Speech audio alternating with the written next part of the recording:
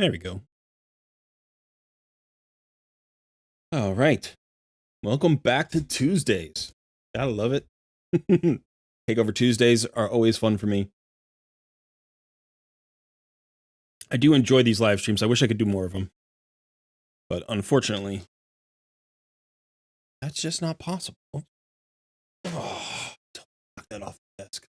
I was trying to save it. And down it went. That's all right. It's just dog treats. She'll find them. She'll be happy.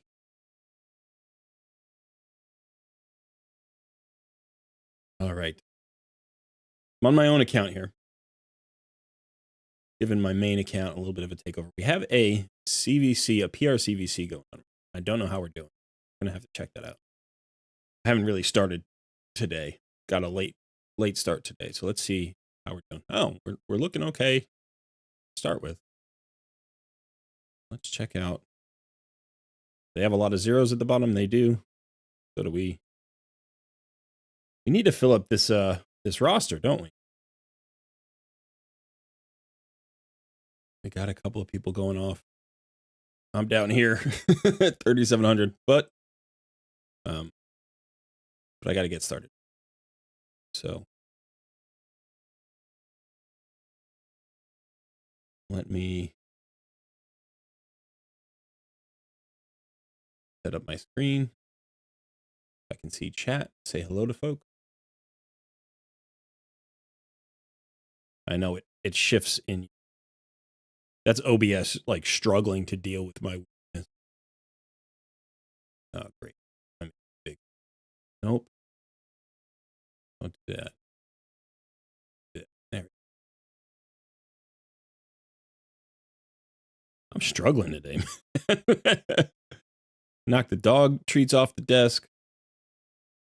So I bought a lighting system when I started making YouTube videos, and it's two like, stand lights that I diffuse so they kind of light you properly, and they've both broken now. One broke about 3 months ago, and one broke this past week, and so now I'm just trying to deal with like setting up my own lighting, which is a little bit tricky. So if I look a little bit different, that's why. I haven't changed cameras or anything. It's just my lights are different. Hey, Joshua Lynch, how'd you mess up, man? You undressed everyone for gear removal. Now you can't get them back to where they were. Ooh, that is rough. Yeah, that's tricky. That is tricky.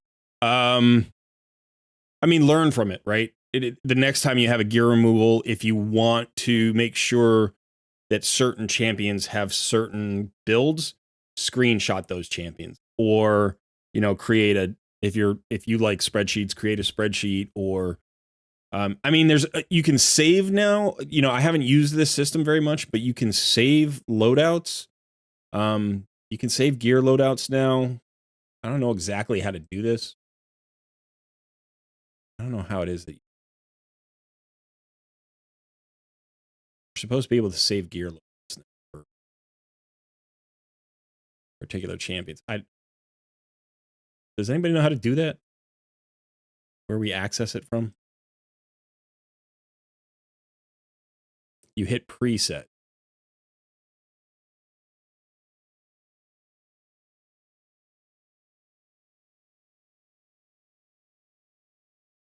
Is that in the filter? Preset manager. There you go. Okay. And then you can save these, and you can name your presets. So I haven't done this yet, but I would highly recommend like doing at least some of this if you're going to use a regear. And like obviously, it's already happened, so live and learn. You got to struggle to get it all back together now. I would prioritize your champions. Start with your clan boss champions, then start with sort of your all-around dungeon carries, move down through, maybe your Hydra teams, whatever it is. Like worry about faction Crypt champions last. And just get back to some semblance of effectiveness, and then you can tweak over time, but that's rough. Hey, Pavel, good to see you, Caveman. Hawk Gaming is here. Angelica, always good to see you. Zachary, you unlocked a dragon hard and can't get You can't get to the dragon. Yeah, dragon hard mode is the waves are tough. The waves in the hard mode dungeons are very tough. I can talk about that in just a second. How do you make CVC points? I got my personal up to 200k, unfortunately. Couple of things, just some quick notes on CVC. One is like you always want to save certain resources for personal reward CVCs. Right now, we have this Altar of Souls event, so if you haven't pulled your Soulstones yet, that's going to give you some points. Obviously, you can always go to the objectives here. Check out the objectives. So you have champion objectives, and so this is acquiring champions, upgrading champions, ascending champions, putting books into champions. And so you're getting double points here for 20,000 points. We have Minotaur objectives this time, so you always want to max these out if you can. And then we've got faction war objectives, so make sure that you're doing those. Otherwise, some every week things that I try to do is I try to use my affinity bonuses. I only put my affinity bonuses in during CVC unless there's like a mission for it. You can see here. So let's do this one. And it's like, this is what, 5,000 points or something, 10,000 points for the max level. So that's pretty cool. That's not nothing. That's a lot of points. You don't get points for area bonuses, I don't think. You haven't in the past, so I don't know that you would now, but we could try one. Let's do that. Yeah, so no points there. I like to do champion training, so I'll save books up. You can see I have tons of books here. I save books up for personal reward CVCs. So I might max out Lady Mikage here. I don't really need to, but I could.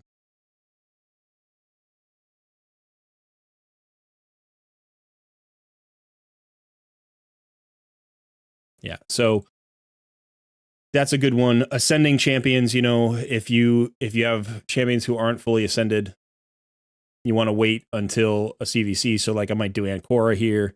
I actually need to get into the potion keeps, so I might do some of that. The Forge is a really good place to get points. So I've got tons of, like, one of the things I like to do is actually I come down here and I try to use the 3 and 4 star materials for sets that I don't, I'm not going to use. Now, this isn't a lot of points, but it is a decent way to get silver, and it's completely not a waste of resources. It's like I'm not using these at all, so you can just see how much silver you get from this kind of stuff. Typically what I would recommend is, rather than sell them on this screen, is make some inventory space. So what you want to do is you want to come into your inventory space, and you can see I only have 6 spots, right? But clear like 100 spots. If you can get 100 spots, that's really great. And then what you do is you come into the Forge, and you just, you do the 3 and 4 star stuff. Just forge 10 times, forge 100 pieces, and then don't sell any. Just quickly forge 100 pieces. Come over here into your inventory, hit the filter, go to just new, and then you can just hit sell. Go select all and just sell everything.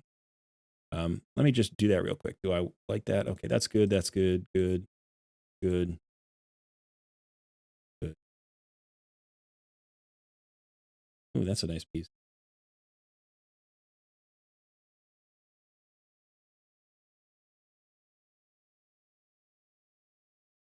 I think these are all good pieces. Okay, so let me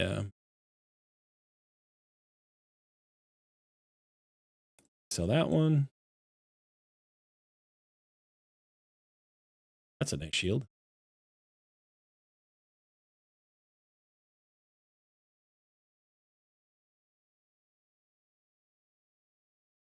Okay.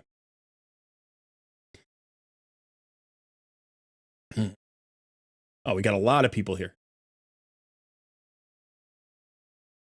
Bagpuss Cat, welcome. Sauce, good to see you. Joshua Lynch in the house. We've got LFC here. All right. Asher Night Road, nice to see you. Glad you could make it. Janos or Janos, I don't know how you pronounce it. You managed to get the build the Myth Air team for get and build the Myth Air team for Clan Boss, but it's not getting the damage expected. Speeds are pretty much on point. So what you want to do when you have a Myth Air comp is the first thing you want to do is make sure that you're hitting 50 turns. Right? So if the speeds are on point, you should be hitting 50 turns. If you're not hitting 50 turns, that means it's not in tune, right? It's not properly tuned. So the first thing you want to do is make sure you're hitting 50 turns. Once you're hitting 50 turns, then you can worry about increasing damage. Now, in the Myth Air comp, you're going to have to increase damage with like toxic sets. You're going to have to make sure everybody has masteries. You're going to need revenge, accessories or some other way to get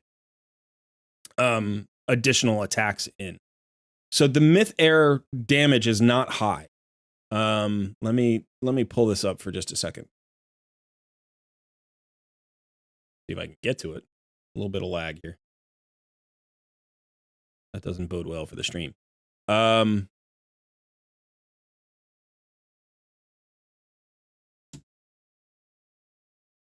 Let's see.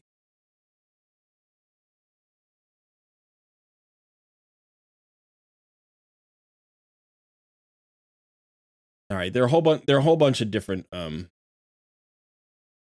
Myth Airs. I don't know which one you're using.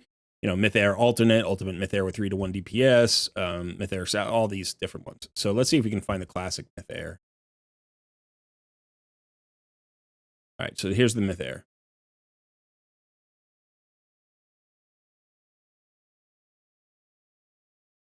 All right, so if you look at this team, the 4 champions that set up this team, none of them do damage. Seeker is probably the most damage of all of these champions. With, Eris and Deacon kind of second, and then Demytha is not a damage dealer at all. So your DPS has to do the work. That means you need a top tier DPS. Now, Geomancer is a really good fit for this team. So if you have Geomancer and you can go 50 turns, he's going to probably get you that 2-key Ultra Nightmare. Just slotting in Geomancer, he's almost the best possible champion in the game for this team, right? Because he does so much for this team. He makes Eris not the stun target, so the stun target will stay on Geomancer, which is actually beneficial because when he gets hit, he does the reflect. And then you have to think about like what other ways can I get damage out there? And usually it's a toxic set. With these speeds, the speeds are slow, so Seeker could be in a toxic set. You could potentially have Eris in a toxic set. And then you want to make sure everybody has War Master. Everybody has War Master. If you have some blessings, if you have, Phantom Touch blessings, that can help.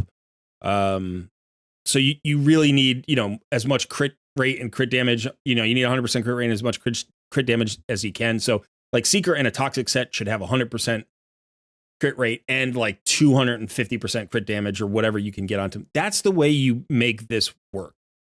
And it's unfortunate because it's a great composition that's relatively accessible early on in the game for people who pull Demytha, right? You have to pull Demytha, but it's just epics and a rare, so it's not as hard to get as some of the other compositions, but to make it a 1-key Ultra Nightmare requires god tier gear.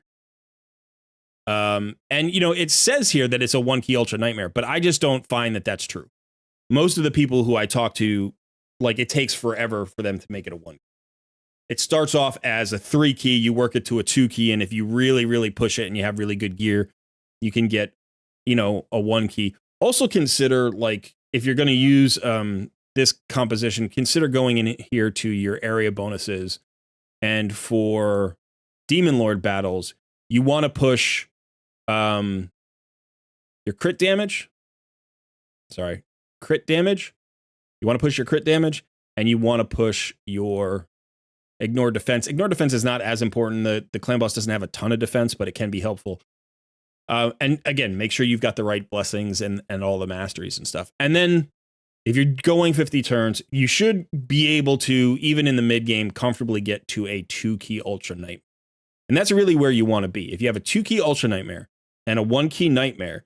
You can 1-key Brutal. Now you've got the top 6 chests every day, or at least the top 4 chests every day if you can't use all 4 keys, right? If you miss a key, you miss it on Brutal. It's not a huge deal.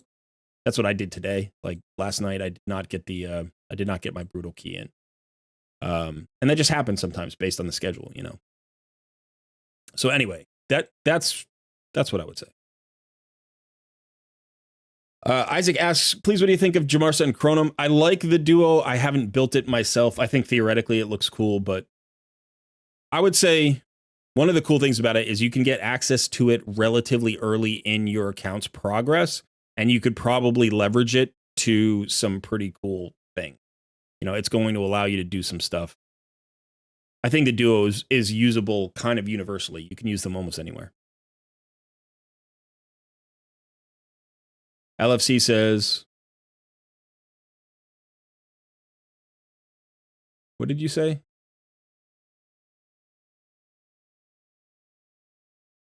It's so funny if I was going to win a takeover. Yeah. Hey, Yobi. Good to see you. Geo 2 keys. So much of Geo love lately. I do need a gear cleanse, Angelica. Yes, I do. Alex, good to see you, man.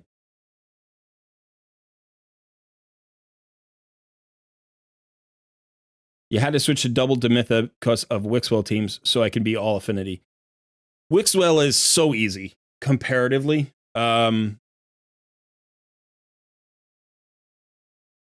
It's by far the easiest, like, 1-key Ultra Nightmare Clan Boss team I've ever come across.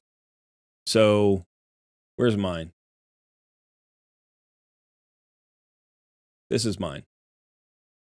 Now, I'm not saying this is an easy team to build, but this team gets like on certain affinities, it gets like 380 million or something like that. I was just messing around with this. This isn't even the final form. I wanted to put Ninja in and see if it would tune, and it did. But yeah, this is a fun team, and the speeds are pretty flexible, and it's a guaranteed 1-key on all affinities. It really doesn't matter if you build the budget version with like High Katoon and Valerie and all of that. I don't know how easy it is to make that team go full infinity. I mean, you need a 2-to-1, but I still think it's relatively reasonable in terms of gear compared to what we were just talking about with the Myth Air.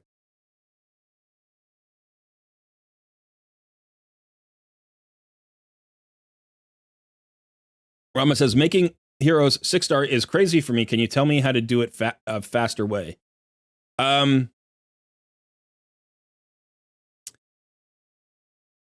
So what I'll say is this. Making 6 stars is a grind, and it's always a grind, okay? But the first thing that you want to do is you want to have a really good 12-3 brutal campaign farmer.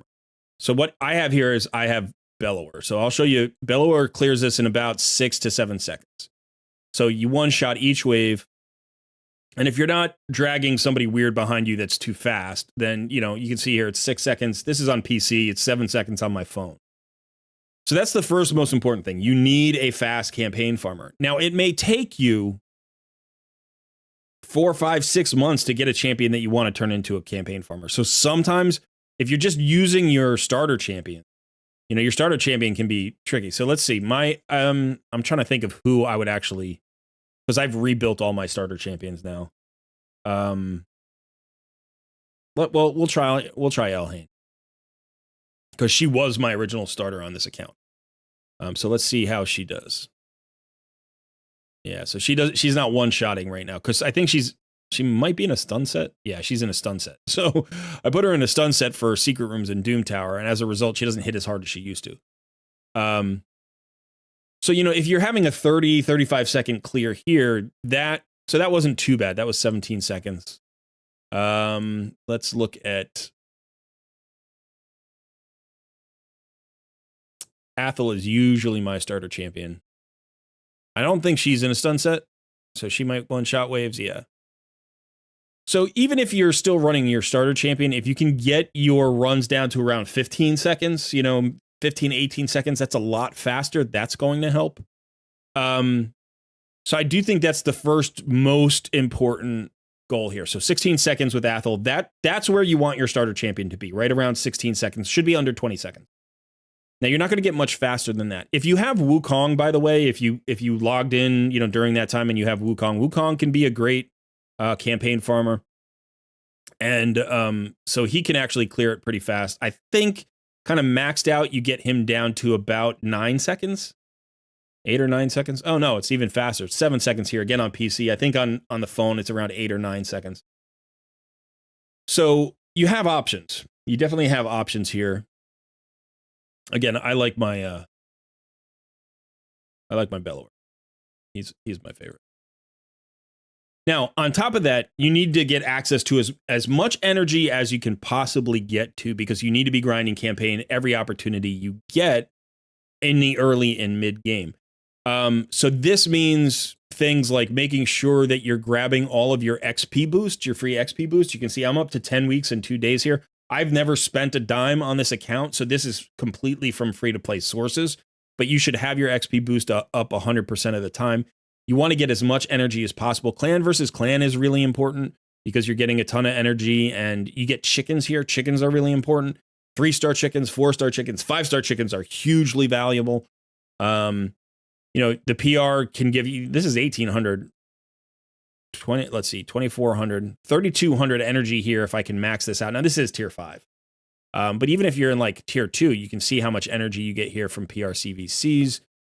You want to make sure you're doing all of your daily quests and all of your advanced quests every day so that you can stay on top of pulling down your weeklies and your monthlies. You don't want these to go slowly. You want them to be perfect with this if you can.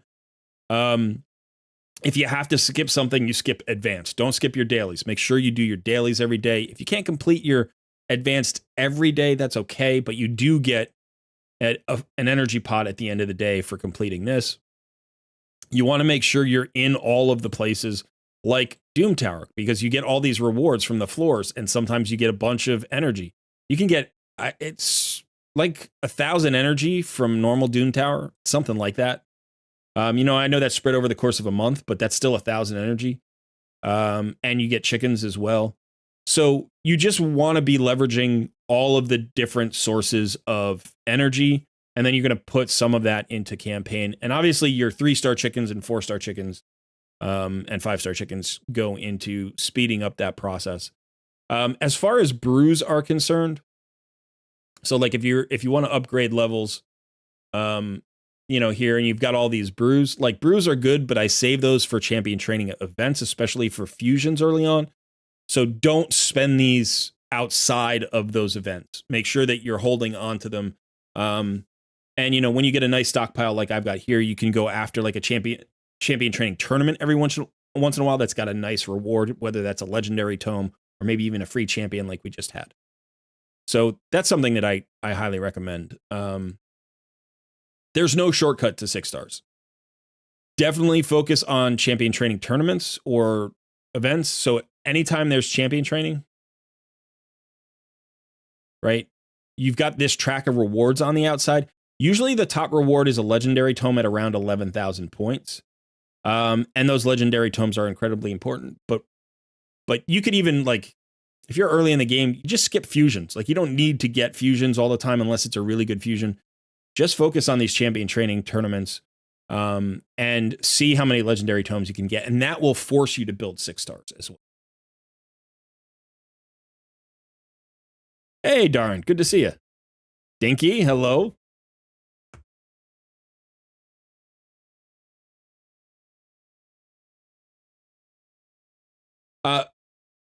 Miller, if you, so in campaign, your fastest build is a slow build one-shot, right? So what you want to do is you want to one-shot each wave because there are fewer animations.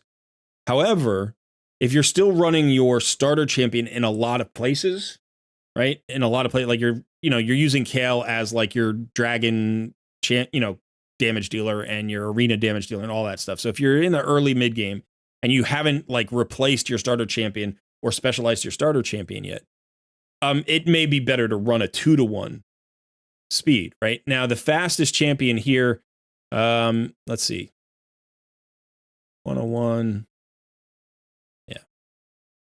So I think you need 203 speed. You need 203 speed to go twice, to guarantee yourself going twice. And so if you could get to 203 speed, then you go 2 turns to every 1 turn. And then hopefully that means the enemy doesn't get any opportunities to go. And that would be faster. But ultimately, you want to build your champions, your campaign for a 1-shot. And so if you look at my Bellower, you can see I'm running at 166 speed, and I don't need to run this fast. I'm not in speed boots. You can see I haven't even glyphed this champion. You know, most of the gears, this is some really old gear. Wow. But all you need is 100% crit rate, you know, 200 to 250 crit damage. Yeah, probably 200 crit damage is fine. And then enough attack. You know, here I'm running about 40, almost 4,600 attack. So you need that combo to just wipe out the waves with 1 shot. And I think Bellower is easier to build than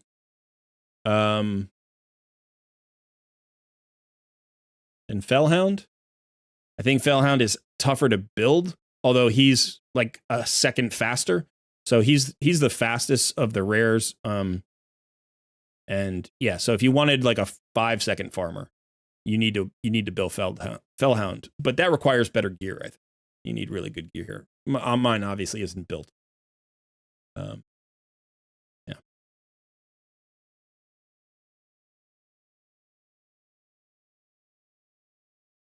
Mitty asks, hey, Colred, do you think they'll actually make another Hound champ to go along with the fusion? So I think I addressed this. I think I addressed this in my video. I do several takes. Sometimes it does, you know, not everything makes the final cut after the edit. But if we look at the new champion, let me see. I got to find him online because he's not in the game yet.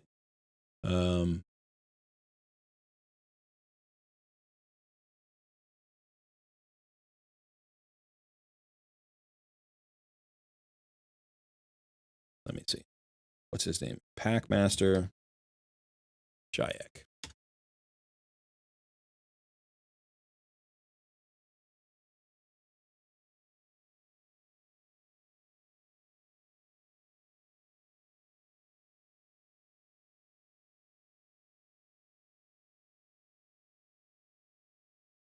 All right, so here's the new fusion guy. Let me move my camera. Okay. Now you can see that this guy synergizes with these 6 Hound champions: Terror Beast, Goremask, Houndspawn, Hellfang, Fellhound, and Stitched Beast. So it doesn't, the skills don't read all Hound, right? If it said all Hound champions, and I think one of the reasons is there aren't technically those subcategories of champions like there are in other games where like the tag on the champion would matter. So you could have like, you know, in undead hordes, maybe you'd have like skeletons or vampires or leeches, you know, and it's like, or mummies or something. And it's like, and then you could have a category of like all the mummies in the game. And that would be those 7 champions from the undead, you know, horde faction. So they don't have that. And so as a result, I think the only way for them to synergize Packmaster Shayak with a new Hound champion that could come out in the future, I think there are only 2 ways to do it. The first way, which is less likely but possible, is that they rewrite all of these skills and just add that new Hound in to these skills. That would be the easiest in terms of coding, right? They would just like add another champion to this list. But they don't typically do stuff like that. They've never done stuff like that in the past. Of course, this is only the second champion that is sort of this retroactive duo champion or retroactive like synergy champion. So they could do that. I think the chances of that are low, but not 0, right? So I would put that at like a 10% chance, maybe 15% chance of that happening. The second way they could do it, which I think is the more likely way that they would do it, is they could put the duo skills on the new champion. So that would be possible. They could also do both. And again, I think those are relatively low chances. I think this guy feels to them like he's very powerful, that these synergies are very powerful. And I do think under the right circumstances, they could be. Right? Imagine running a Doom Tower wave clearing team that had Packmaster and like 3 Fellhounds. And then just some kind of engine like Lady Kimmy to make everybody go fast. Right? And so it would literally be the scenario where every time Packmaster Shayak uses his A1, you have 3 Fellhounds attacking. And then every time Packmaster gets attacked, you have 3 Fellhounds counterattacking. You know, you put 2 in stun sets, or all 3 in stun sets if you want, you know, and it's just like, you can absolutely create a grind. I wouldn't put them in stun sets actually, because you want the damage, but you could. But you just kind of grind through like that. You've got the slow from Lady Kimmy, the speed boost from Lady Kimmy, you know, the speed aura. Like, you could even throw in an ally attacker. Like if you had a Cardiel or a Lady Mikage or something, you could throw that in there instead of the Lady Kimmy, because you do have the increased speed aura from this guy. So this could be he could be your speed lead, you know, your aura lead. And then even if you have like the Fat Man, you know, then you get all these Fellhounds attacking. You get Packmaster Shayak attacking. So I think in certain circumstances he could be very powerful. And to push him further with like a new legendary hound or something could potentially become problematic. It could be OP, you know. I think they want to control the interactions.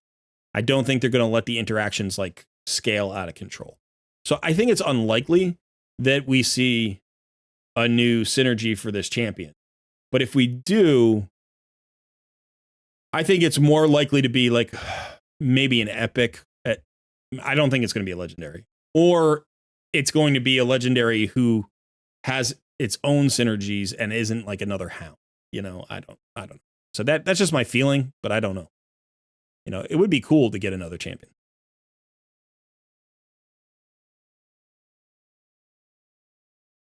Yeah, I do think he's a solid Hydra champion for like normal or maybe even hard mode Hydra. I don't think he's going to be a Nightmare Hydra champion.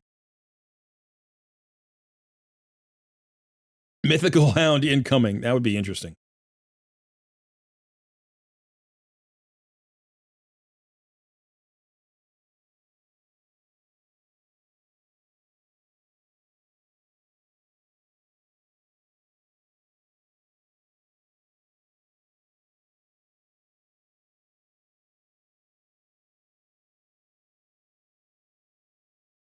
Yeah, I don't know. I don't know exactly what's going to happen, but we'll have to see. I like the fact that despite the fact that like Raid has a very robust champion system, right? The number of skills and buffs and debuffs and instant effect, like they have dozens of skills, unique skills that are spread out and combined in interesting ways. And this is one of the deeper champion design systems I've seen for, you know, squad based kind of content. There are some other games that come close. There are definitely some other games that come close, but I don't think anybody significantly surpasses Raid in terms of complexity of team compositions that you can make based on the skills that are in the champion. So that being said, it's nice to see that they're continuing to grow that they're still focusing on that and they're not resting on their laurels.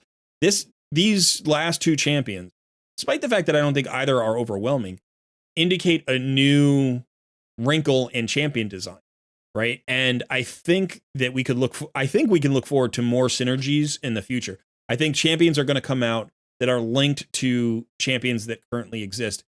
And we also have the faction unity stuff going on, right? So if we look at, you know, our faction unity champions, you know, we also have this stuff. So this is additional synergies, right? This allows you to get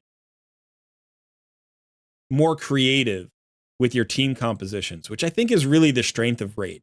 That's the thing for me that constantly brings me back.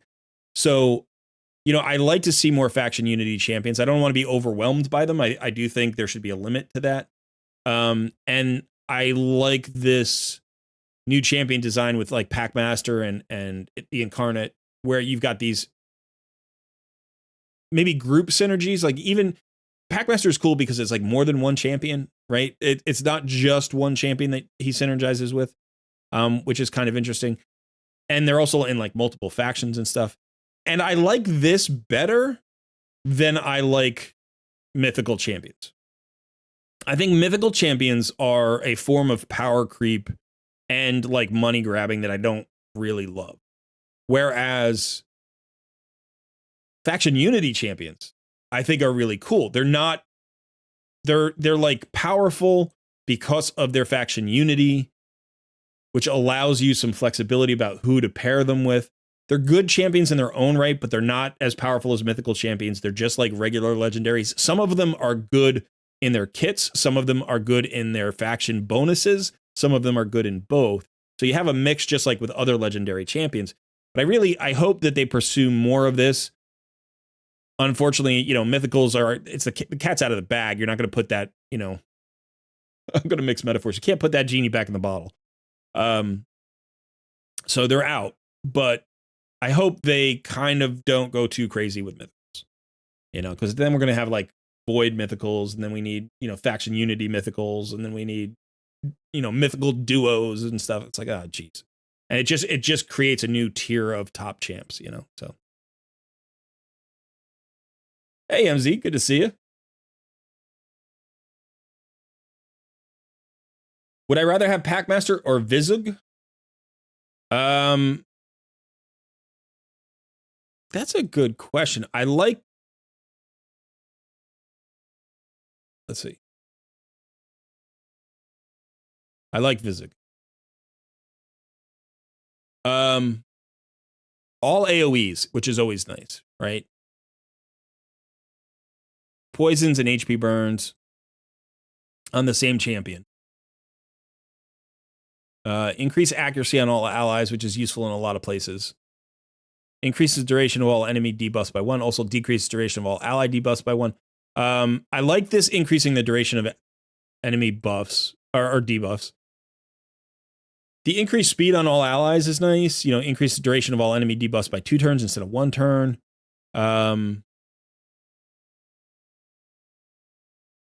More damage from HP burns and poisons. You can prevent them from being cleansed. I really like this guy. I think he's one of the better faction unity champions, and I would pick him over Packmaster, I think. I just think he's going to be useful in more places than the Packmaster. I think the Packmaster is interesting, and he could potentially be really cool. And I don't think he's a bad champion. I don't want to say that. I think he's a solid champion. I think he's a mid-tier legendary. He's going to be above average for Hydra, even if you don't run him with a lot of, like, you could run him with one Hound. It does create sort of a roster issue, but I think you can get around that. So I think he's solid. I think Vizug is actually maybe in the top like 20% of champions. That might be a slight overestimation, but I feel like I'm more comfortably saying he's in the top tier than Packmaster is.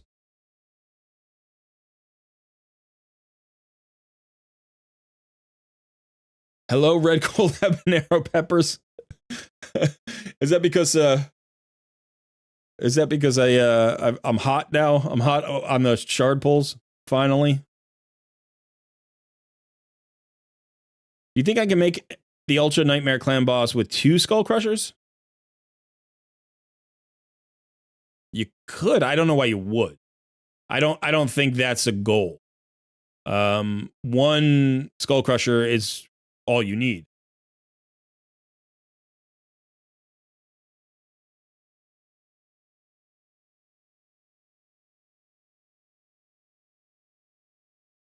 Okay. So this is a Takeover Tuesday. Let me get some. Actually, let me see something.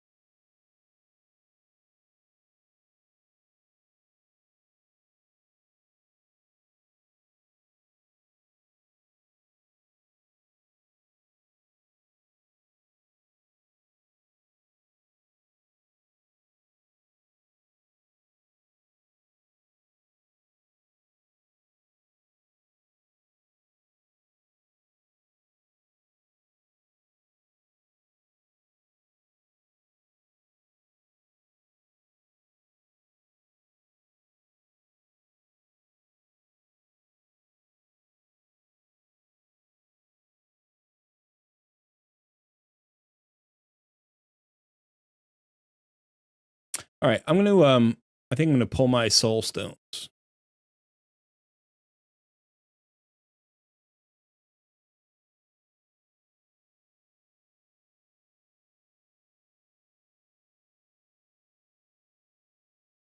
Let's get this going. I'm gonna pull my Soulstones just a minute, and then we'll get into the takeovers.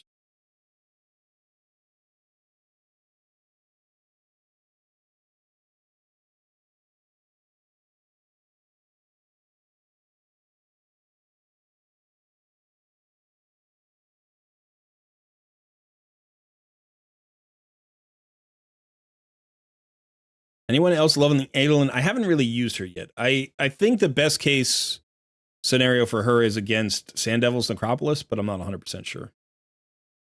Kate! Hey, Kate's in the house. Haven't seen you in a while, Kate. Good to see you. Kate was one of our very first clan members for our cluster before it was a cluster. Longtime viewer. It's always good to see our old school viewers. It's we're past the year mark now, you know, and it's weird because I started the channel in May. I didn't upload a video until the end of June, like the last week of June, June 21st or 26th or something. And then I went on vacation immediately. I went to Europe for 2 weeks and I got COVID. And so I was out for another 2 weeks. And so I was kind of making videos when I came back, but I was just doing the Call of the Arbiter series. So just a few videos. And then when I recovered, it was like July 20 something. And that's when I really started the channel. So the first 2 months of the channel I don't consider me being a YouTuber during that. But starting in like towards the end of July, then I was doing daily uploads. Or at least, 5, 6 a week. And this might not go well.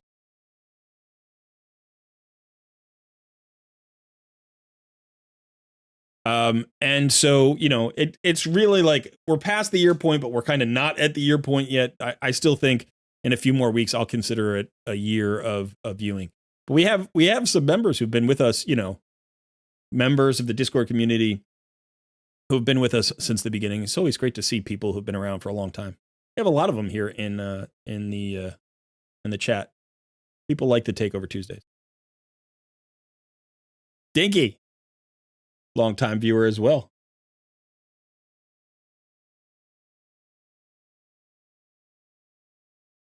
I haven't done a poll in a while. It used to be I did a poll every live stream, at least one poll. Let's go ahead and start a poll.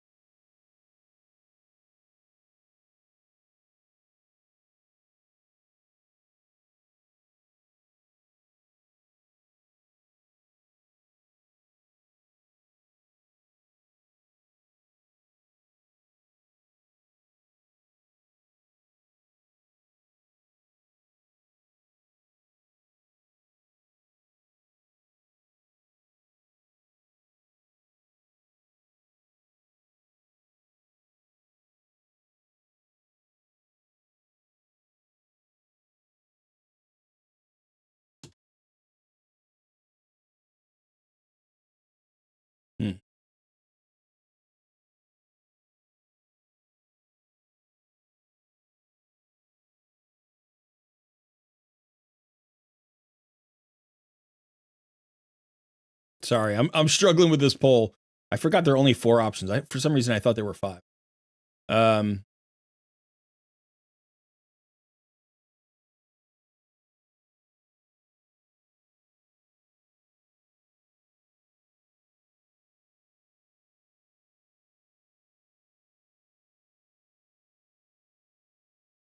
just curious.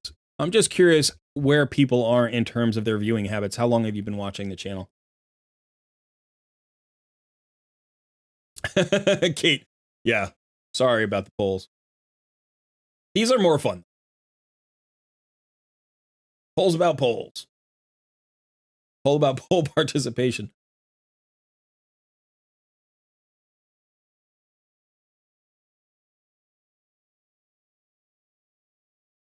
Well, is this takeover Thursday, Tuesday? I don't know what you're trying to say there. Colred account show off. I'm not showing off my account. I'm just, oh man, that was pretty poor, huh? I just wanted to get this to a round number, so I'm going to get 30 of these. I want to see if do I have 50 slots? That's 6. 1, 2, 3, 4, 5, 6, 7, 8. Yeah, I've got about 80 slots. Okay.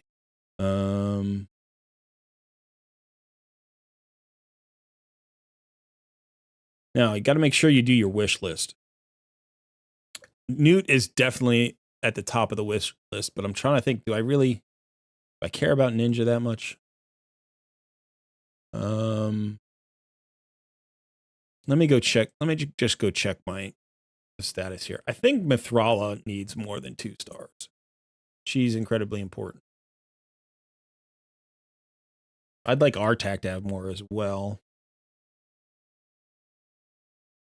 Lydia needs more. Astrid needs more.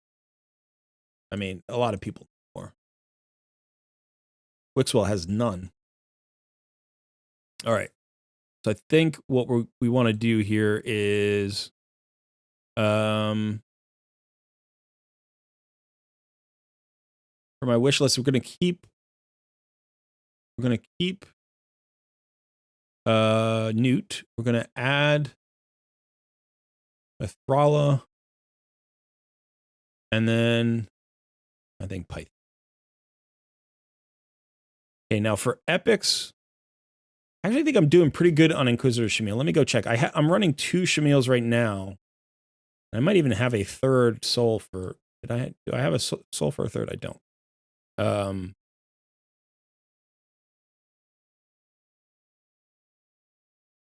So I've got 2 stars and 1 star. Yeah, I could use more.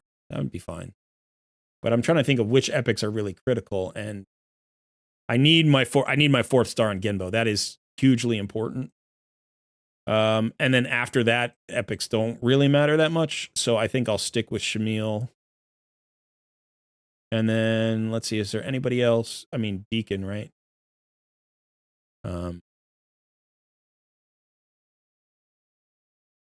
Deacon's got 3 stars.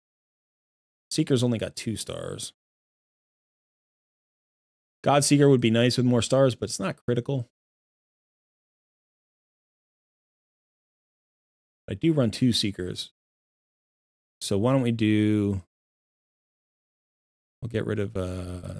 actually, we need her to get to 4 stars too. Let's just keep those. I think those are good. Now, as far as rares are concerned...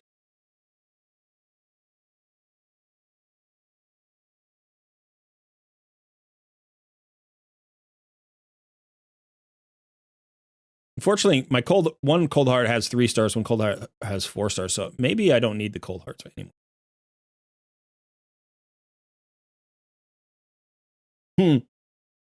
Yeah, he is Will Smith from I Am Legend. That's true. Maybe I don't need cold heart anymore. I don't use a lot of rares. I'm trying to think of who would be good. Maybe I'll just go for Bellhound, see if I could get him like a 4 star. Be nice.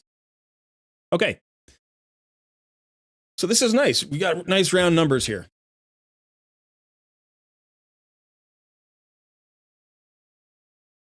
Hey, Ephemeral. Good to see you.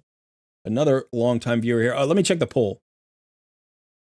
Okay, so 40% of our viewers have been watching for 2 to 6 months. 25% of our viewers have been watching since close to the beginning, 10 or more months, which is awesome. All right, that's cool to see. Nice spread there. I mean, a lot of people at 6+ months. And it's always good to have some new viewers. 16% have just recently joined the channel. All right, so let's go ahead and get these pulls, and then we'll get to our first takeover. So I'm going to start with the Mortal Soulstones. We're going to get some CVC points here. Let's see. There's a Fellhound 2-star.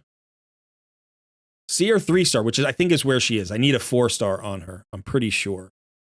That's 2,500 points, tournament points there. That's not bad. Let's go see. I think.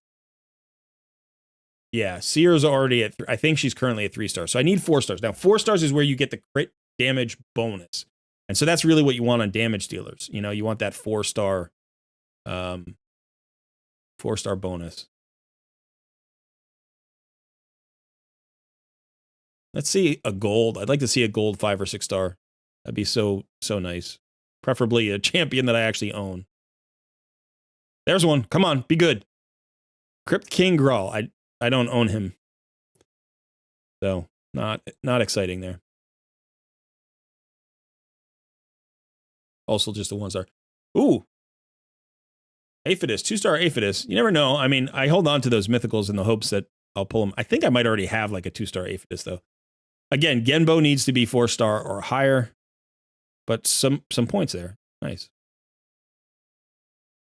I don't know that I'm going to build Mezimel, Charles. I don't know that that's happening.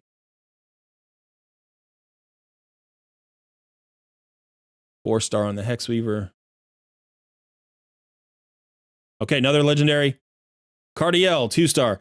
I have a 6-star Cardiel, so he's one of my only 6 stars. He may be my only 6-star. So I don't need more Cardiels, but I can sell that. That's nice for, you know, selling.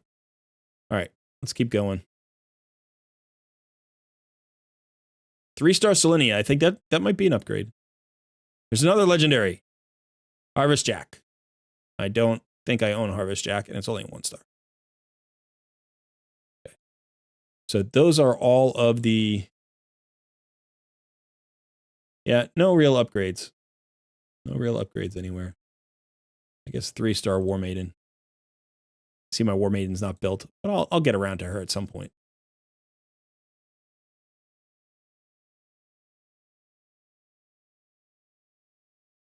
Hey, oh no.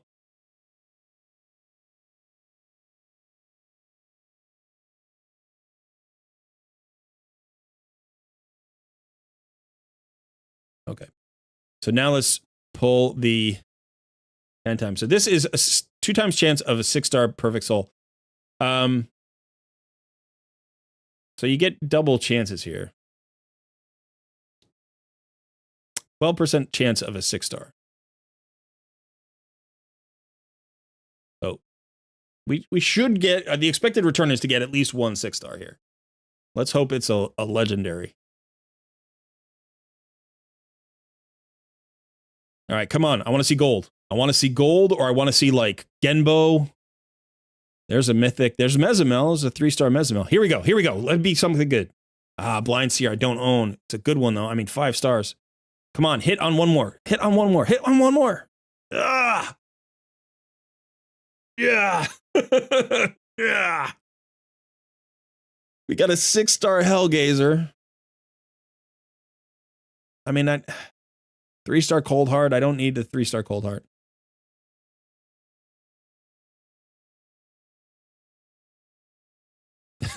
Gazer gazing hard. Yeah. Taragi is good, but I don't need him. And so I don't have him built. So Mezimel's got a 3-star and a 1-star. So, you know, I'll think about building her. That means I can sell this at least. Although, yeah, again, I could hold on to those for these Marius. Okay. All right. So that was fun. That was fun. I got a lot of clan points there, though. If we look at where I am, I got probably like over 50,000 points for CVC. That's nice. That's really nice. So what's the game plan today is right now I'm going to give away a free account takeover. So let's go over to Discord. Now I'll just run through this quickly. I know a lot of you have heard this many, many times based on that poll. You've been watching Takeover Tuesdays for a long time. Basically, you have to join the Discord community if you haven't already. So make sure that you click the link in the description of this video and join the Discord. Now I have to find myself in the Discord. Where am I? There we are. In the left-hand column where you see all the various channels, you want to scroll down until you see an area called the Coaching Corner, and there's a channel called the Wheel of Takeover. You want to go ahead and join that, not join that channel, join that, Wheel of Takeover channel. I'm removing all the reactions right now, by the way, from Sun's message. You're going to see at the very top of the chat, there is a message from Sun, and all you have to do is react to that message. Any reaction is fine. Don't try to respond, just go ahead and react. And once you have reacted, you are entered into the wheel. I'll spin the wheel in just a few minutes, and the winner gets the free account takeover. Make sure you have your login information ready and available. So that means you want your email and you want your password. And if you have two-factor authentication already turned on, be ready to give that to me too when I log in, because you'll have to provide it to me. Don't go AFK right now, by the way. This happens a lot. People win, but they've entered the wheel and then they walk away, and then they come back 15 minutes later and they're like, oh, I missed it. I can't wait. Right? I can't wait for you. So basically you get like 5 minutes. That's it. So once you have one, I'll send you a DM. You need to respond to my DM as quickly as possible with that login information. In addition, I'm going to give you 2 roles that are going to allow you to join the Coaching Voice. So, I'm in a channel called The Coaching Voice. You want to join me there so you can hear me in live, like real time, because there is a delay on the live stream. So go ahead and mute your live stream and join me in The Coaching Voice. You're not going to be able to talk, but you will be able to hear me. And then you can DM me any information, answer my questions, or, give me a rundown of what you'd like me to do with the takeover. That's it. All the takeovers are on the table today. So anything that you want me to do, I'll do. Although, I'm not equally skilled in every area of the game, but I will do my best. And again, it is a free account takeover. Be aware that there is the fusion coming up. So if you're planning on the fusion and you want me to hold off on like rebuilds, you want to hold off on using silver or energy or something, let me know that so I don't mess around too much with that. Hoi ho, the Discord link is in the description of the live stream. Alex says, could really use a seer team build, Cole. I think you won 2 recently. Alex, you've won at least 2 takeovers that I remember. And I think you won one only like a month ago. So am I wrong about that? You have not won since last year? Okay. But you did win 2, didn't you? Because I think I remember doing 2 account takeovers. Well, then good luck.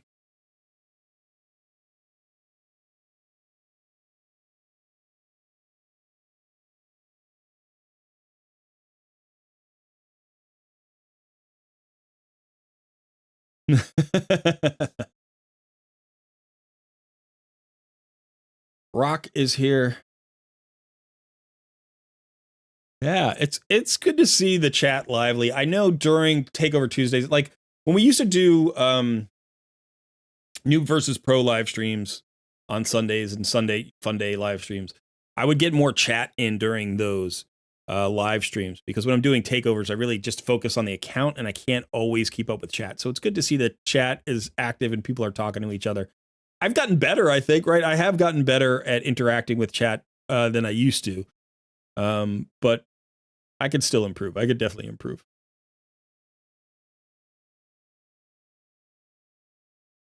Oh, no, thanks. Says Colred, I won an account with the Bannerlord Mythical. Would you like to try him out real fast? Oh, no, thanks. Thanks. No, I appreciate it. So Androck is pretty cool.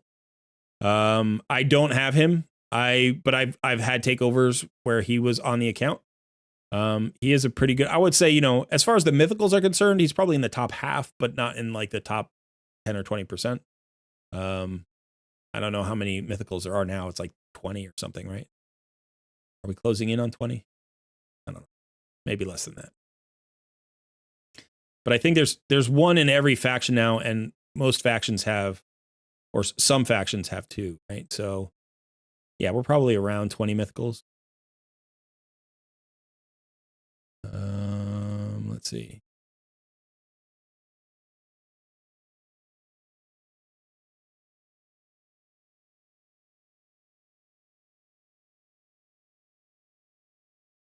So it looks like 18. I think that was 18.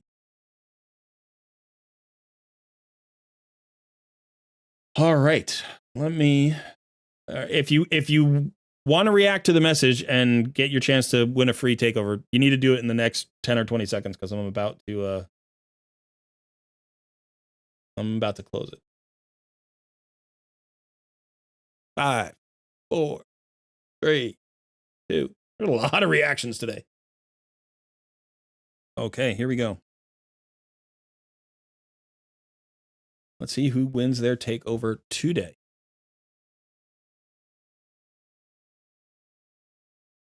The Wheel of Names is thinking.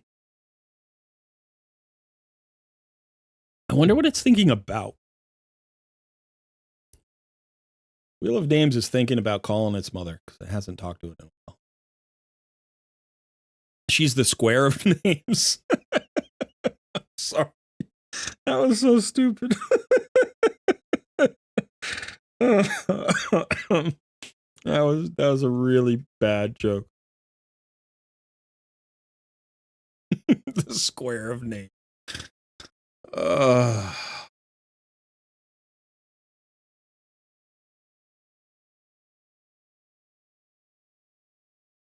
We've got a winner.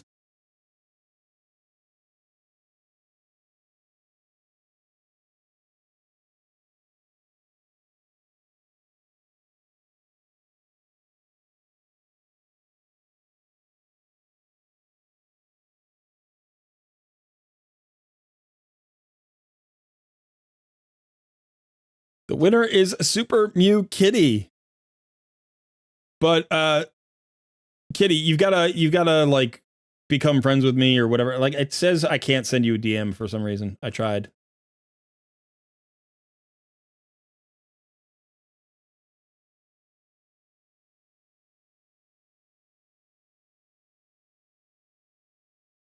And you can now join me in the coaching voice channel and send me a DM so that we can get this party started, right?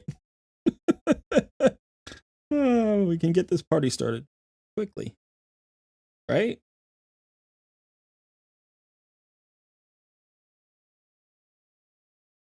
I got notifications on my phone turned on. I hate that. Let me mute everything. Okay, everything.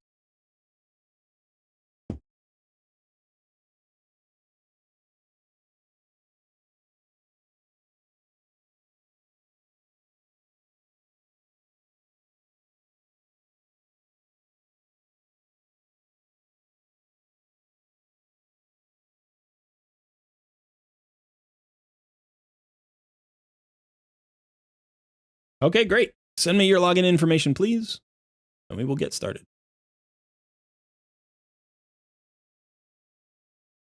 Oh, I've got to delete some of these old accounts.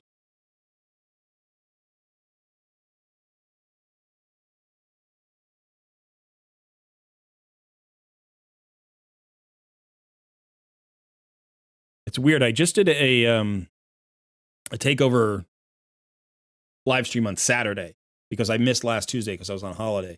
And so it feels like I was just here. And I was. It was 3 days ago. I was just doing this. So it's a little bit weird to be back already doing more account takeovers. But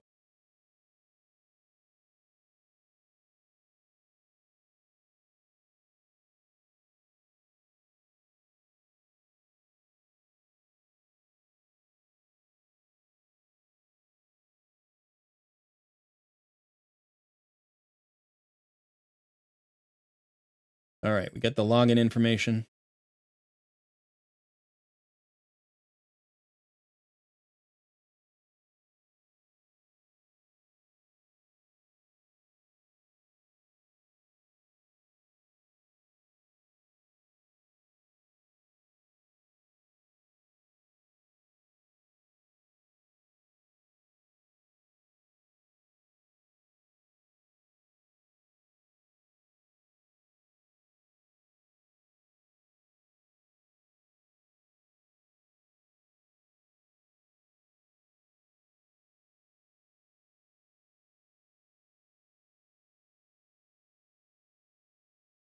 I did take over when there was a free gear removal just this weekend. Are you saying every time there's a free gear removal, I should do it? That would be interesting. Hey, look at you. You're in first place for a tournament. Which tournament are you in first place? Dragon? Not probably Dragon. No, you are. Nice. All right. All right. So, Super Mew, go ahead and mute me in the live stream so you can just hear me in Discord. And then send me a DM that, lets me know what kind of takeover you're looking for today. In the meantime, let's go ahead and do an account overview like we normally do. Level 75. Let's look at the daily logins.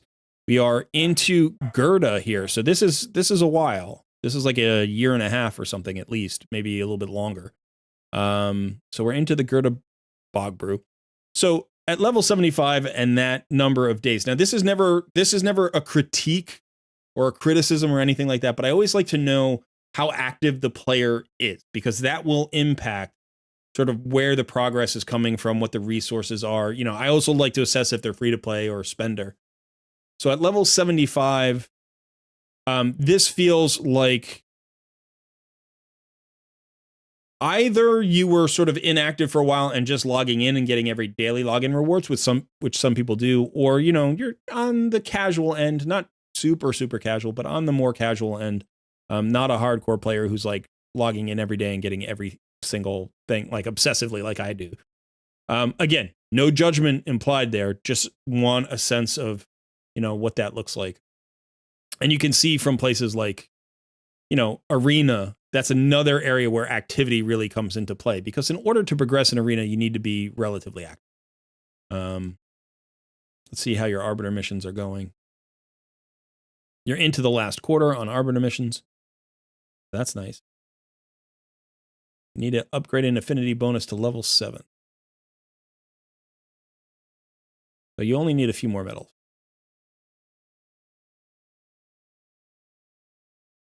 Your people are poorly equipped. You need to wait to defeat clan boss. 1 year, 8 months played, so a little bit past 1.5 years. Free to play and play a lot, but my account is a mess. And compulsive shard pulls. So that can also be, that can be a thing where is if you're constantly pulling shards and you're not saving, you're not getting fusions because you need to save for fusions, and potentially you're not getting the value out of things like guaranteed champions or 2 times events and things like that. So let's go ahead and look at the roster.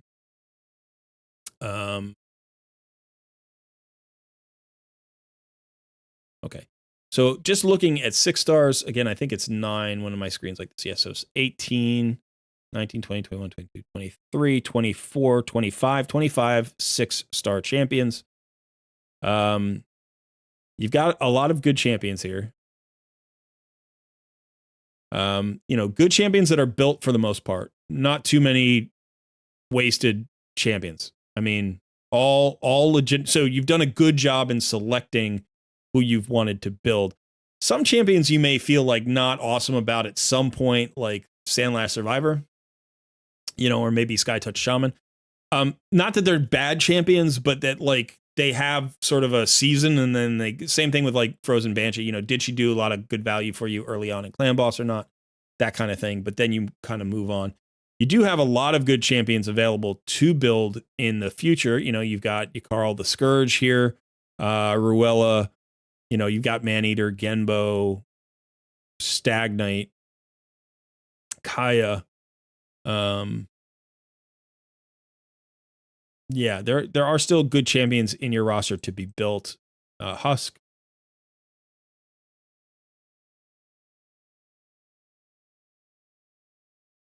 So, okay.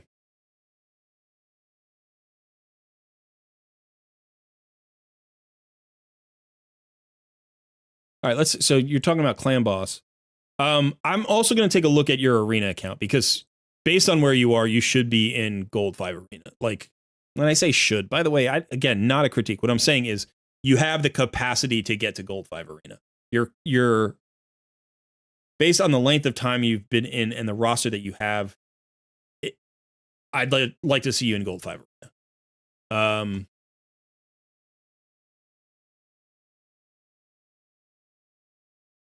Okay.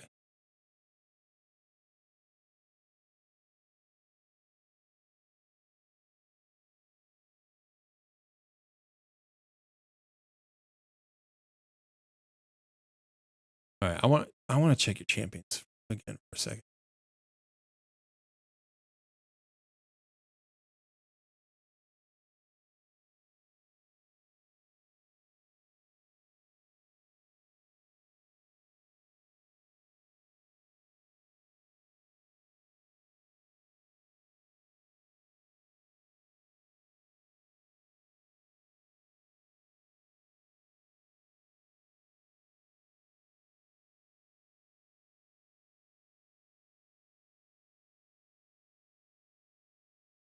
Harndig's really good.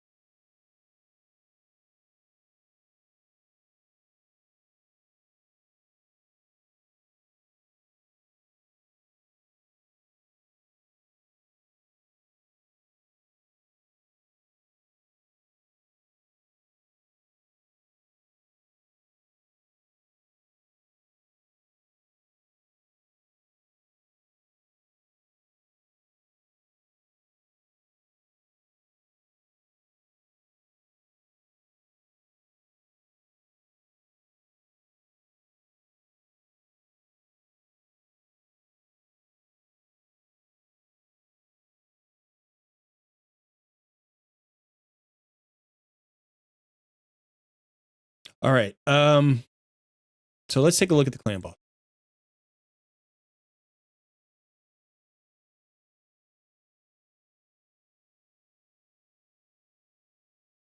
You're doing 19 million on Nightmare. You don't have a key and you don't have gems. Looks like you like using all of your resources and you don't like saving, which I understand, by the way.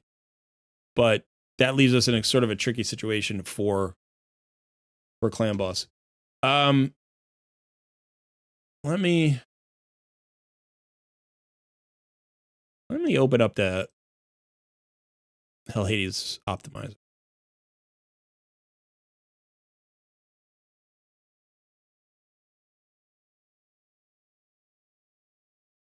Yeah, we'll talk about Arena in just a second. I do think I can help you there. And it may be that we have to focus on that because clan boss might not be possible. Without a key and without gems and without, like, you know, the ability, like, we don't have any silver here.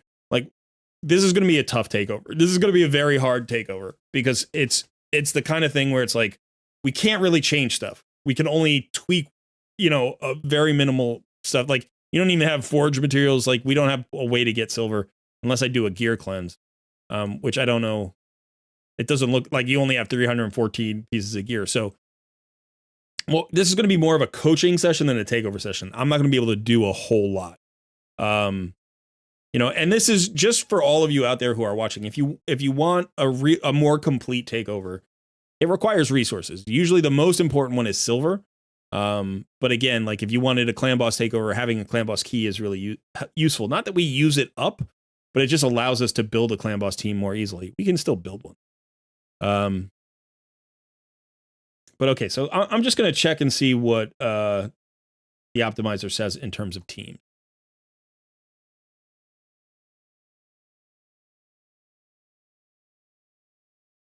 So, budget Maneater, and you're looking at, you know, 48 million damage on Ultra Nightmare, which is solid. I mean, this is really nice. I like this team. I actually do think that this team is a very good team, and I think all of those champions are built for you. So let me double check. I'm not sure if you have a Painkeeper built. Let me just check that. So we're looking at Farrakhan is built. Again, maybe not at the speeds. We don't have silver to swap the speeds, but we can, you know, I'm looking basically for 6 stars. Geo is 6 star. Farrakhan is 6 star. What about Maneater? Maneater's 5 stars. Painkeeper's 5 stars. So you're close on those two. And then what was the last champion there? It was probably Rathalos, right? We pair Rathalos with Geomancer, which makes sense. He's also 6 stars. Is he booked? He's not booked. That becomes a problem for the speed tune because of this skill here, the increased speed buff. We don't need Rathalos, though. We could potentially put somebody else in. You could put Nishak Verminlord. Now, Nishak will fill up the buff bar. For an unkillable team, that's not necessarily the worst thing in the world, right? It's nice to have a weaken out there. You need the HP burn from Geomancer, so you don't want to lose those. So maybe not this. We could...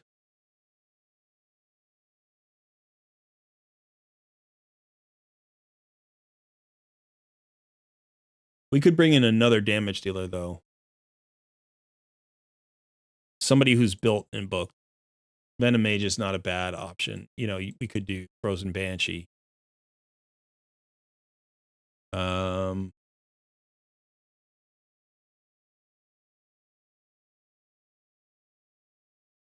is problematic because of the increased speed. Yeah, so...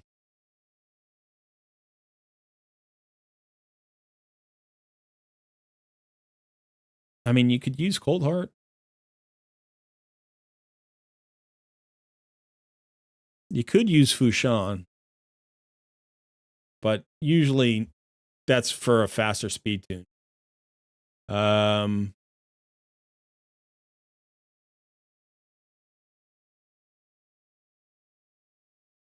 mean, Rathalos is the best pairing, right? But because he's not booked, that could be a problem. Now let's just see. Do you have any books at all? No. Okay. So it'll be a while before you can book out Rathalos, which is one of the things that I'm, thinking about. So it's like, what can we do today as opposed to in the future? So I would highly consider Rathalos for this budget unkillable, but budget Maneater rather. But in the meantime, I would probably stick to either Frozen Banshee or Cold Heart or Kale, or maybe you can't try Teodor, sorry. Maybe Venom Mage.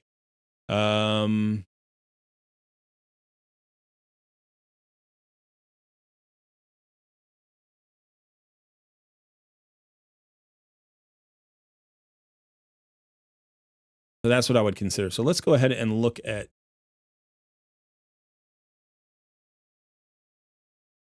All right, so what we want to do here is find we want the budget Maneater.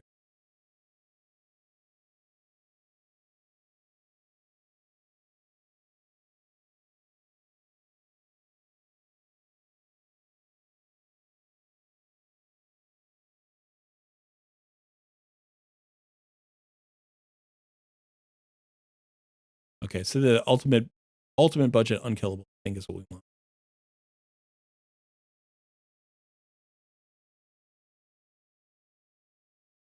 And you can see this uses a slow boy.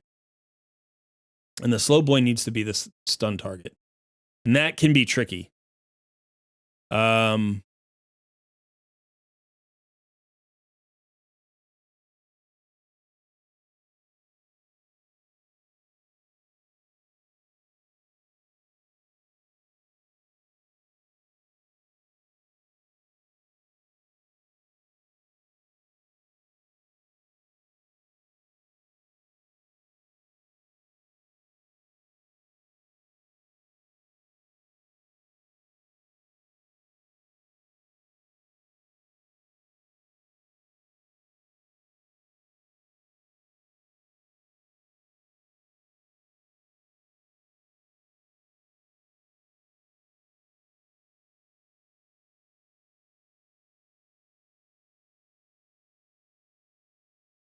All right, so you can see the Geo is used as the slow boy in all of these, right? Because you want Geo taking the stun for several reasons. One is because that's more damage on the reflect.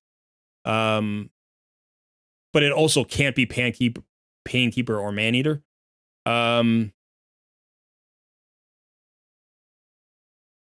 This kind of negates the value of Geomancer in other places. You would just be using your Geomancer for this one thing. I don't love this composition. Okay, because I think it's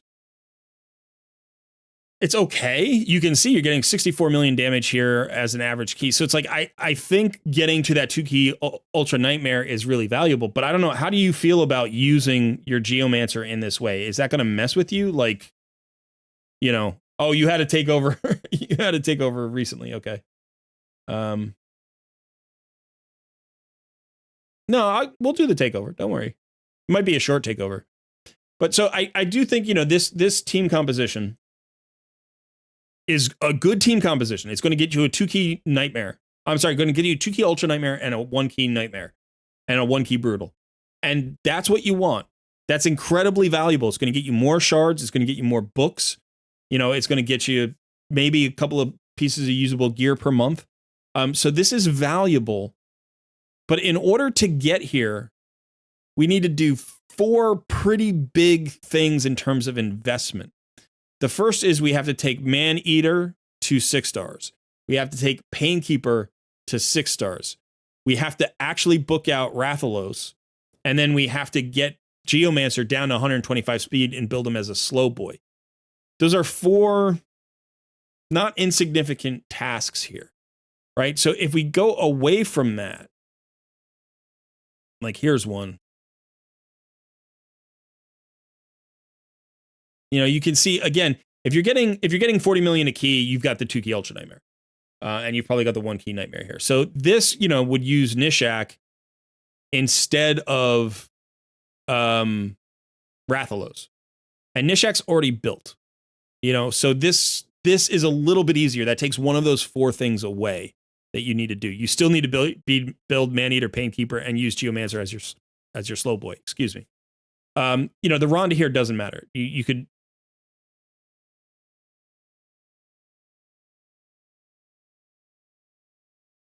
Here's another one. This is with Fushan. You know, so basically what you're seeing is there's a combo, right? It's Man-Eater, Painkeeper, and Geomancer. And then you've got 2 others who kind of fill in somehow to give you the debuffs that you want. And anybody that's over 37 million, you know, is viable as a 2-key.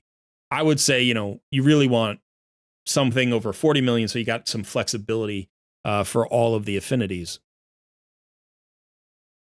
But that slow boy is a big investment. Okay, so you're saying it's okay, I don't need to use Geo anywhere else. We're going to use them for this. In that case, then I would say, you know, if you're looking long term, I'm sorry, if you're looking short term, I think you don't build with Rathalos. You go ahead and maybe, let's see so Nishak is mostly booked. So Nishak would be a really good option. He has a Brimstone. That's not bad. The other option, I think, for damage would be maybe like a Cold Heart. You could try Cold Heart. She's already fully booked, you know, so you could mess around. Cold Heart is not an awesome clan boss damage dealer, but she's okay. She's got a max HP hit that comes around. And remember, you have the cooldown reduction. That's one of the reasons why I'm thinking about this. So this is typically on a 4-turn cooldown, but it's going to drop to a 3-turn cooldown because of your Painkeeper. And it is a max HP hit. There's a cap on it, but it's not bad. She also gets out a little bit of poison. So she's really not that bad as a clan boss damage dealer with a 3-star Phantom Touch.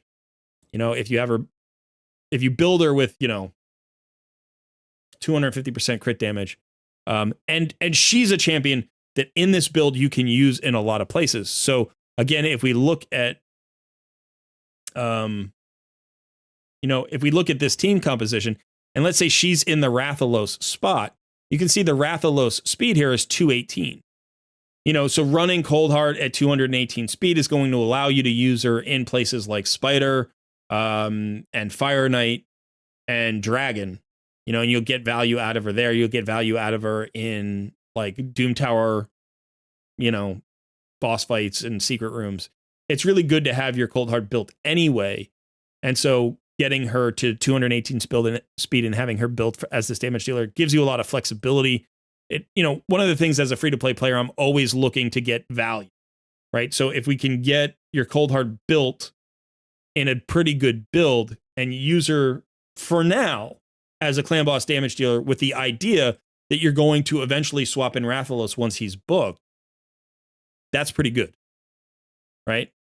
Now, the speed might not be exactly the same, right? Because Rathalos does have a speed boost. Now, I don't know if the team turns off his speed boost or not. We can go ahead and look there. So,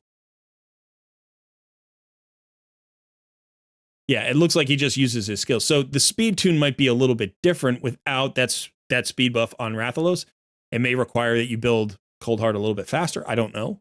It might not affect the speed tune at all. Sometimes it doesn't. So that's something that you can consider. Again, this is not something we can do today, unfortunately. Right? We just don't have the resources on the account right now to make these changes. But I do think, let's say within a month, you could have this built with either Nishak here in the Rathalos spot or Cold Heart in the Rathalos spot. Your Farrakhan and Geomancer are already built, so you just need to get that Man-Eater and Painkeeper to 6 stars and then gear everybody to those speeds. Now, you'll notice that the speeds on those two champions are relatively fast. You have actually 3 decently fast champions here at 257, 240, and 247. There may be a little leeway there in the clan boss calculator. You can plug it in and check. But I would say, you want to be able to reach these speeds. And if we're looking at, all the different champions, we need speed gear. We're going to need perception gear. So you may need to strip some gear off of some champions. But the other thing that you're going to want to do is make sure you're constantly in faction crypts every day. You're maxing out faction crypts as much as possible. Let's take a look at your faction war.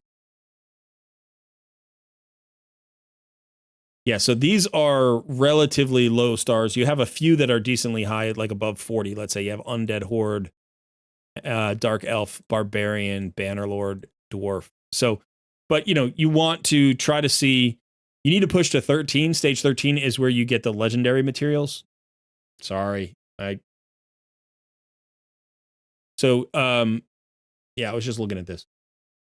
So you need to get to stage 13 to get the legendary materials. Now, 5-star gear is fine for now. Like if you get 5-star perception gear, that'll help you build up and get faster and improve your champions. You have plenty of champions, but what I see is a lot of them don't have gear that is either maxed out or here you have a chest piece that is level 1. I know you just did some reworking on your account, but we've got some champions that are not built at all. So for champions like Snicktrack and Fushan, these can be faction crypt carries, right? If you get them if you're not using them anywhere else, right? And you're just like, well, I just need them in something. What I would say is you want to focus on speed, right? So get them to a good 180 speed if you can, maybe a little bit more. But even 165, 170 speed would be okay for faction crypts. But, get them some decent speed, put the right stats on them. If you're trying to do damage, you need crit rate. If you're trying to be tanky, you want whatever, defense, HP, maybe you want, some immortal pieces or something. But 6-star champions that have no gear on them are a waste for faction crypts, right? Like Venom Mage alone in the right build could carry you past the second boss in faction crypts. Like just this champion with almost nobody attached to it, right, could get you to the second boss. And it's going to get you those legendary materials. So, if you're not sure about what to build on a champion and you're just going to use them for faction crypts, it doesn't really matter that much. What I would say is look for a shield set, even a crappy shield set that you can put on somebody with a decent HP pool. That will help your stronger champion survive. Look for a reviver if you have one, even somebody who has just a single target revive. build them as tanky as possible. Sometimes they can be 5 stars. They don't even have to be 6 stars. So for instance, we just go down here and we look at other effects and we want to revive.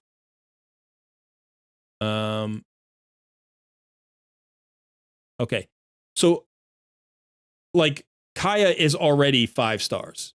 So you could put her in the shield set, build her decently fast, 160, 180, somewhere in that vicinity. It doesn't have to be a shield set. Just the fact, if she's survivable enough, even at 50, which she could be, she's going to allow you to push this Crypt much further. This Bannerlord Crypt. And again, if I'm thinking about, all right, like what can we do with Bannerlords? Let's just look at Bannerlords. All right. So we've got Rathalos built. We've got Lady Annabelle mostly built. You want to get that last piece on her. You've got Adolin. So again, she could go in the shield set. You've got Stag Knight here and Kaya. Kaya's going to give you the aura for all battles. That's that team without taking any new champions to 6 stars will probably clear the entire thing for you. Probably. It will at least get you to like stage 17, 18, 19. Right? Kaya at 50. These 3 60s. And then the last champion could be Archmage, could be Stag Knight, could be any of these other 50s. All of them work. Really, all of them work. The least likely one is actually Rhonda. I probably wouldn't use Rhonda because she's an attack-based champion. And like I would rather go with somebody who's tanky or brings debuffs because then the level doesn't matter. Right? Like Stag Knight's still going to be able to drop his decreased attack and decreased defense even at 50. Just build them tanky. Archmage can still give you stuns and buffs at 50. Gizcard probably is a little bit less valuable at 50 because he's a provoke champion, so he's more likely to die. Same with Sigmund, but you're very defensive here, and basically Rathalos is the one who's going to be bringing the damage, and everybody else is just keeping your team alive, and that's enough. That's enough. That'll get you. Like if we look at the faction crypt, your Bannerlord faction crypt is at 40, which is not bad. 40 stars. But you should be farming this at like stage 17, 18, 19, at least, if not all the way at stage 21 with what you've got. And again, you can kind of go through and see that, like, all right, let's actually look at Lizardman. Like Lizardman is open today. And you are right now on stage 11, and you're getting 1 star on stage 11. So let's see if we could get any kind of thing going for Lizard.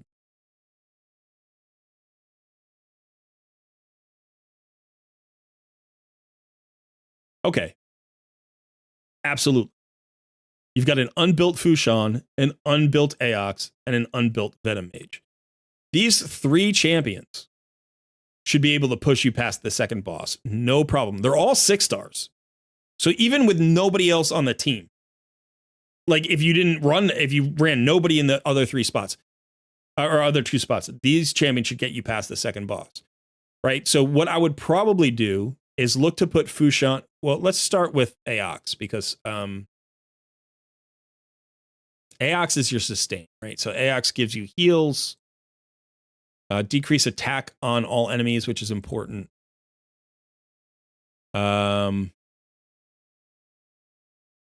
He's booked. She's booked. He's not booked. What about Skathix? Skathix is your cleanser.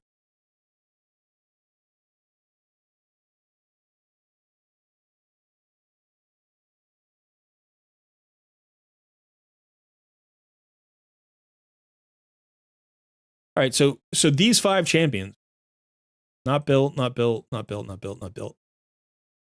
would probably put Fushan in a lifesteal set, and like doesn't have to have a ton of damage, but should still have 100% crit rate, maybe 150% crit damage.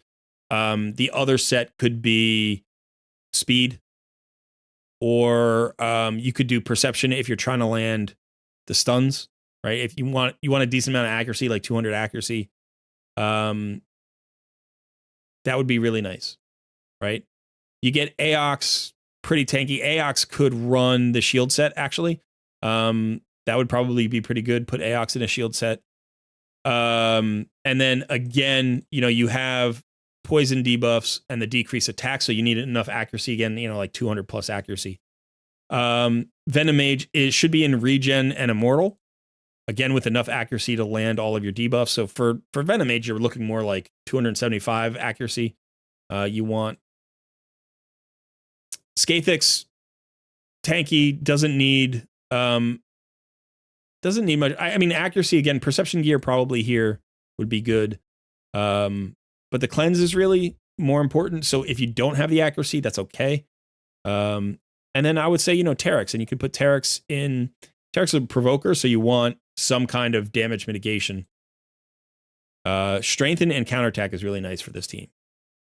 So you don't have a reviver here, but you have enough defensiveness that you should be totally fine. It'll take a while, but if you just build these champions out, I don't see why those 5 champions could not pretty much clear this faction, right? You have to build properly, so the champions need decent gear. They don't need ridiculous gear. But you'll probably, with a slight rebuild, you'll maybe stall out around like 17 or 18. Like 18 is probably where you'll stall out. You'll clear 17 and stall out at 18. And then you'll need to wait for like a little bit better gear. But I could see you easily getting to 17. And then you can farm 17. And that's going to give you those legendary materials. That's going to allow you to build more perception gear. This is incredibly important for your account. If you are lacking gear, the single best place to get good gear is the Forge. It's perception pieces and resilience pieces. Okay? Now, resilience works for you. All of those tanky champions that we were talking about, this is the filler set. This can even be the complete set. It's giving you HP, it's giving you defense. You mix that with a regeneration or a little bit of immortal or something, that's going to allow you to stick around longer and win those fights. It's slow. It's very slow at first. It'll get faster as you get better gear. Perception gear is for every debuffer in the game. You want perception gear. All of those debuffers need perception gear. Sometimes even champions like Fushan, who he's like a damage dealer mixed with a debuffer. He's going to want a set of perception to flesh out his gear, give you that extra 40% accuracy, give you a little bit more speed. And remember, the great thing about the Forge is if you look at the chances here, when you are crafting, your default odds of getting, like if you're doing the 5 and 6 star stuff, you got a 25% chance of a 6-star piece. This is twice what the dungeon gives you. The dungeon, like at like stage 25 or whatever, the drop rate for 6% for 6 stars is like 12.5%, 13%, something like that. It's low. If you use a charm, you got a 50%. That's 4 times as good as the dungeons. Plus, what set you're getting. Right? So then you talk about like legendaries. Again, it's double the chance. The normal drop rates are double the dungeon rates. With a charm, it's 4 times the drop rate of the dungeon. You can also use the charm to try to get, better chance of the pieces that you want or the substats that you want. You have substat charms here. You have gear piece charms here. The rarity is nice and the rank is nice. If you have some of those, that's fine. But I would say, one of the things that you want to focus on this account is getting good gear, which means speed gear from Dragon. That's a top priority. Dragon will also drop lifesteal piece. Right? So if you go to Dragon, anytime there's a Dragon tournament, farm Dragon. Let's see, in hard mode. Okay. So if you can farm, this isn't fast, but depending, like overnight, you could farm stage 6, or if you're doing a tournament, you farm stage 20. Right? I'm assuming you pulled a lot of gear off of some of these champions during the recent re-gear thing. So you're going to need to get gear back onto these champions. By the way, Nishak is perfect for stage 20. He's absolutely perfect for Dragon. He's one of the best. I think he's one of the best champions for Dragon stage 20 in the game. Rathalos is also extremely good for Dragon stage 20. So you know, on this particular team, I would probably pull the Venom Mage, and I would either I would probably slot in the Nishak, or you could slot in the Rathalos.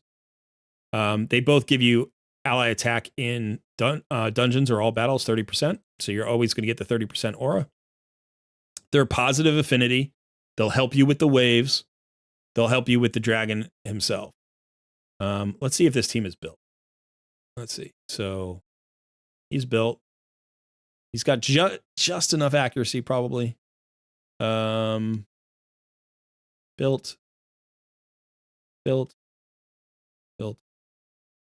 Okay. So let's see what your turn was. 238. 238. We'll pull this and we'll do. And let's see. We'll take off the super raise. We'll just see if this works.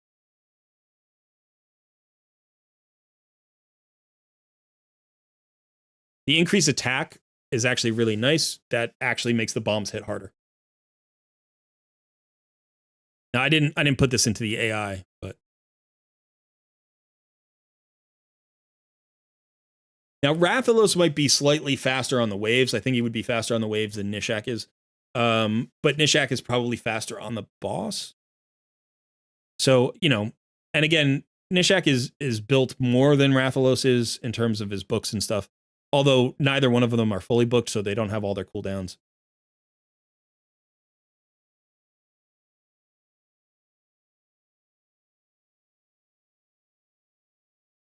You could potentially even use both. You could just drop Rector Drath. I don't know that you need Rector Drath. A better support for this dungeon would be somebody who has a block debuffs buff or a cleanse who has good resist. Because your dragon is going to stun. Now, I know in this case Farrakhan died, and so the revive is nice, but if you're controlling the waves or killing the waves, oh, it's an all epic. You had an all epic team. Never mind, you had an all epic team. You were doing the tournament, right? My bad. Yeah, tournament's only epic. That's sorry about that.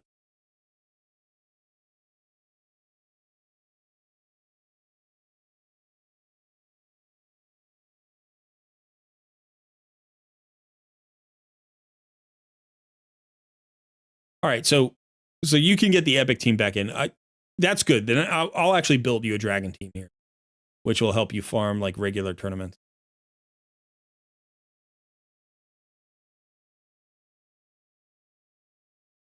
See all those poisons?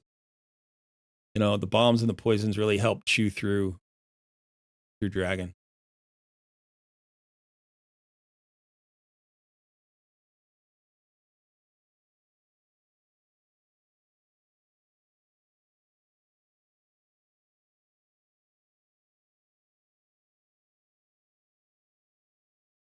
That's why Nishak is so good.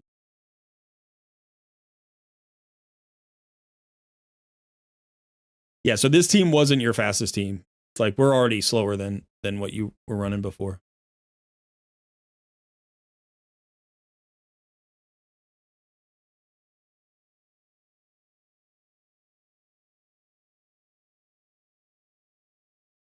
I like the epic only stuff. I think it's fun. The nice thing about epic only is that I do feel like mid-game players have access to it, right? Because if you're free to play player or you're mid-game player or both, chances are you've built. Actually, I'll just leave the gear. Sell gear. You've built some good epics, you know. So I think everybody has access to this. But let's go ahead and we don't even have energy.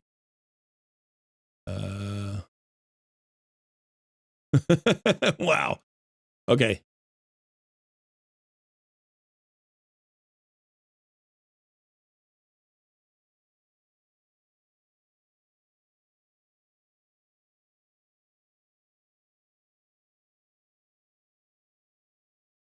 All right, so let's build a dragon team for you. I want a fast, consistent dragon team.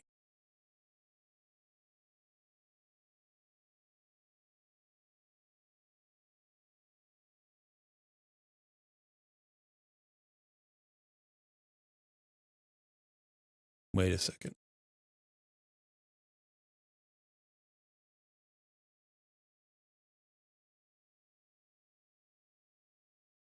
Okay, you're still the Drakes. For some reason, I couldn't see her, but she is there. Okay.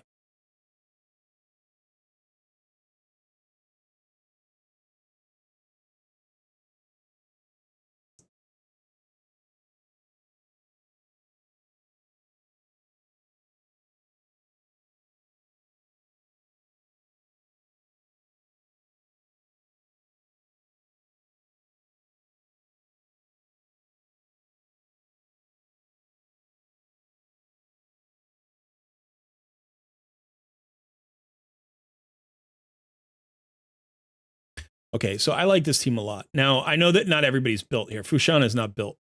Fushan gives you 24% speed in all battles. Now, this is one of the highest all battle speed auras in the game at 24%. The most common speed aura that's good is 19%.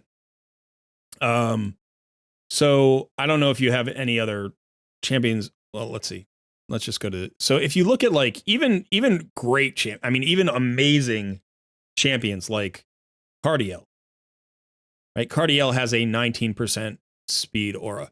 Now you can also get. Everybody has access to this from Haikatoon. Haikatoon has a great speed aura. Again, 19% in all battles. So you want a 19% speed aura on your roster somewhere. But you actually have a 24% speed aura with Fushan, 24% in all battles. That's 5 additional percent, you know. Now that's more than 25% more effective, right? Like 5% is more than 25% of 19% if you look at it that way. Like you're getting a quarter additional speed boost there. So this is really good. He also has an AoE stun, which is very good for wave content. You do want this booked to a 35% chance. He's also got the decreased defense, the 4-hitter. This makes him viable for places like Fire Knight. But he's a very good all-around dungeon kind of carry. You use Fushan in all places. Now, Artak is also a great all-around dungeon carry. And you could use him as your wave clear as well. You know, so if you wanted to move him in and take out like Nishak, you could. Again, you could bring in Rathalos. Rathalos and Artak pair really well, so you could do something like so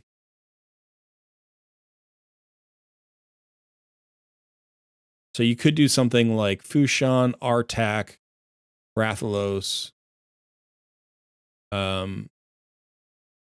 You could do this, right? Now we lose the Seeker and the speed boost from Seeker here. But that's okay. It's not like critical. The nice thing about this team, if you look at this team, is Artak is giving you that decrease attack. And decreases attack is really going to make you more survivable against the waves, but also against the boss, right? And then the HP burns pair really well with Rathalos, who's going to be your primary wave clear. Herndig is sort of your other half nuker. You've got the decreased defense here. So yeah, I mean, the real skill that you're using him for is the AoE, which is decreased defense. You do have the decreased accuracy, which is nice. Scylla Drakes gives you a second stun in addition to Fushan. So you have crowd control from these two champions. You have the HP burns and the decreased attack here, and then you have the double nuker with the drop defense. Right? So you have 2 sources of drop defense, the A1 on Rathalos and the A2 on Herndig. All of these champions are like going to synergize pretty well. You know, you don't get that speed boost or that increased attack. So you could swap out somebody, but the Sill of the Drakes gives your team the backbone that prevents it from failing. This would be a pretty quick team that's also pretty safe. You know, the HP burn activation is going to help you chew through those waves. The Rathalos activated by the HP burn is going to help you chew through the waves. The Herndig drop defense is going to help you chew through the waves. Fushan is like, this is a damage heavy, but still highly reliable team. Again, this is all legendaries. I know that most of these champions aren't booked, but even unbooked, they're going to do a pretty good job. You could mix in, you know, other champions here. Like Stagnite would be a really good substitution for Herndig. You could pull Herndig and put in Stagnite here. The thing is, your Stagnite's 50, not 60. So, you know, you'd want to build your Stagnite, make sure he's fully booked, and then you've got your drop defense champion there, which could also be good for Arena. So,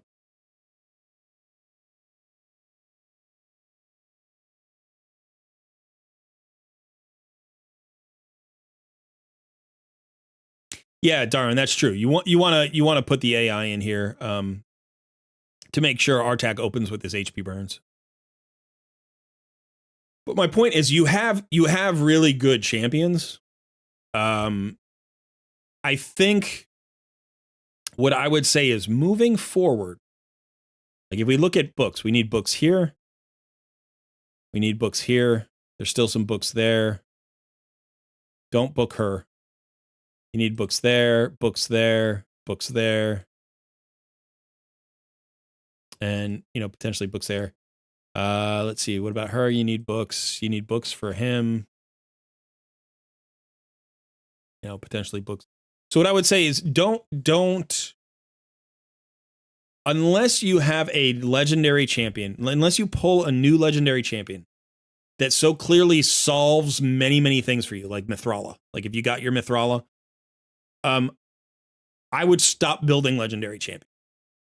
I wouldn't even worry about pulling for legendary champion. Don't pull your shards. You don't need any more champions. Stop pulling your shards. Save your shards for fusions and pick really good fusions to build.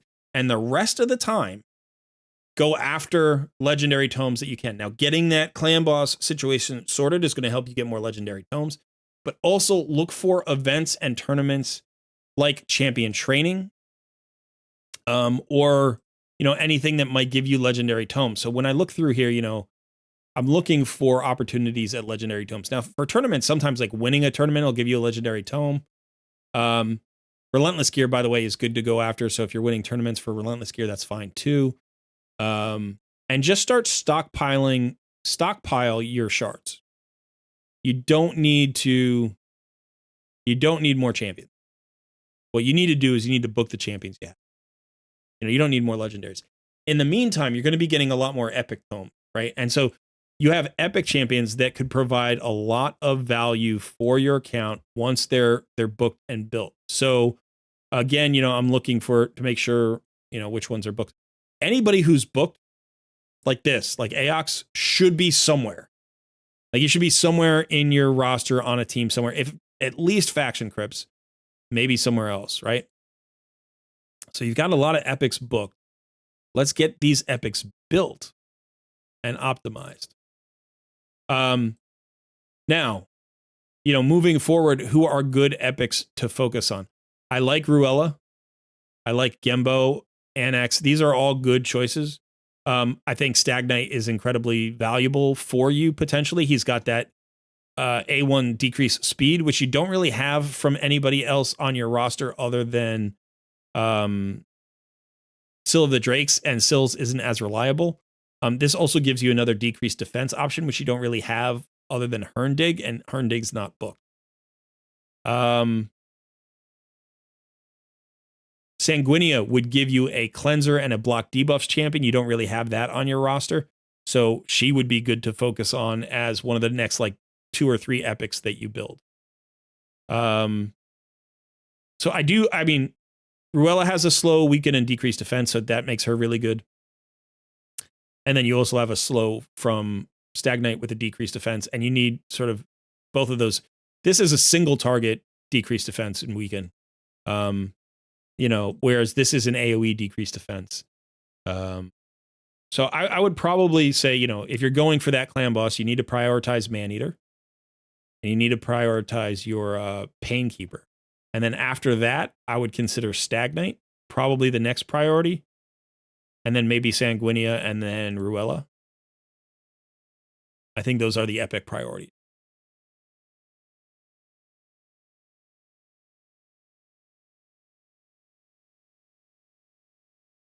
Sill of the Drakes. I mean, you have 3 stalwart pieces, so I would get her in a 4th stalwart piece. This savage piece should go somewhere else. It's not a great savage piece anyway. It's accuracy. You do want accuracy on her.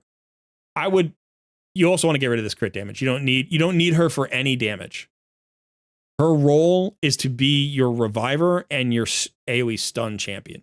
You need her with accuracy and survivability. So if you're going to stick with stalwart, get that 4th piece of stalwart on there to get that bonus, that negative 30% crit damage or damage taken from AoEs, and then put her in a perception set. So be a stalwart set and a perception set. Try to get her accuracy again to about 275. That's going to be good for all your dungeons up through hard mode. Or like stage 5 of hard mode or something. As survivable as possible, relatively fast, good accuracy. That's what you want on her. Now, you could take her out of the stalwart set and you could look other sets that I would consider for Sill of the Drakes. Regeneration is pretty good. Immortal is pretty good. Relentless is not bad. If you have her in a good defensive, fast, relentless set that has accuracy, that's fine. Like this chess piece, the defensive chess piece would be good. Unfortunately, it doesn't look like you have speed and there's speed and accuracy. That shield, speed, HP, and defense. That's good helmet. Or speed, accuracy, and attack. That would be a good helmet. You need the accuracy on her. A defensive chess piece, and then you'd look for. I mean, there might be somebody else who has a piece somewhere. Let's see. That's attack. So maybe not relentless. You could always fill it out with speed or divine speed or perception or resilience. Those are really good sets. Even 3 sets of perception, if they're tanky enough, would be really good for her because you do need that pretty high accuracy. So,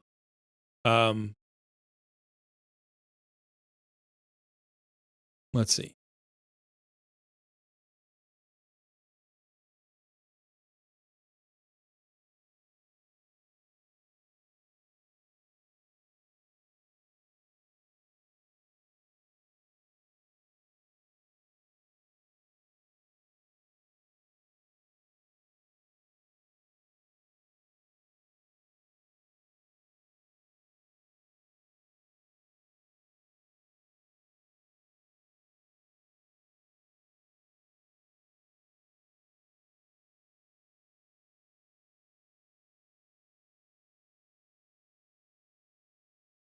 Substats of speed and accuracy.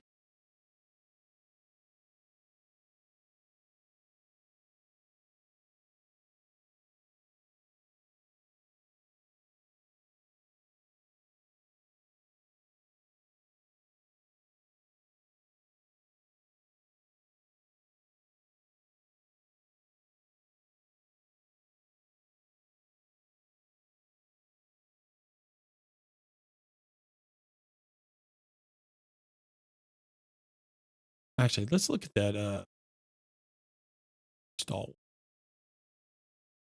No.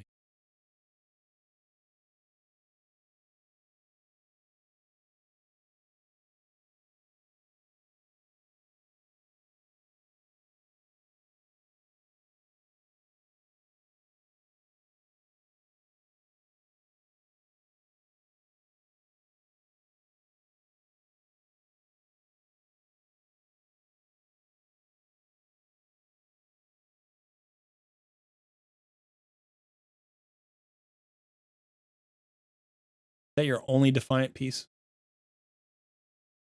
Your only defiant piece. So we gotta take that off. So then we're doing this, and we're looking for defense percent or HP percentage.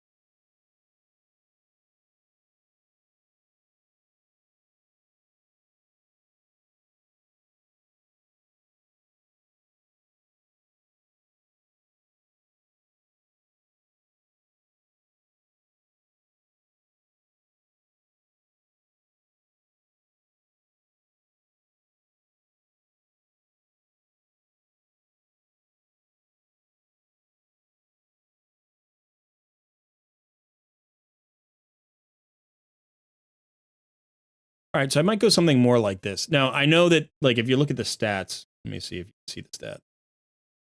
If you look at the stats are going way down, right? You can see we're staying at 3,500 defense here. Like, we haven't lost any defense. None of these pieces are rolled. You're going to get an additional 35 speed here. That takes you up to 181.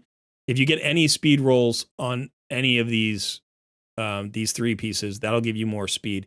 And then once you glyph, you can get back to your 211, which is actually a pretty good place to run her. Like, I think the speed is right. A little bit faster wouldn't be bad. I like to run my Syl at like 240, but, you know, for where you are, I think anything over 200 is good. You know, 205, 208, something like that would be really nice. But if you can get back to that 211, great. Now you've got a little bit of extra sustain with your immortal set.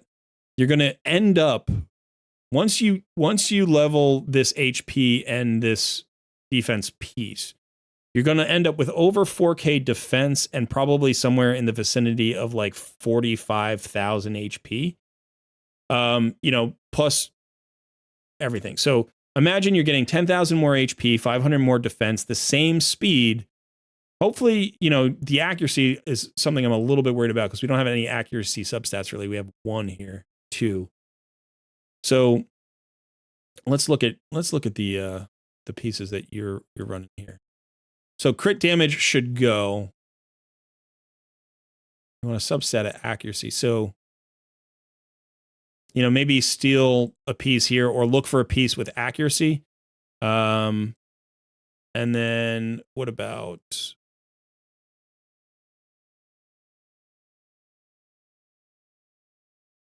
That's fast piece, so I probably wouldn't swap that. But I would look for accuracy, you know, in the banner as well. So this isn't quite right, but this is more along the lines of what I would look for Scylla the Drake. Do you want a really tanky 4K defense or better? I would say, like, ultimately you want to try to shoot for somewhere around 60,000 HP, but you don't need her there right away. You know, if she's got 45, that's going to be a really good place for her with that 205, 208 speed plus.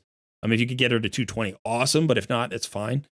And again, that accuracy needs to keep going up. You do need to get her in an accuracy banner. Unfortunately, this defensive banner is so fast right now. If you take her out of that, you don't have a good swap unless you strip Farrakhan. We don't want to do that necessarily because he might go into your clan boss team. She's going to provide a backbone for all of your dungeon teams and all of your Doom Tower teams for now. You will eventually phase away from her, but it'll take you 6 to 12 months to do that. She is the best all-around dungeon running champion on your roster. And I'm including like Geomancer with that, right? She provides a backbone for everybody else. She's the foundational champion all of your other champions stand on top of. So I would make her a priority. She is mostly booked. If you could get, you know, one more book into, you don't need the book, but at some point you could get the book into her. And so she's got her cooldown here on the A2, which is really important. Her passive is great, right? She does not need any damage. She needs 0 damage. If she lands her stuns, if she lands her slow and the turn meter decrease, if she gets her passive off and she never dies, then she's always there to revive somebody. Pair her with Fushan. He's your speed aura, right? He's your lead. He's also a stun champion. Now you've got 2 stun champions in different affinities who are both AoE stun champions. Now, his is a 35% chance on a 3-turn cooldown, and hers is, I think, it's also a 35% chance on a 3-turn cooldown. So, you know, none of them are going to lock down a wave, but the combo of them is really nice. They both go faster, which means more passives from Scylla the Drakes, which means more stuns from both of them, right? Plus, Fushan is bringing you that decreased defense. Plus, he's bringing you, multi-hitters. Plus, he's bringing you damage. So I think this would be a really good combo. And then probably, you know, the third champion to bring in here is Artak. Because again, the faster Artak goes, great. He does well with really tanky teams. Awesome. Brings that decreased attack. Brings that HP burn. These 3 champions are so incredibly good. Like, everybody else gets put on that platform. Rathalos pairs well with Artak. Great. if you need a drop defense champion, you have Stagnite or Herndig. Great. If you want more turn meter fill and increased attack, you've got Seeker. Great. If you want to bring in Geomancer, he's going to work really well with the tanky team anyway. He's got Scylla Drakes backing up. Great. If you need ally attacks for more, if you want HP burns, decreased defense, ally attacks, you can literally put anybody into this platform. This platform will clear Dragon for you, no problem. It'll clear Spider for you, no problem. It'll clear Fire Knight for you, probably. I would probably pull out Artak because Artak's not great for Fire Knight. But just these two champions are great for Fire Knight. You throw in Stagnite, awesome, right? Throw in Ferrican the Fat, awesome. They're going to clear Ice Golem for you, right? The only thing I would worry about with Ice Golem is maybe you want to bring in like Sanguinia or somebody who's got like a block debuffs or a cleanse. But these three champions are going to churn through the waves. They're going to help control, like that decreased attack is going to help control the damage that's coming in from the boss. The HP burns allow you to skip some of the nukes. I mean, these three champions feel like the backbone of your account. They really do.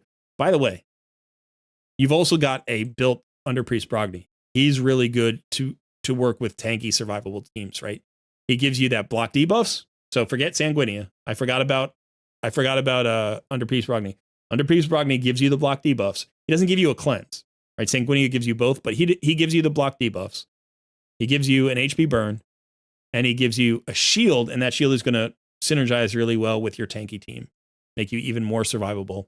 Gives you an increased attack, which is going to help the damage that Fushan does, going to help the damage that Herndig does if you need that. So you could pair Brogni with Rathalos. You don't need Geomancer, like Under Priest Brogni gives you an HP burn. But I really think Scylla the Drakes, Fushan, and Artak form the backbone of everything in Doom Tower, everything in dungeons. Like, even you're going to do well against Iron Twins. You throw in Brogni, you're going to do well against Iron Twins. Yeah.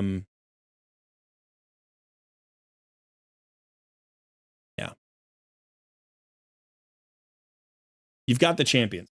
Now it's about gear. All right. Now it's really about gear. I know you want to focus on Clan Boss. That's fine. Focus on Clan Boss. That's going to help you get books. But you also need gear. Right. And so the rest of it, I think, is throw some trash gear on your champions, get them into faction crypts. Right. And also go and farm Doom Tower. Right. You're doing pretty well on normal. You could try pushing the lowest tier, areas of hard. You could probably get 40 floors on hard with the champions that you've got, even with the gear that you've got. For this particular rotation, there's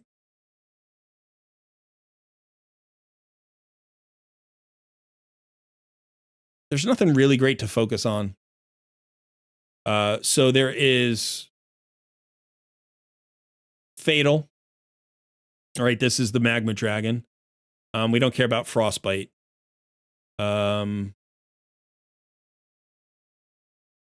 We don't have that. We have, I think we have this, right? We have Scarab on this. Yeah, we have Scarab on this.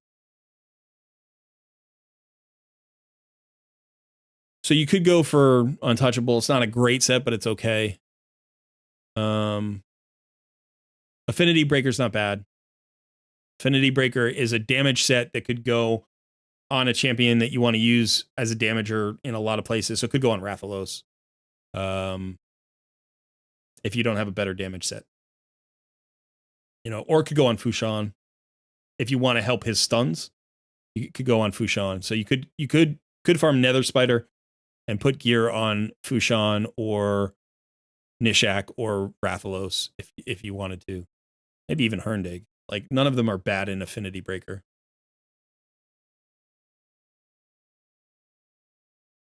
By the way, Snick Track is awesome too.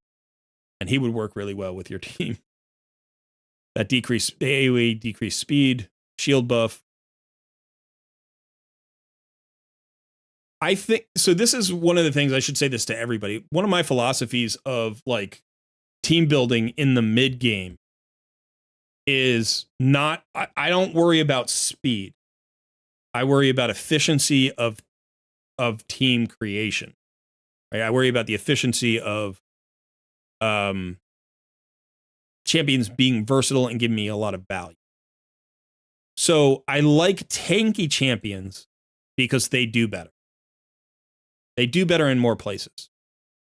You've got a built Ultimate Death Knight. He could form, a backbone of several teams.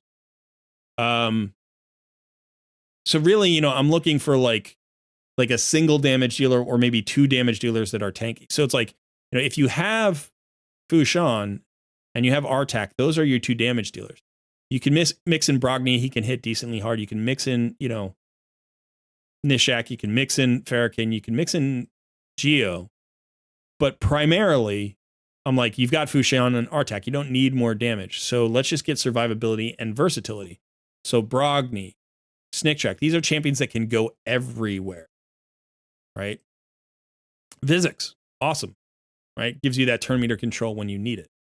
But again, not a backbone, just a flex piece. But, if we're talking about backbones, I'm like, yeah. If I'm already running Artak and I'm running Scylla the Drakes, like, what do I need? Well, I need speed. I need crowd control to let the HP burns have time to like chew through waves, right? So shields, decrease speed, AoE decrease speed, incredibly valuable, right? I need a decrease defense or a weaken, but shields, block buffs, heals, cleanses, those are the things I need. And so that's what you want to mix in. Rector Drath is awesome. Like she pairs really well with Syl, by the way. You can use those 2 together. I think Lady Annabella is really good. She's actually better at wave clear than you think. She has an AoE with a decreased speed and leech. So this is, you don't have to build Snick Track. You could always use her for the AoE decreased speed. But then she does need accuracy. So you have to build her with accuracy in order to do that.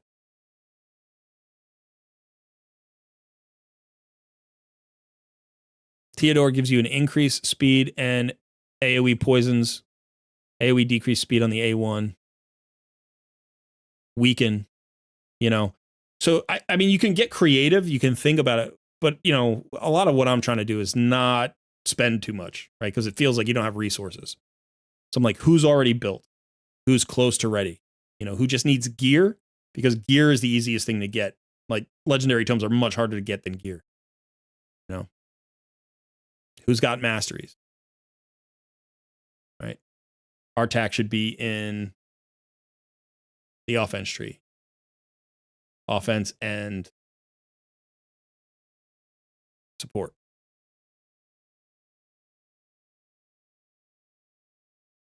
Finish off these masteries.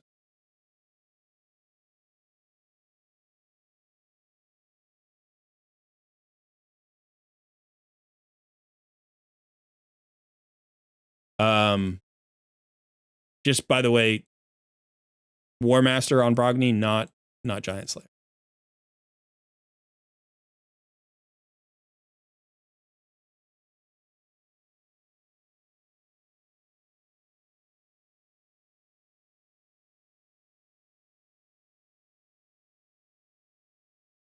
All right, let's take just a quick look at Arena.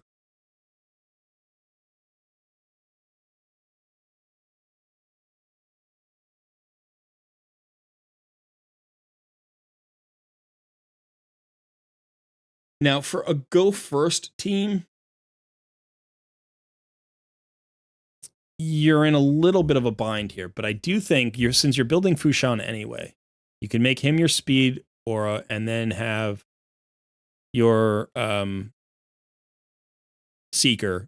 Seeker gives you the turn meter fill plus the increased attack plus a provoke. Right? And then what I would probably do, I would actually think about Nishak as your damage. What I would prefer to do in the long run is bring in this guy, bring in Gembo. But I think currently I like Nishak better than Rathalos. Bombs ignore Stone Skin. And you don't have a buff strip, so bombs can be really valuable.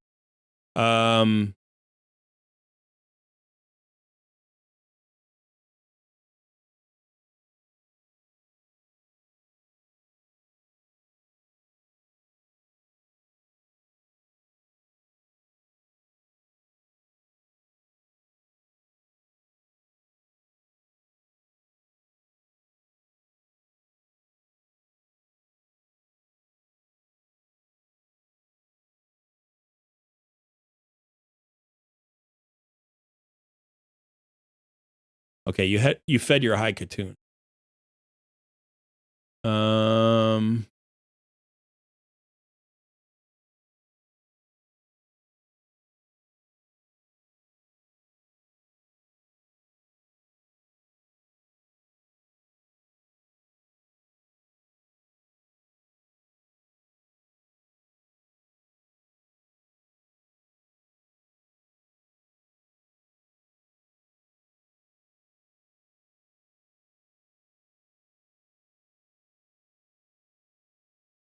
I mean, you have a few different options here. There's nothing that I love. I mean, I think Herndig would give you a drop defense champion and a second nuker. I mean, he hits really hard if you build him that way. You could also go with more of a control kind of thing. You could go with Brogni, or you could go with Deliana, or you could go with Vizix, or you could go with Sill of the Drakes, or you could go with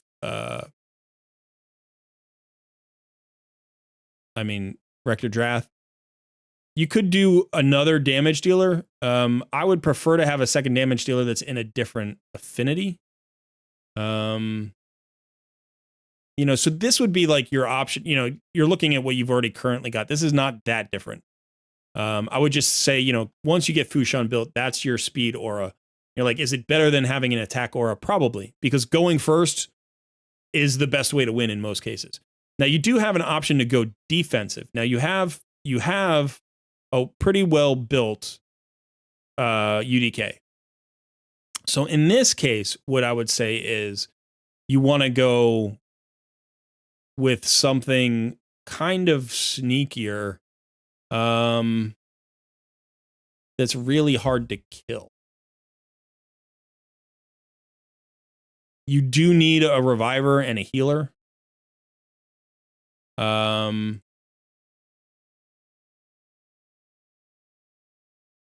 mean, this might work really well. This might be a good option that you're relatively close to already. You could also mix in Brogni here. Maybe Brogni for Artak.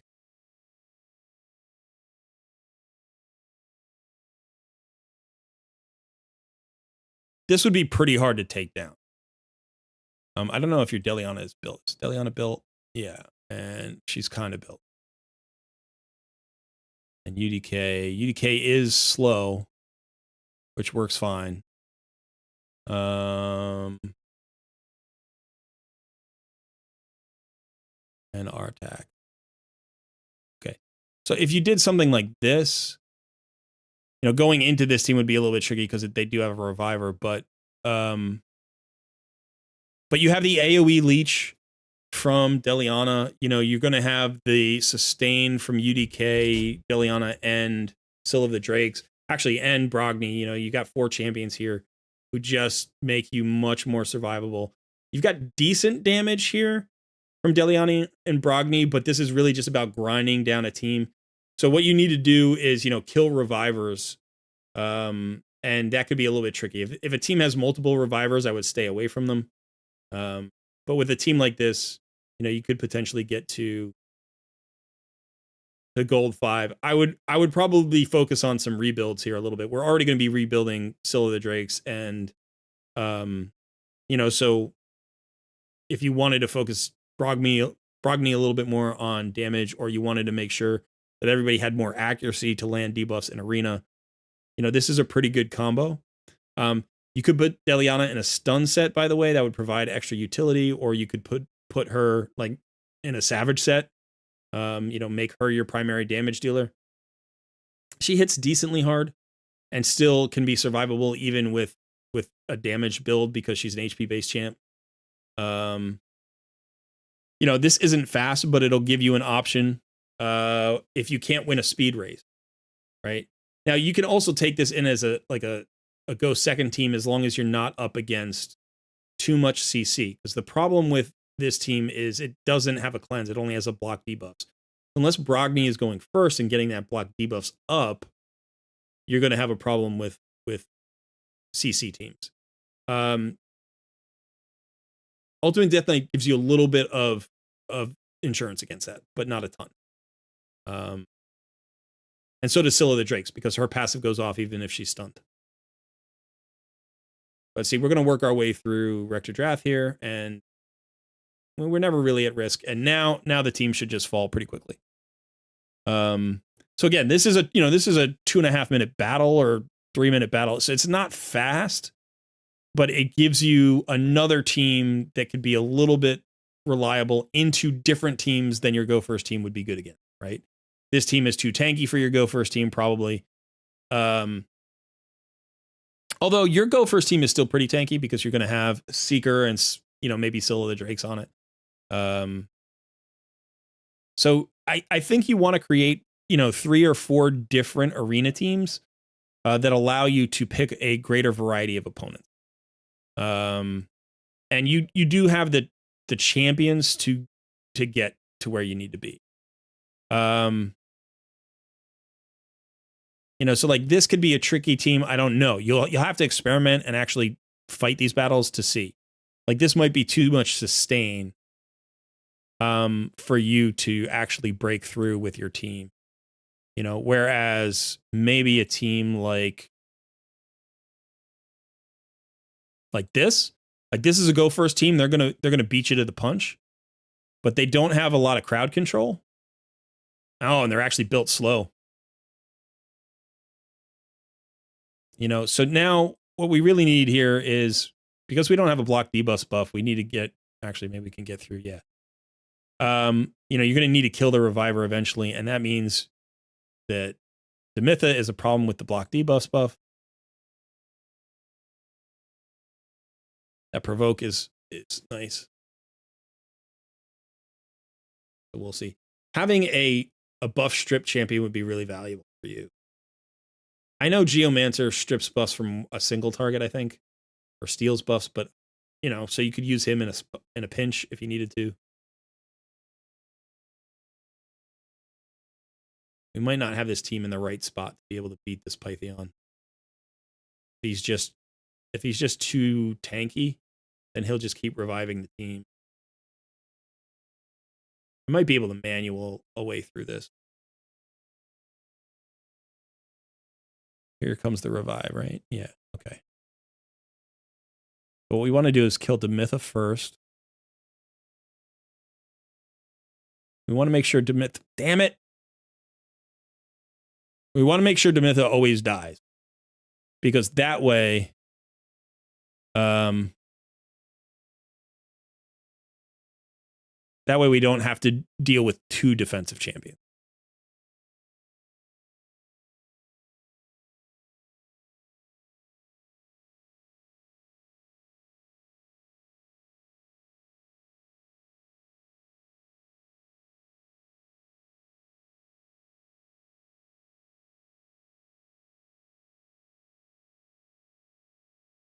So prioritizing targets is important, right? I want to try to crowd control Pytheon as much as possible. Sissy is actually the least important. And get HP burn on him.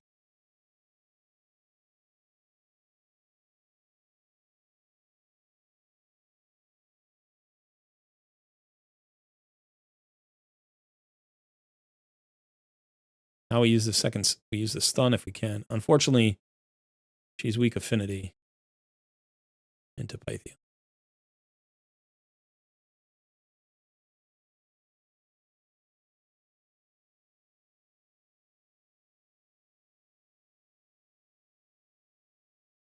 All right, so now he got his cleanse. Yeah, this Pytheon just might be too tanky, but we'll see.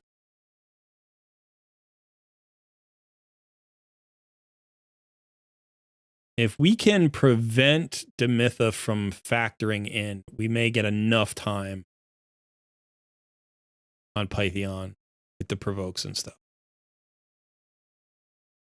And if we get lucky with a stun.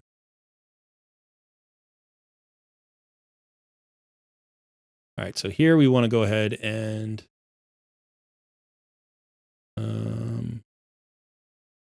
AoE. I'm going to try to go for a stun. All right, so Demyth is dead. That's huge. And Pythion got stunned, which is also huge. Let's get the decrease resistance on him if we can. That's nice. Decrease defense? No, but fear is good. He's got a decrease resistance. Get a slow on him? Nice. There we go.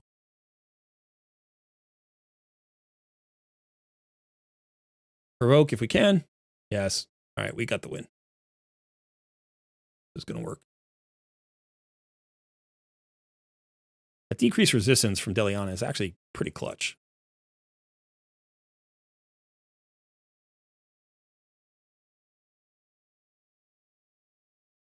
All right, so one of the things about this, that the reason I'm focusing on this is because Gold 2 is hard. Gold 3 is really hard. Gold 4 is easier, and Gold 5 is a breeze. So like all you really need to do is work your way up, and manualing and taking on tough fights, like figuring out a team that you can beat and just coming through with any team that you can put together. Like if you can get your win rate up to like 80-90%, even if the fights take 3-4 minutes, you can spend an hour a day in arena getting some free, nice, single target defenses or single champion defenses if you can find them, fine. But just finding a high win percentage, and if we come in here and we look, it's like, okay, you've fought 45 times. Your win rate's decent, 88%, but you've only fought 45 times so far. Actually, that's not too bad because it's only been 2 days, right? Because the reset was on Sunday night. So that's actually not too bad. You're fighting enough.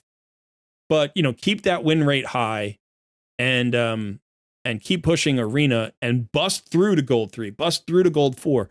And not only are you going to get more gold bars, it allows you to build your Great Hall faster, which is important, right? But it gets easier when you get into gold 4 and gold 5. You need to bust through that ceiling. So look for teams that you can be like, okay, I'm going to avoid Lord Shazar. I'm going to avoid Armands. I'm probably going to avoid this Arbiter team, not because of Arbiter, but because of Nishak. I don't want bombs. This team might work.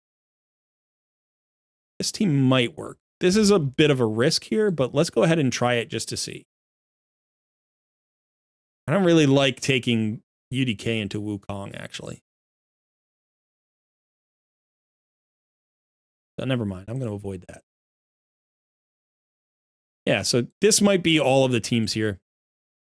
And then, you go ahead and you push and you try to find teams that you can beat easily.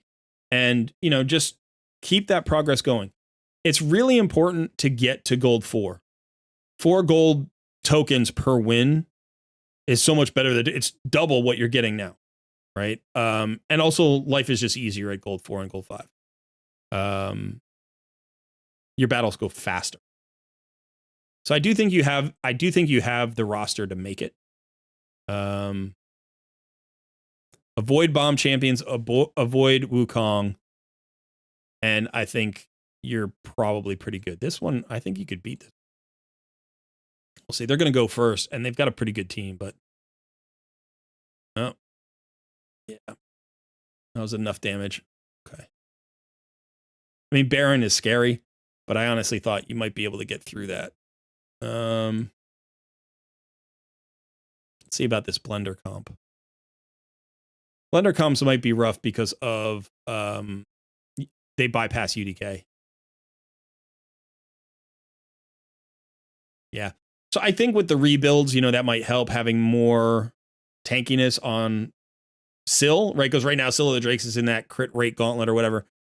But so those are teams that I would look to beat with that team, because Syl of the Drake should be very tanky. And if Syl of the Drakes can keep UDK alive, like those two champions can just cycle through and chew up teams by themselves and then, sustain each other, because he gives her a shield, he has continuous heals, he has a decrease attack, she has the stun, she has the passive heals, she has the revive, and then eventually you just kill their squishy, like one squishy champion, and then you revive, and then so like even if a couple of champions die early on, but we're looking at getting Syl the Drake, 20,000 more HP and 500 or 800 more defense. And she's going to survive. And again, you could also think about, if you want, if you're going with that tanky kind of arena team, find a bolster set or a shield set for somebody. Right? And if you're avoiding buff stripping champions, then a shield set is just as good as a bolster set. You know, and that just gets you through that first initial nuke, and then you chew through their team. Okay, so I think that is it for this takeover. A little bit longer than I expected, actually. Yeah, Deliana, UDK, Syl, and Brogni as a live arena team and arena. I think that's good.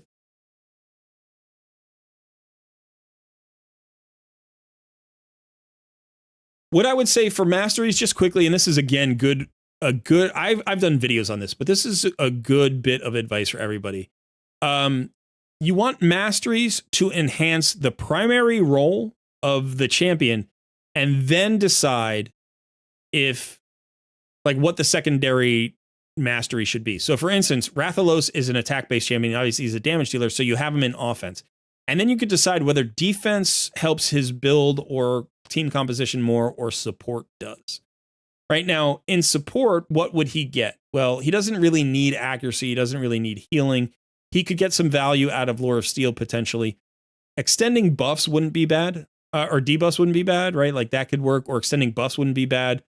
But so you went down to defense, so that makes sense. But then, you know, like, you want to think about other champions.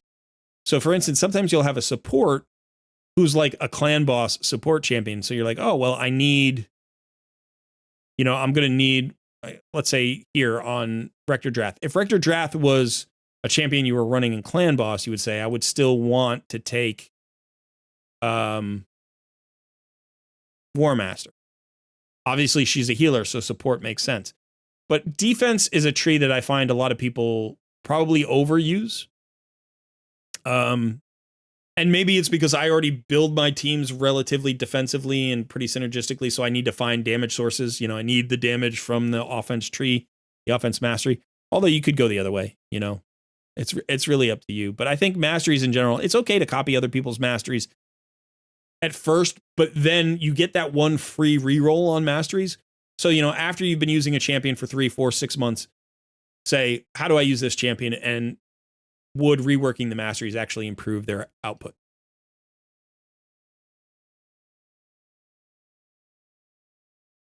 Okay. All right, so do you have any questions? Super Mew? This was fun. I'm sorry we couldn't do more. You know, I think the resources that you have right now are not quite there, but you have that clan boss, budget unkillable team to look forward to. I think if you can get to a 2-key Ultra Nightmare and a 1-key Nightmare, that's a really happy place to be. And then you can worry in, you know, way down in the future about pushing that further. Otherwise, I would definitely focus on getting gear on your faction crypts teams and pushing all of those faction crypts. That's going to help you with your gearing so much. That perception gear, perception is the single most important set in the entire game. In terms of, like, how many champions you're going to put it on, how many sets you're going to use, how much of good gear you need. You need more good perception than anything else. More than Savage, more than Slayer, more than anything, you're going to need like 800 good pieces of perception gear. But the great news is you have sort of an unlimited access to it. You just need to focus on those faction crypts. And then, you know, for those dungeon runs, I would say, you know, that Fushan Artak Scylla the Drakes combo is going to be so good for all wave content. And that's really nice. And then you have all of these flex spots, you know, and we talked about where you want to book your champion. So.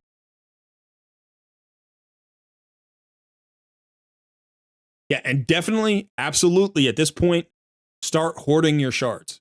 Like, give yourself a rule. I'm not spending shards ever again. Like, I'm not going to pull shards for the next 3 months.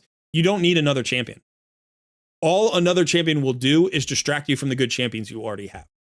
So save your shards and start looking for good fusions, because that's the primary hurdle for most players to the fusions, is having enough shards. You literally don't need another champion. You don't need another champion at all. I mean, the only champion there are a couple of champions I'm like, one champion that I think would actually be great for you would either be Elva or Pythion. Those are like the only two champions that I think would launch themselves into contention for really moving your account, because they're both revivers and cleansers and block debuff champions. So those kind of and healers. So those that kind of support is, you don't really have that yet. But if it's not one of those two champions, if it's not that level of S tier legendary support, I don't think you need another champion. Like, I wouldn't even build a Duchess on your team right now. I think you've got everything you need. I'm trying to think if there's anybody. I mean, a buff strip champion. So if you pull a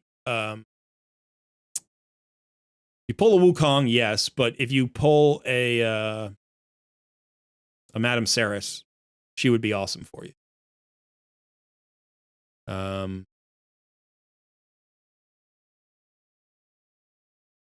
Or any AoE buff strip champion, but that's really all you need. And I wouldn't go hunting for it, because I think there's so many things you need to get your ducks in a row before you get there. So yeah, Elva is great. Krisk is awesome always, but you don't need a Krisk either. I mean, Krisk is an AoE provoke with an increased speed for the team and a shield and all this stuff. Yeah. I would keep pulling your void shards. Not just when you get them. Wait for a 2x event for void shards. Save up your void shards and pull them during 2x events, because void shards are great to pull because there's so many good champions, even rare champions that are good. You could pull a Bellower and figure out your, I mean, I don't know what your campaign farmer is.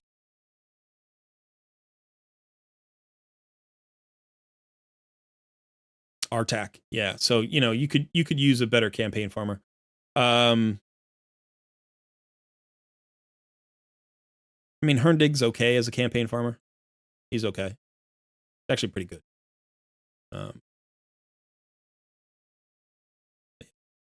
All right, so I'm going to shut this one down. Thank you so much for letting me tool around on your account. I will be doing another takeover in just a minute. I need to take a bathroom break and stretch my legs and check in on the baby. So I will be back in 3 minutes, and then we will go ahead and do a new new spin of the wheel. So what I'm going to do right now is I'm going to reset the reactions, so you can start reacting to the wheel of or the message in the Wheel of Takeover channel if you are looking for a takeover. I'll be back in 3 minutes.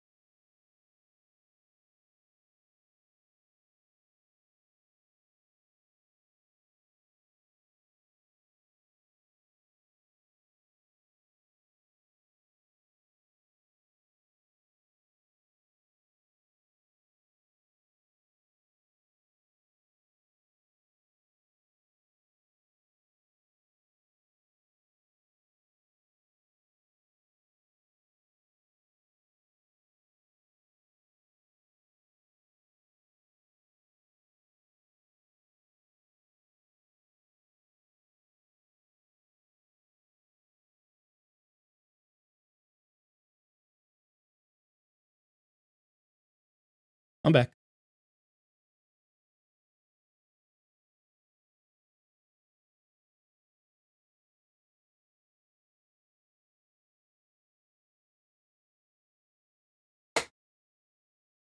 I have an old desk chair and the hydraulics have started to give out. So over time, I slowly sink down.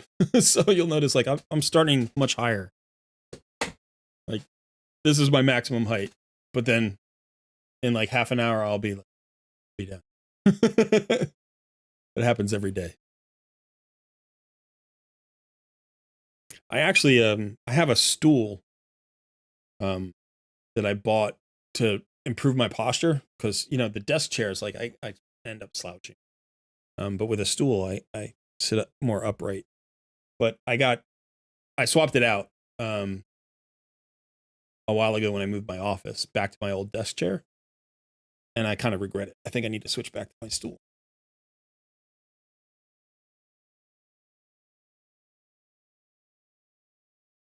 All right, so we've got our reactions going. Quick note, if you have never done this before, you want to join the Discord community by clicking the link to my Discord in the description of the live stream. By the way, while you're there, everybody, please like the live stream. That would be very helpful. I appreciate it. And then in the Discord, you want to just scroll down until you see an area called the Coaching Corner. And there is a channel called the Wheel of Takeover, and you want to react to Sun's message in the Wheel of Takeover, and that would enter you into the drawing. Let me just do this.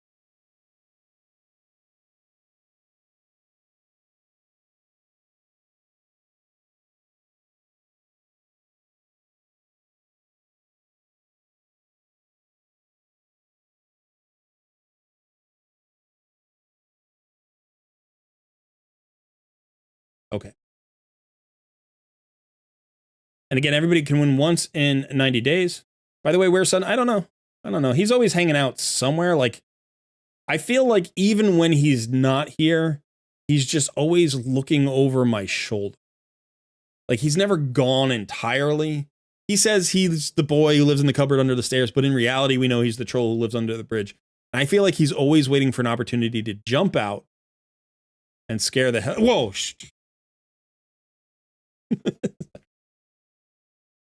Thanks. I've been Sun. Yeah. All right. Thanks, Sun. Mitty, you say today's the day? All right. There are too many reactions. I don't think so. I don't think there's a limit to the reactions. I will say this. You can only enter once, so you don't need to react 20 times. So if you're acting 20 times and there is a limit on the reactions, it would maybe lock other people out. But I don't think there's actually a limit. So I'm going to give it about 10 more seconds, and then we're going to go ahead and spin this wheel.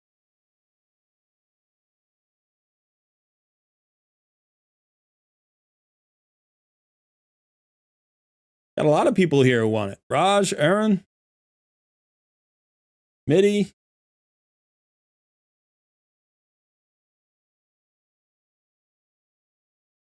All right, here we go.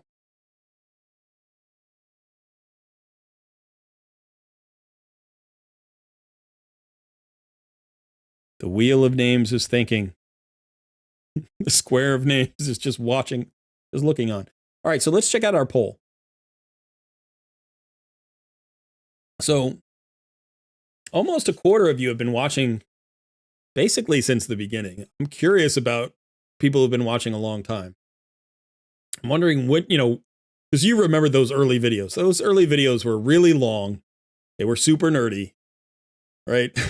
I mean, they had good info, but. And then 25% of our people are new, which I appreciate. That's awesome.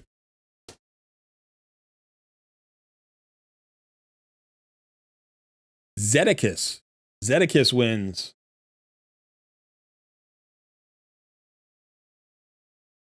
All right, Zedekiss, I have... Hey, Crop. Crop is in the house. All right, welcome, my man. By the way, Crop is another content creator who actually won the content creator portion of the free-to-play challenge, the HH free-to-play challenge this year. It was absolutely fantastic. We were fighting down to the wire, and he pulled out a very close and well-deserved victory. But go check out Crop Show Games. He does content on Raid, Shadow Legends. It's always good to see you, Crop.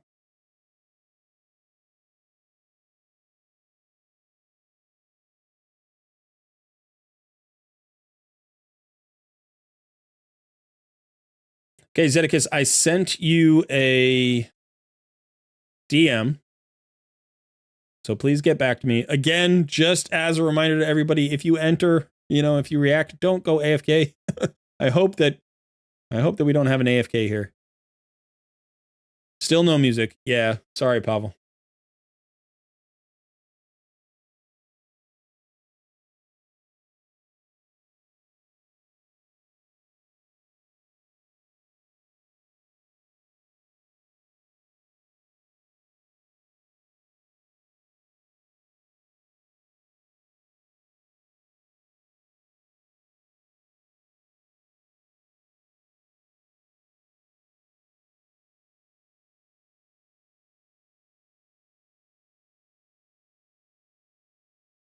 An ad came up, missed what you said. Where do I see what you sent?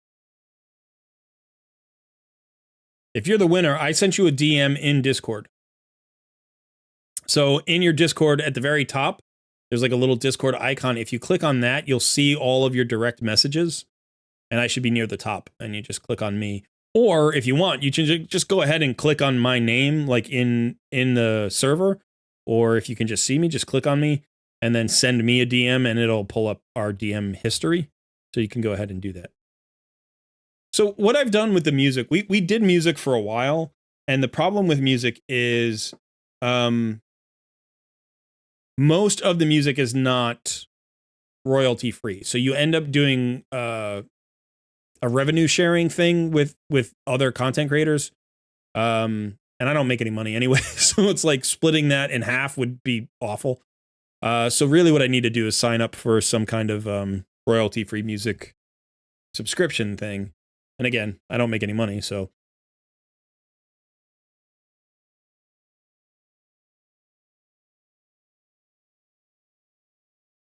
We have the same cup.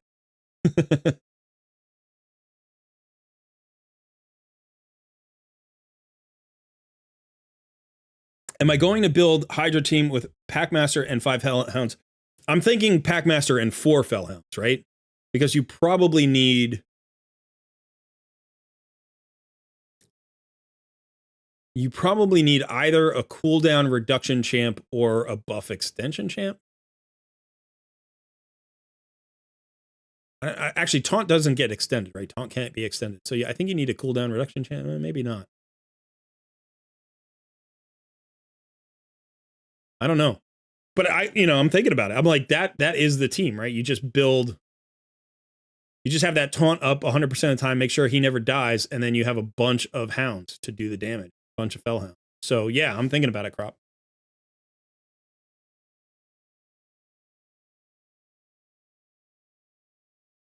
Okay, we've got the information incoming.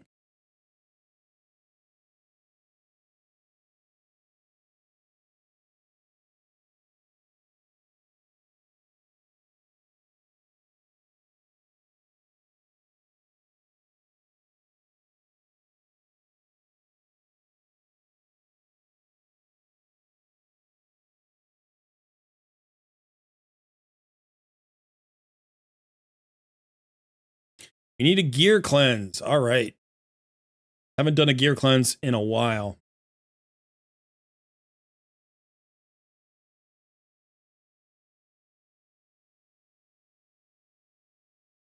And Dragon Hard. Okay.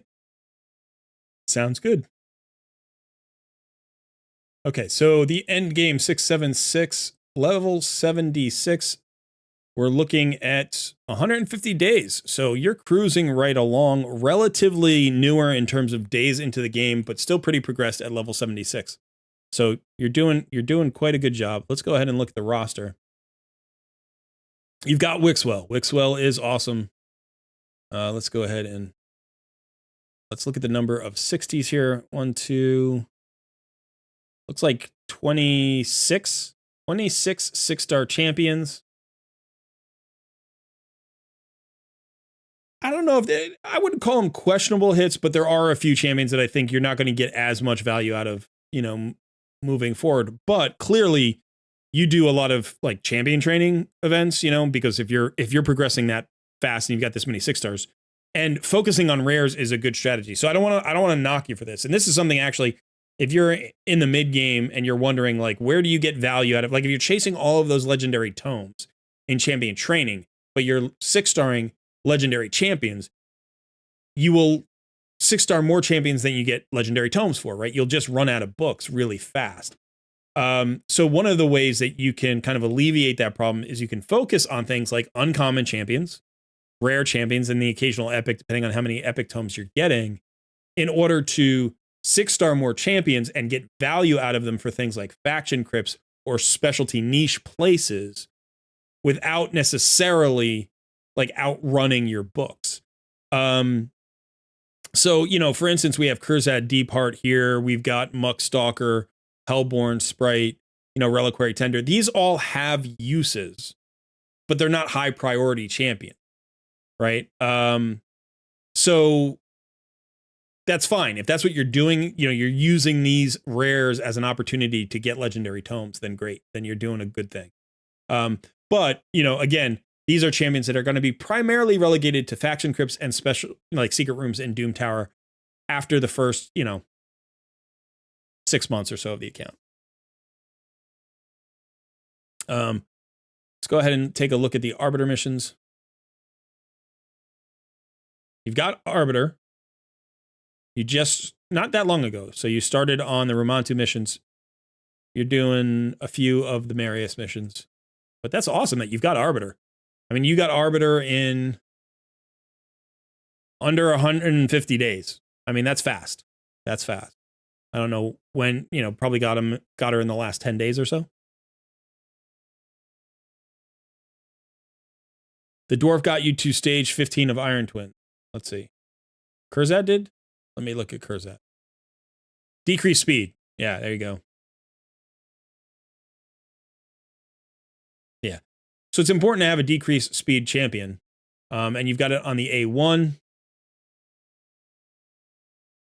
And it is, in fact, a guaranteed decreased speed if the attack is critical. So can't weak hit because he's void affinity, and it's 100% chance. So yeah, so I could see why that got you where you needed to go. That's a good use. This is what I'm talking about, right? Finding that value in those rare champions that you 6-star in those niche situations. Same with Muckstalker, right? Who has that sleep, right? And so he's going to help you in Sand Devil's Necropolis. You don't really use them outside of faction crypts, except if they have that niche use. Here, Iron Twins, here, Sand Devil's Necropolis, and then the secret rooms in Doom Tower. So again, if you're 6-starring a lot of champions because you're doing those champion trainings and pursuing those legendary tomes, you don't want to be 6-starring legendary champions because then you outpace the books that you're bringing in. So, this is where you get value out of those rares. And of course, you get rare books. You can see all these champions are fully booked because you get more rare books anyway. And it looks like your Arbiter is coming up. Where was she? She's right here. 6-star. Decently fast. 292. Nice. Very nice. And once you get her Lore of Steel, you'll get a little bit more speed there. So you're doing awesome. You're doing really well.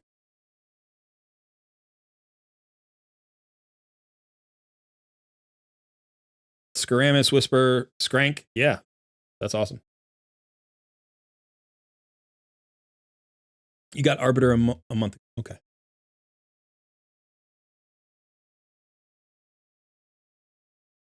All right, so what did you say? Cleansing the stuff that you already have. Okay, so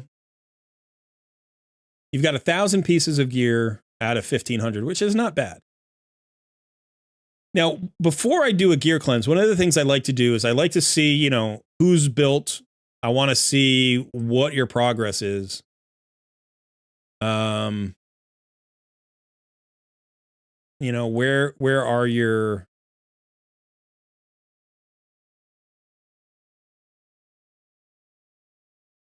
where's the value coming from?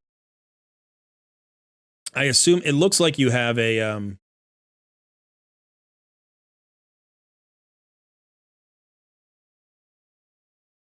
it looks like you have Hellborn, Sprite, Anchorite, and Wixwell. I'm assuming that's you have a Wixwell Infinity Clan Boss team. What's the name of the account again? The end.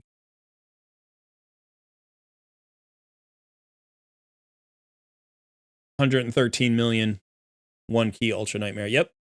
And you're using the High Katoon 2-1 with Rathalos, bringing that extra damage.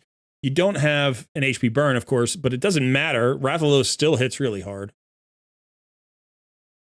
And he's got that additional damage every other hit on his A2 or whatever it is. I mean, if I were going to look at your roster and say, you know, would you swap in for anybody? I don't know that you would. Like, that's perfect. Gives you exactly what you want. So that's great. I mean, that's an early Ultra Nightmare Clan Boss team. That really is. I mean, Wixwell, depending on when you started the game, if you happen to fall into Wixwell at the right time, he just solves so many problems for you. You know, we were just looking at an account that was 18 months old and still struggling with Ultra Nightmare, but no Wixwell, right? And then we're looking at an account here, which is not even 150 days, but has Wixwell, Ultra Nightmare solved. Like he just accelerates that process so much because really the investment is relatively cheap. It's nice that you had Anchorite because I think Anchorite is actually the best. He's the best epic buff extender to pair with Wixwell, right? And not that he's the best overall, but he's the best to pair with Wixwell because he has the increased crit rate and increased crit damage, which is 2 buffs, right? Plus they're the big increased crit rate and crit damage. And so as a result, you get those additional buffs, but you can also build, like you can put more stats into defense, right? You don't need to focus as much into the increased crit rate and increased crit damage. You can put other stats into accuracy or what have you on the other champion. You know, I don't know if your Rathalos is running. He might be running 100% anyway. He is, yeah. And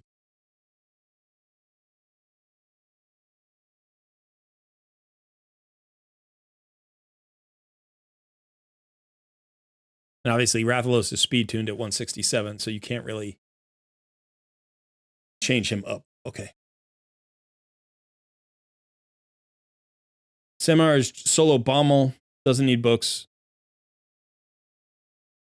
Glance at Hydra at the end. Okay.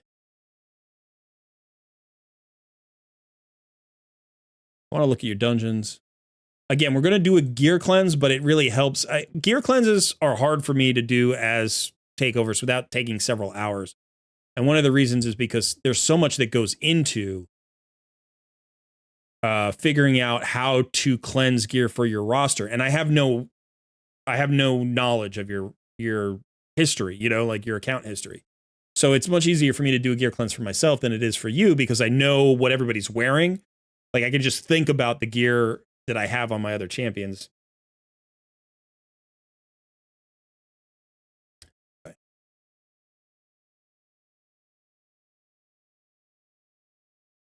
This was the epic team that you were running for the tournament.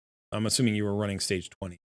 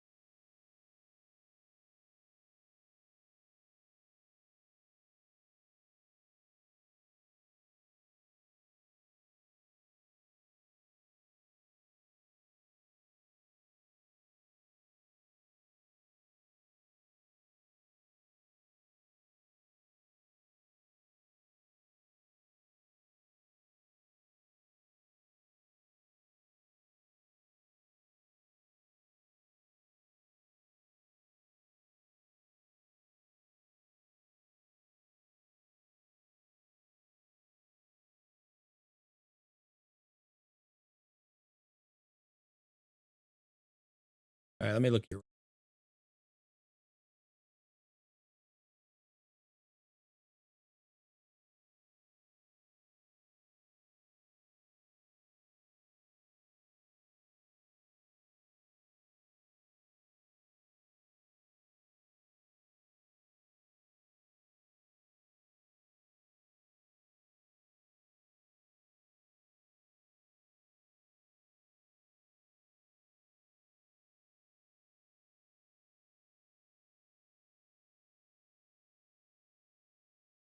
All right, I'm looking for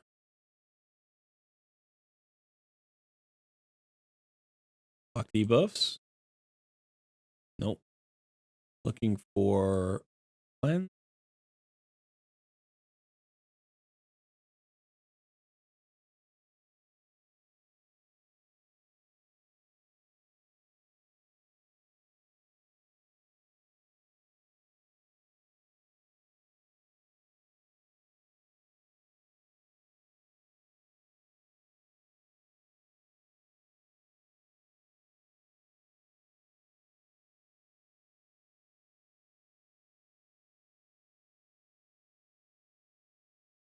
Resistance is okay.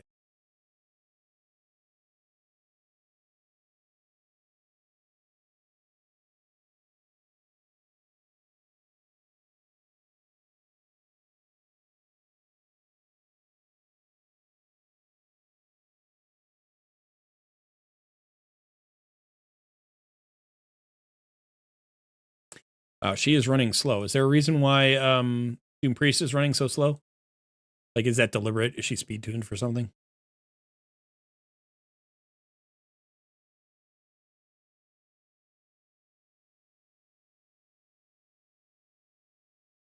Okay.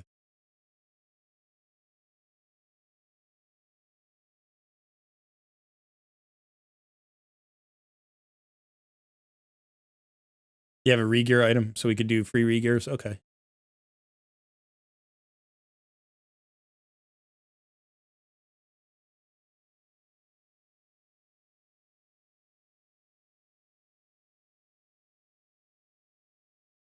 All right, so again, you know, we're looking at teams for Hard Dragon. Now, the thing about this is you need to get through the waves. And to get through hard, like high level waves, you typically need either like a lot of tankiness. You need heals, revives, cleanses, shields, increased defense, strengthens. You know, you need that kind of stuff built into your team. Or you need to control the waves. You need decrease attack, slows, stuns, freezes, anything like that. Now for this boss, it's typically best to have a block debuffs or a cleanse. You can't slow this boss, so that slow is less valuable, but you know, shields can help. So what I'm looking at with this trio of champions right now is we have a speed buff and a turn meter fill, which is nice, turn meter decrease, which is good against the waves, and AoE decrease defense, which is good against the waves. We have turn meter fill, increase attack, and AoE HP burn. All of those are good from Mordecai. Now the HP burn isn't like super helpful if you're crowd controlling. I'm sorry, if you're trying to like nuke out the wave, or if you're I mean it's useful. It's generally useful. It's not as good as like an R-Tac with an activation or something. But the reason it's valuable to have an HP burn on this specific team is because that enables Rathalos, and Rathalos is primary wave clear here. He's also really good against the boss. He's self-buffing. So this is like a nice combo. And looking at, you know, the damage, like you could bring Fane instead. Like Fane is actually really good as a clan boss. I'm sorry, as a dragon damage dealer. Husk isn't bad. You know, we could do waves differently here. You know, we could bring Cold Heart or whatever. We could actually bring Arbiter. Arbiter brings a weaken. But this trio kind of gives us most of what we need, but we don't have the survivability now, right? We don't have the cleanse and the revive and all that stuff. So, you know, what I'm thinking about is on the way up, the affinity changes. And right now, Rathalos and Mordecai are weak affinity. But we might just stick with them anyway. But what that means is our tankiness really needs to be in the right affinity. So, Wixwell would be, again, a way to get extra tankiness. So would UDK. But they're going in the wrong direction for this affinity.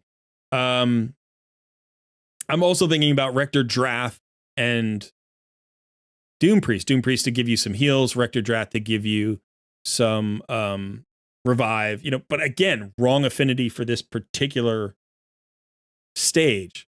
So that makes me think about, like, say, Mashalad and Ugo or Valkyrie. Now, I don't know Samar Gemcurse that much, but does he have...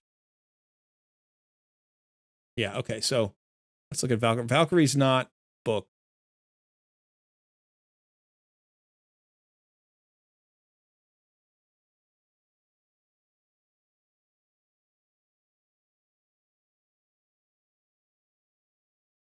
And so, we can talk about a rebuild here for Doom Priest to make her more viable. So what I would probably do is I would just go ahead and jump into the fitting room and I would build her from scratch, because I think the build that you have currently doesn't work.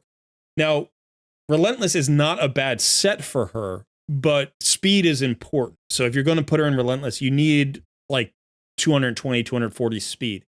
Or you can build her faster and not in Relentless and, try to get like 260, 280 speed on her.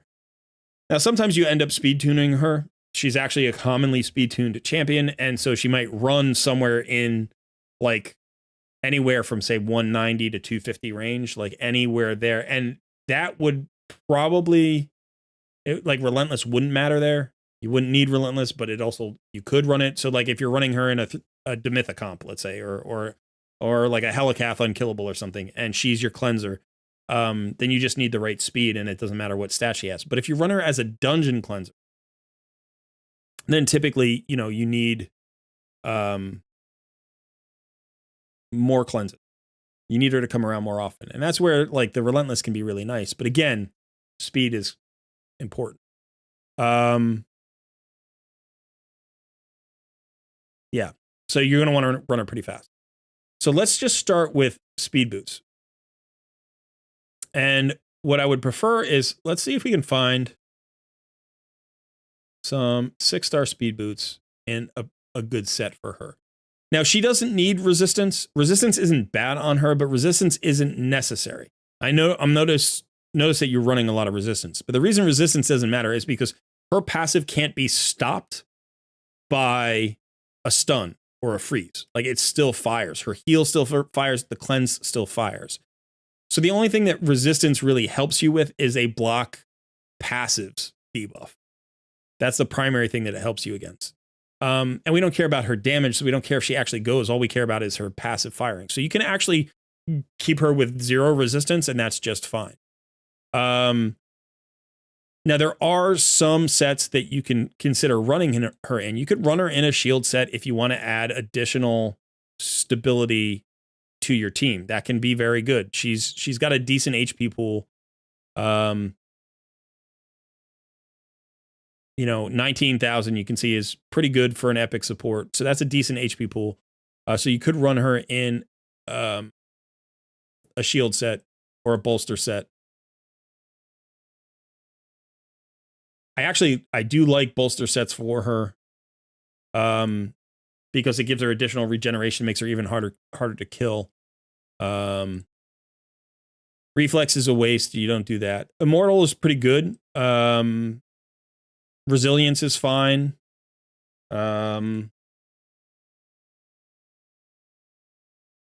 Speed is good. You don't need perception. As far as substats are concerned, you don't need accuracy and you don't need resistance for her, right? You also don't need crit rate and you don't need crit damage. So all you care about is speed, HP, and defense. Those are literally the only 3 stats that you care about for Doom Priest. And the other thing is you don't need books on her. She's one of the easiest champions in the entire game to build. So looking at what you've got here, I would say I like the shield boots, the relentless boots. The stalwart boots. Those are nice, cruel boots, by the way. Let me actually get myself out of the way.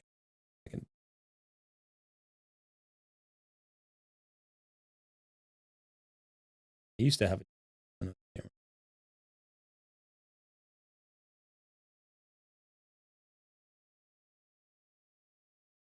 Okay, so now you can see everything. I like the immortal boots a lot as well, and the resilience boots. So let's go ahead and grab. These have accuracy on them, and it's a nice double roll in accuracy. So we're not going to pull those resilience boots. This also has a roll in accuracy, plus it has crit rate, which might be valuable on somebody. Stalwart's not bad. Stalwart's not bad for her. Plus it's got defense and HP. Relentless. And these are not great relentless boots for a lot of other champions. They don't have accuracy. They don't have crit rate. So we could see if we could build her a fast relentless set. Let's see if we can do that. That could be worthwhile. Let's start there. And then what we're going to do is we're going to look for substats of speed. We're just going to look at the relentless set with primary stat of HP and or defense in relentless. Let's see what we've got here. So she's already got defensive, and this has a speed substat. That's not bad. This is a little bit faster, and it's HP, and this is defense.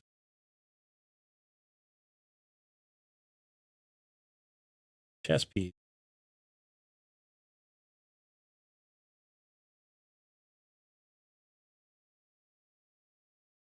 So what if we did this and this? And then let's just see something fast.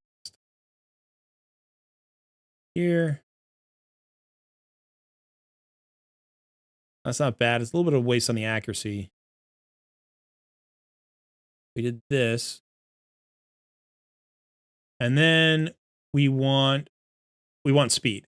So let's go ahead and look at speed pieces or divine speed. Probably speed pieces. We don't want to waste crit rate if we can help it. This would be an okay piece. Are you using this guy for anything? Or is that just faction crypt stuff?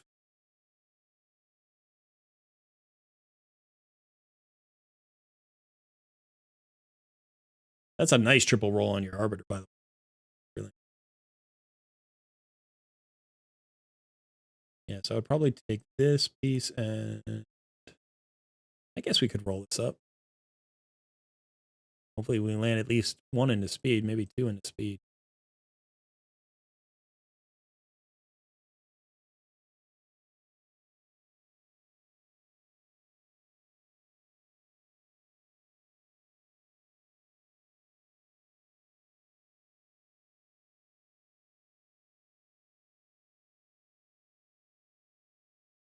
Yeah. So he's just for faction.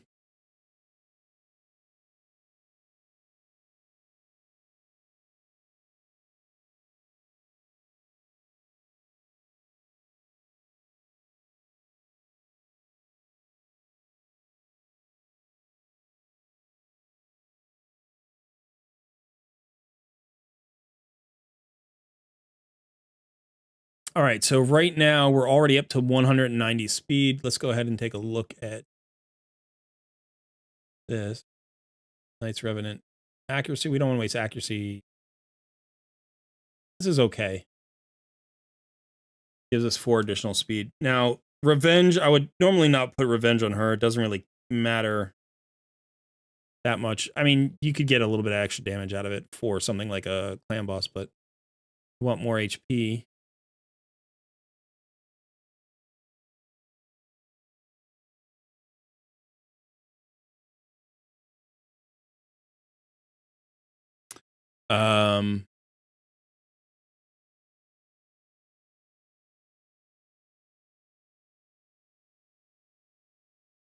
Got all this extra crit damage. It's so funny.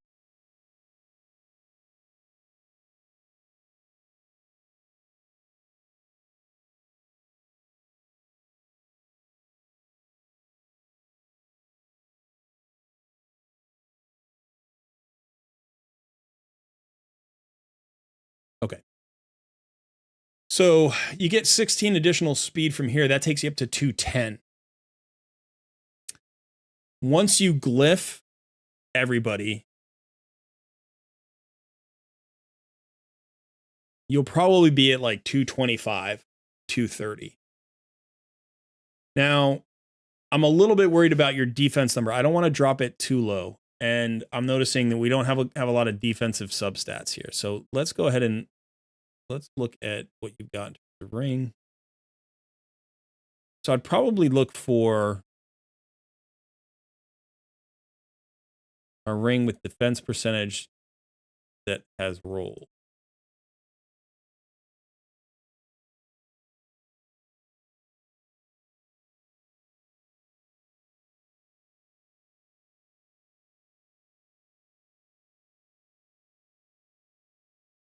This is not bad. This is a pretty good piece.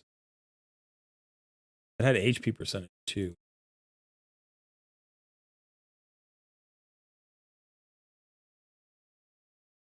Let's see if we can hit percentage.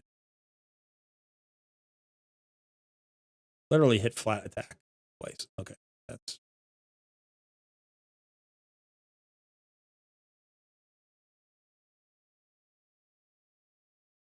defense percentage, HP percentage.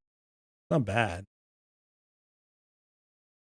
but yeah, we're not getting a lot out of that. And then what do we have as?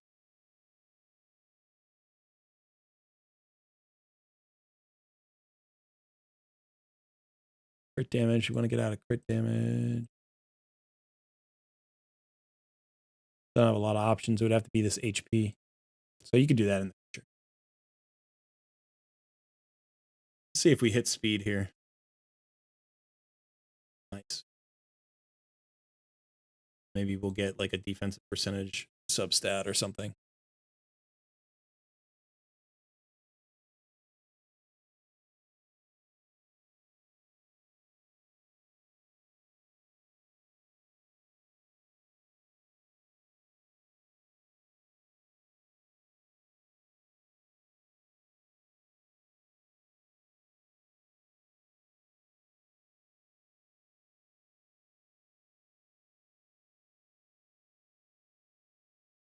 Okay.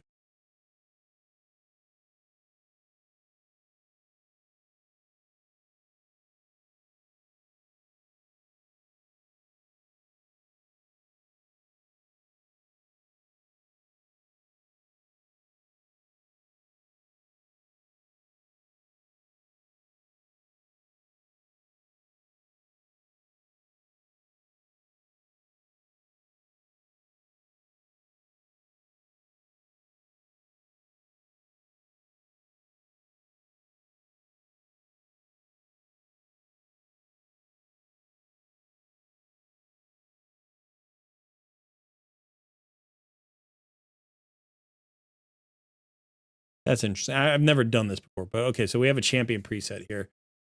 So, you know, you can figure out, like, if we don't rebuild, we don't want to waste the rebuild token. So you could always do that later. Now, I think, you know, again, this is going to give you.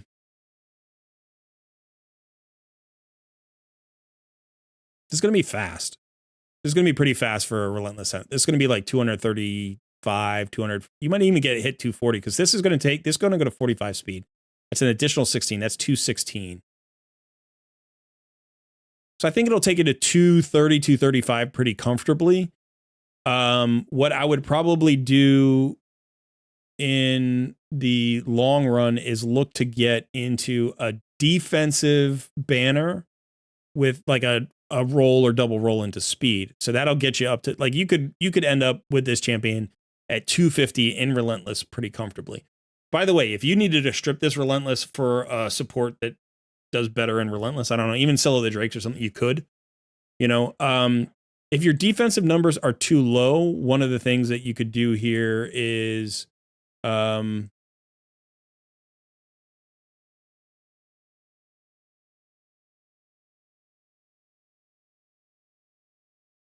look for a, so she's got defense here. So you could keep these gauntlets on instead to keep that defensive number high, and you would lose, you know, I don't know, 5,000-6,000 HP, but that might not be as critical. So let's actually look at the preset here. So if we did this, but took this off, right? We lose 4 speed, but get 600 defense back. And again, maybe you don't need a runner at 235. Maybe 220 is enough. So you could go with defense percentage and defense percentage, and you'll still end up with plenty of HP. I think, if you're close to, if you're 45, 50,000 HP, and you've got more HP potential here. You got some stuff as well. So this might be a slightly better setup. Yeah. And so I think that's going to give you a really nice, reliable cleanser. So we'd probably put her in. Oops.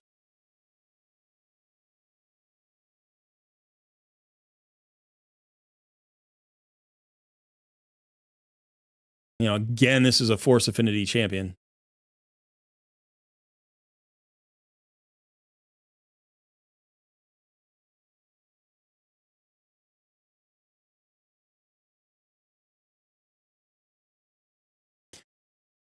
So I might try this. Without Valkyrie being booked, it's not going to be as good as it could be.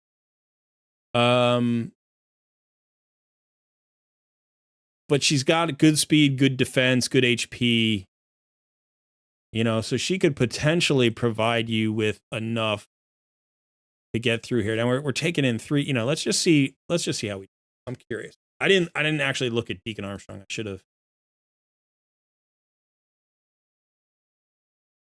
And we could change the AI if we needed to. But again, once we get past this affinity, the affinity changes, and then we have to look at the team anyway. So, the goal here is to get to either stage 4 or stage 6 to farm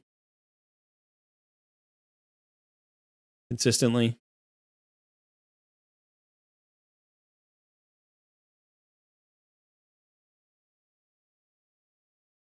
Yeah, we don't have a reviver. Okay, so that's not going to. Let's take a look at Deacon. Deacon might not be up to snuff.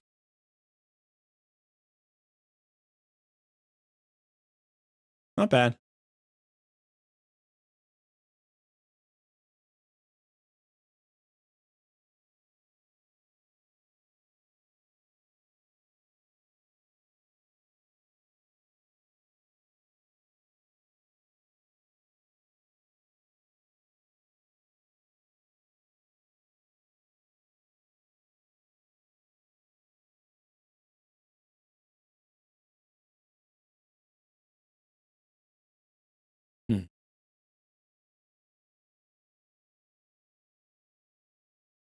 Deacon's built for arena.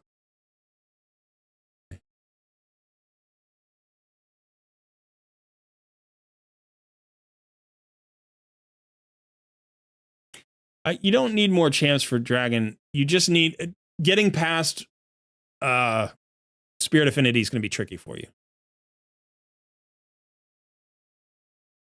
And you're not that far off from Scylla Drakes. And once you get Scylla Drakes, it's no problem.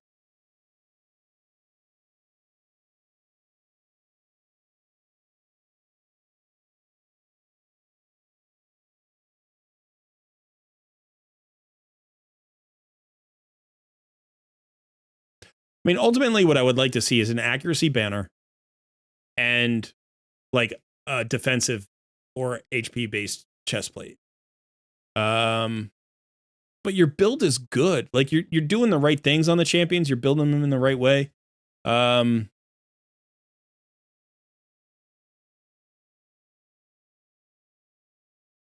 Yeah, I don't see a lot that we can do here for Deacon, which means that more realistically, this team is just it doesn't have enough control to it.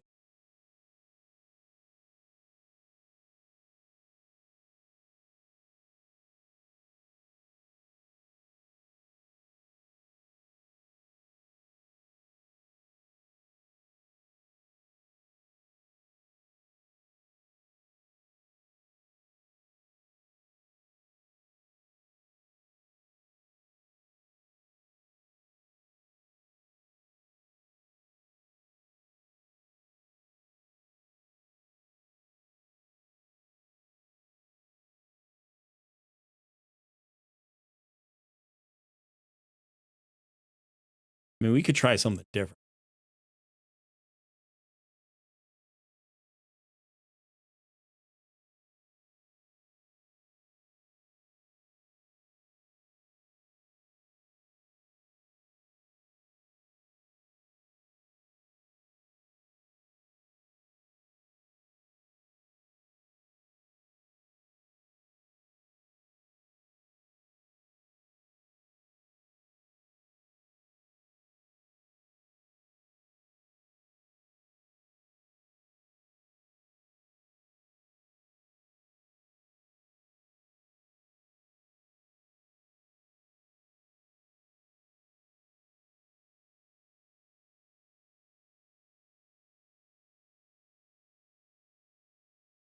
I mean, the issue is we are so force heavy.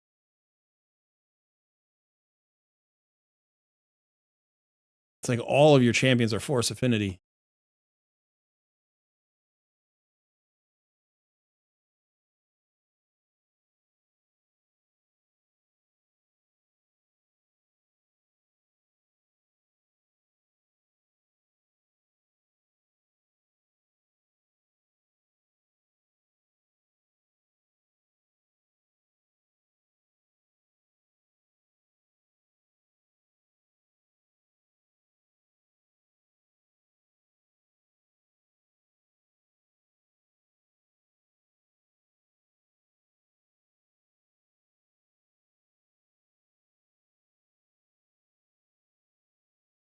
Trying to get creative because I think once we break through this stage, we could get to stage 4.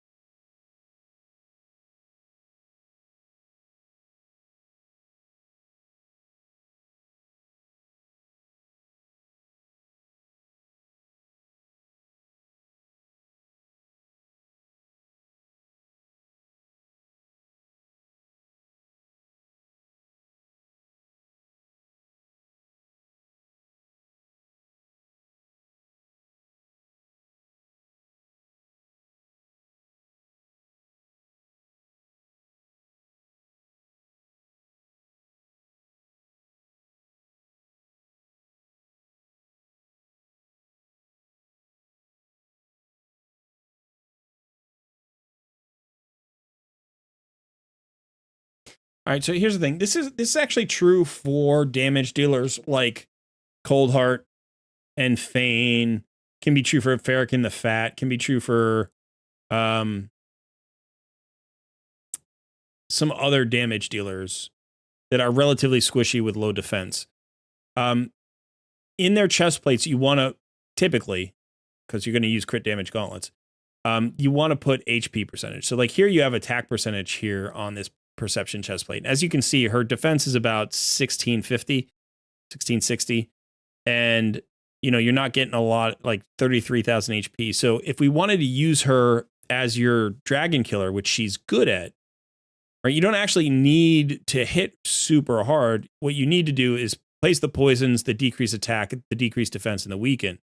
You need those debuffs to land, and she's going to do decent damage even when she's not super built. So what we could do is kind of rebuild this.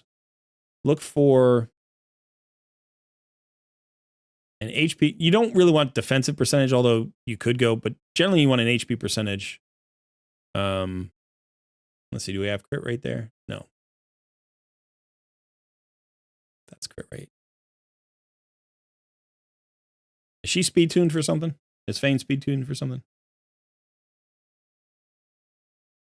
Yeah, you have Snick Track coming. Yeah, that'll solve your problems. Oops. So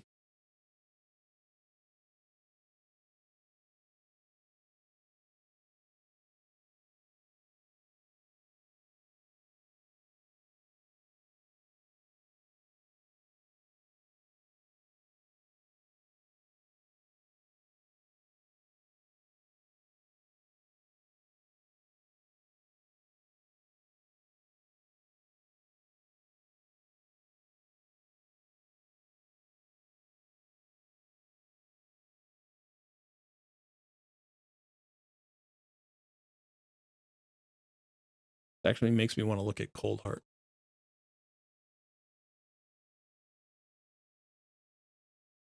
Okay, you're in Relentless. Never mind.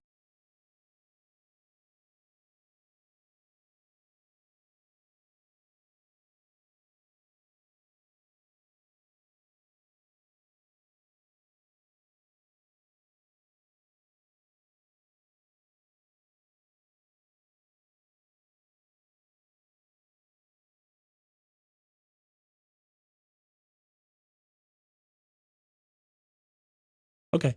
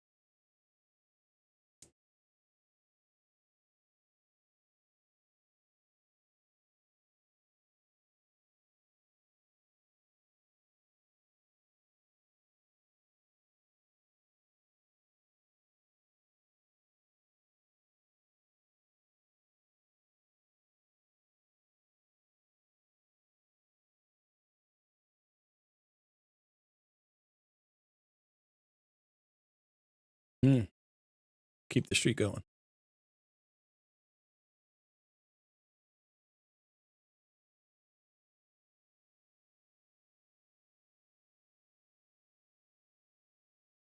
Okay, cool.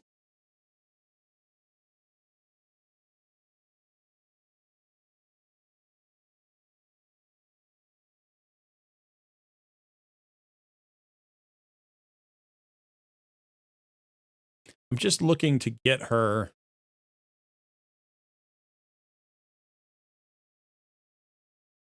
to a better place for boss killing.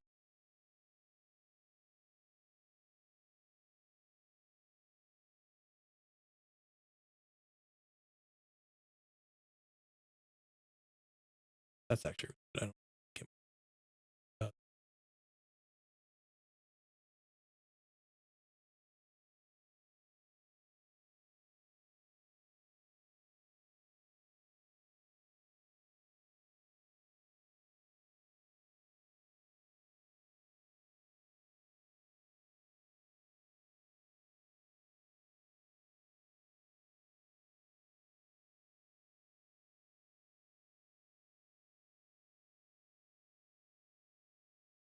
see if there's any way that speed, accuracy, and crit. No. Actually, helmet. It's an awesome helmet, but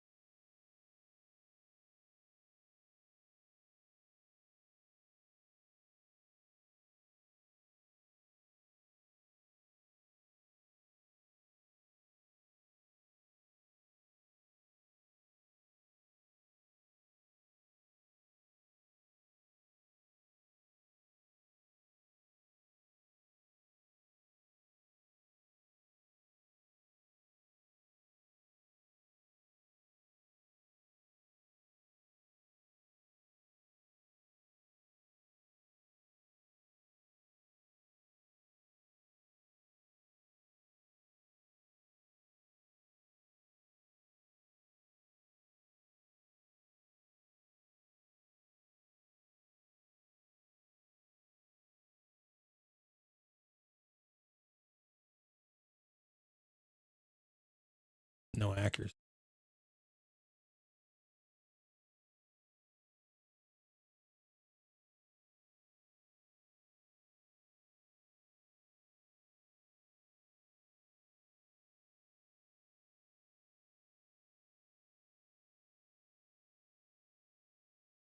I mean, I like where we're going with this. So once this is maxed, once these 3 pieces are maxed, you should have, and you glyph them, you should have a little bit more defense. You might have like between 1800 and 2000 defense. I think your attack is going to be around 3600. I don't think you're going to get much out of that. You know, your speed will probably be 210-ish. And your accuracy be about 260. You get a little bit accurate. I mean, we'd want 275, you know, we can push that a little bit more. That'd be better. So I'm not sure that this is worth the rebuild at the moment, like until you want to actually do it. Ultimately, what you would really like is get her out of the crit damage, crit rate gauntlets, get her into crit damage gauntlets, and go, you know, with crit rate on your substats. But you don't actually need that. So you could actually pull, you could say, screw that. Let's do a different set. We could look for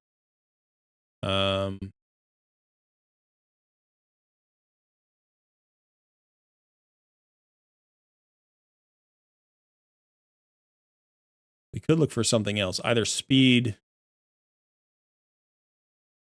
This could be nice with the extra accuracy.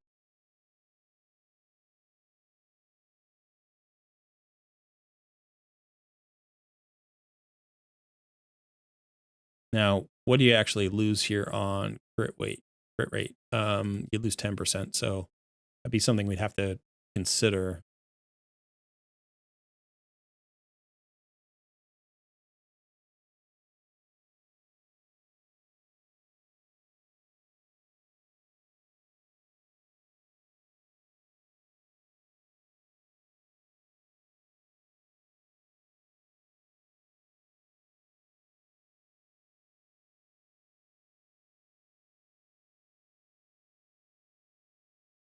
And then when you get 26, leaves you at 95.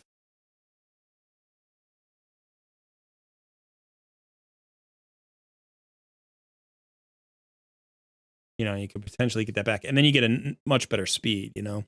Or you could go the other way where we were just looking at it, where it's like, you could go,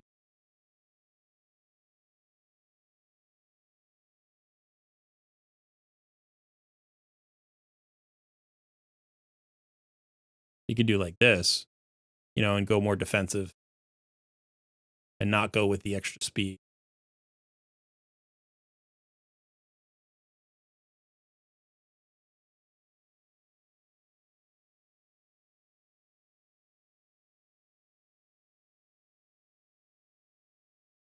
And this goes up to 50. Right? So you get 42 additional there. That takes it to 95. And all you need is, well,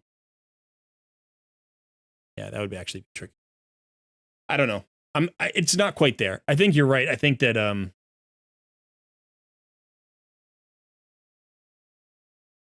Snick Track and Still the Drake solve your problem.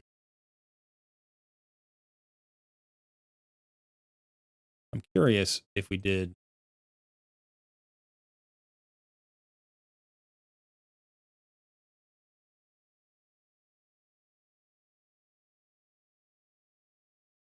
I'm just curious to see if this team would run.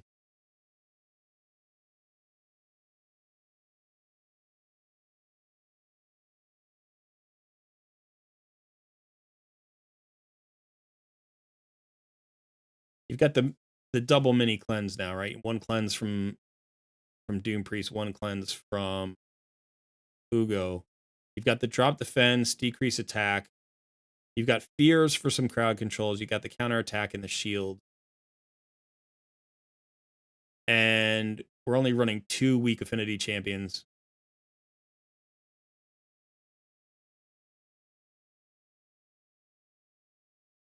I mean, obviously, if Valkyrie was booked, this would be better. But this might be enough to just get us through this first phase, this first stage.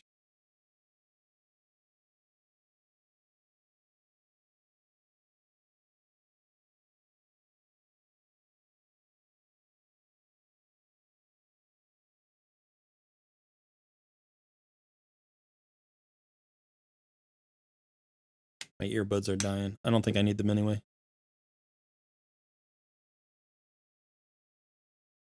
So the question here is the dragon going to kill us? Because I think we have enough to get through the waves now. Obviously, Ugo is not a reliable reviver. Everybody has to die for her to actually get her revive. But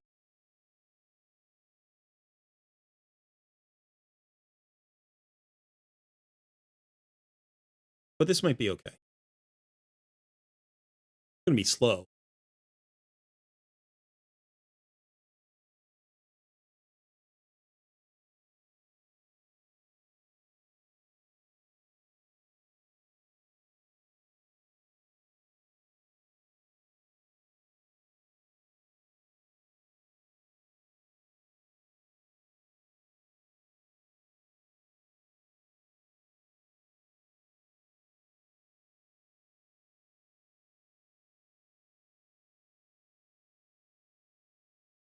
You know how before during the last takeover I was saying like I prefer going with tanky teams because they're just consistent and flexible, and this is why. Like if we look here, it's like we had a nice trio of champions with Deacon Armstrong, Rathalos, and Mordecai, but none of those champs are tanky. I mean, Deacon's mildly tanky, but Mordecai is squishy and Rathalos is squishy, and they didn't even make it through the waves. Even with some good supports in. But here you put in, a defensive based aura, and you just go with good defensive champions and one semi damage dealer in Mashalit. You get a little bit of extra speed from the speed boost, and it's like, I mean, they're going to take a hit here. Not everybody's going to have a shield up. Some people will have a shield. I'm a little bit worried about Mashalit. He might die. No, but still, and then you have the cleanse. You cleanse the stuns, and you just kind of work your way through. Now, this is not fast. This is going to be 4 minutes plus, might even be 5 minutes. But can you push up to a good farmable stage by doing this? It's like, yeah, absolutely. And if you're trying to farm gear, like if there's a 3 times speed drop event and it's not a tournament, you don't care about, if it's not a tournament, you don't care about speed. And if it's a tournament, you're probably farming stage 20. You're not farming hard mode anyway. So the reason to run the hard mode dungeons is for gear drops, the better chance of better gear. And so speed is often less of an issue, right? Yeah, and it looks like this is going to be somewhere around a 5-minute run. But this gets us through kind of a tricky stage. And if, like I said, we can get to stage 4 or 6 and farm there, that gives us a much better chance at good gear.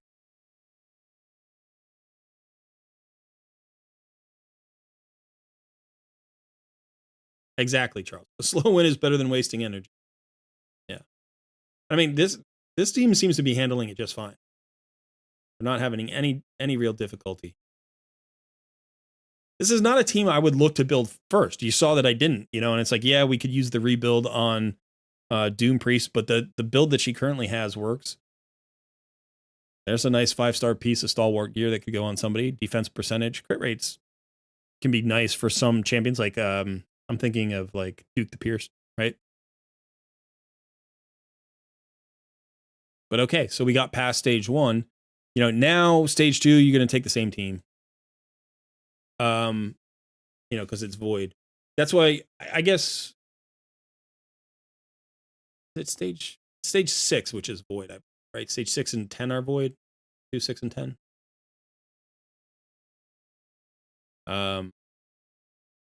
So getting to stage 6 is a great place to farm because it's void affinity, so you can basically build any team that you want. But you can't use affinity as like a strong suit. So the nice thing about farming stage 4, because we know stage 5 is the same as stage 1, which is a tough stage for us, right? So stage 4, I think, of Dragon is,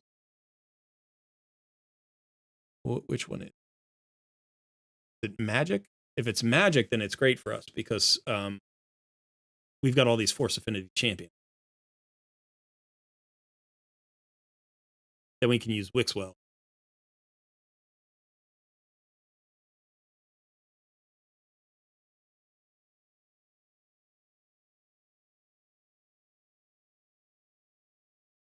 Force. Okay. So in that case, we can still use our Force Affinity champion. But yeah, so we can use, you know, Force, Void, and we have some Spirit Affinity champions here like Valkyrie.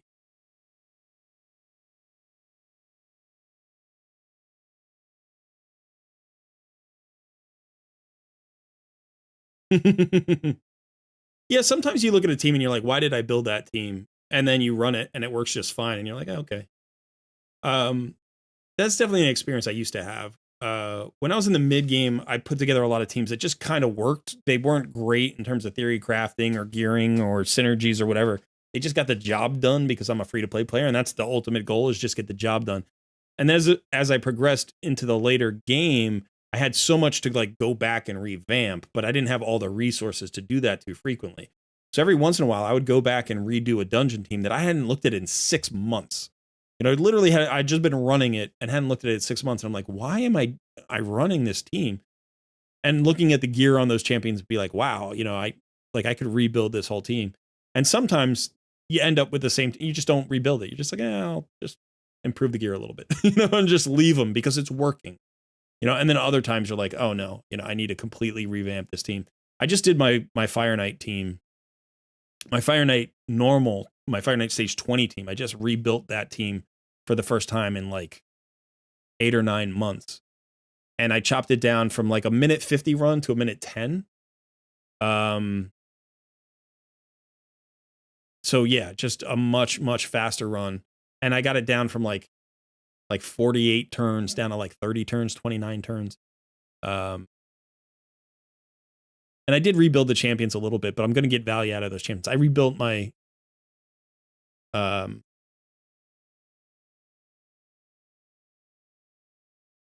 what's his name? Ragash. I built my Ragash, and man, he's going to just crush Live Arena now. I'm so excited. So.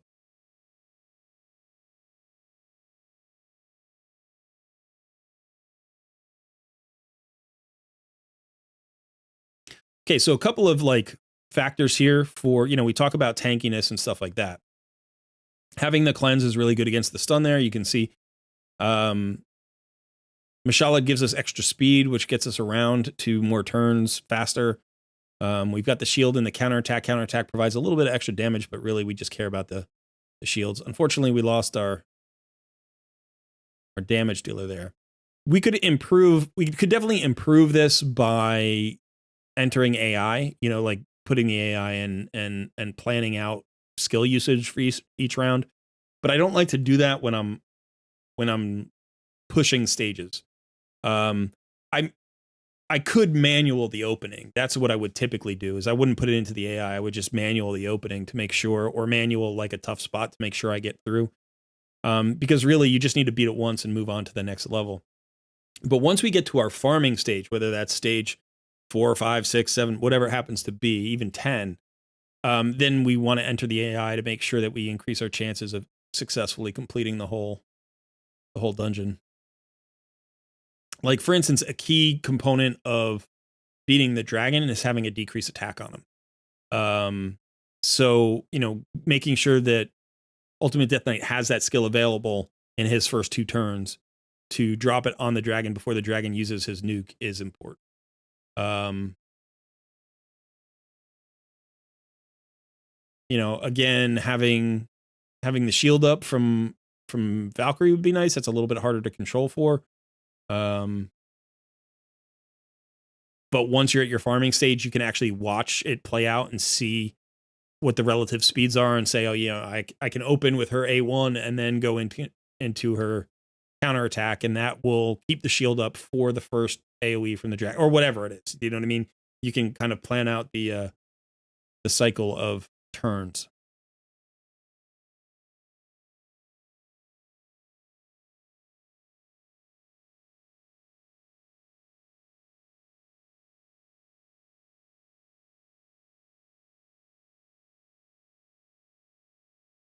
You're talking about Spider 10? Yeah, Spider 10 is, ooh, let's hope for a good piece. Resistance, accuracy, and crit rate. It's not awful. Usable. Maybe it'll roll into speed. All right, so let's see. So stage 3, stage 4 is... So stage 4 or stage 6 are going to be farmable. Stage 3 should be farmable, no problem. In this particular case, I would probably end up bringing back... Like, I would get rid of... I would get rid of these 2 champions. And I would probably bring this.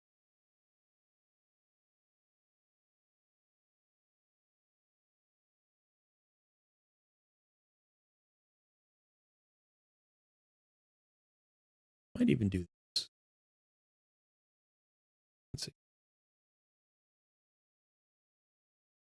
We don't have a reviver, so if Mordecai dies, it was useless. We could have brought in Rector Drath instead of Mordecai.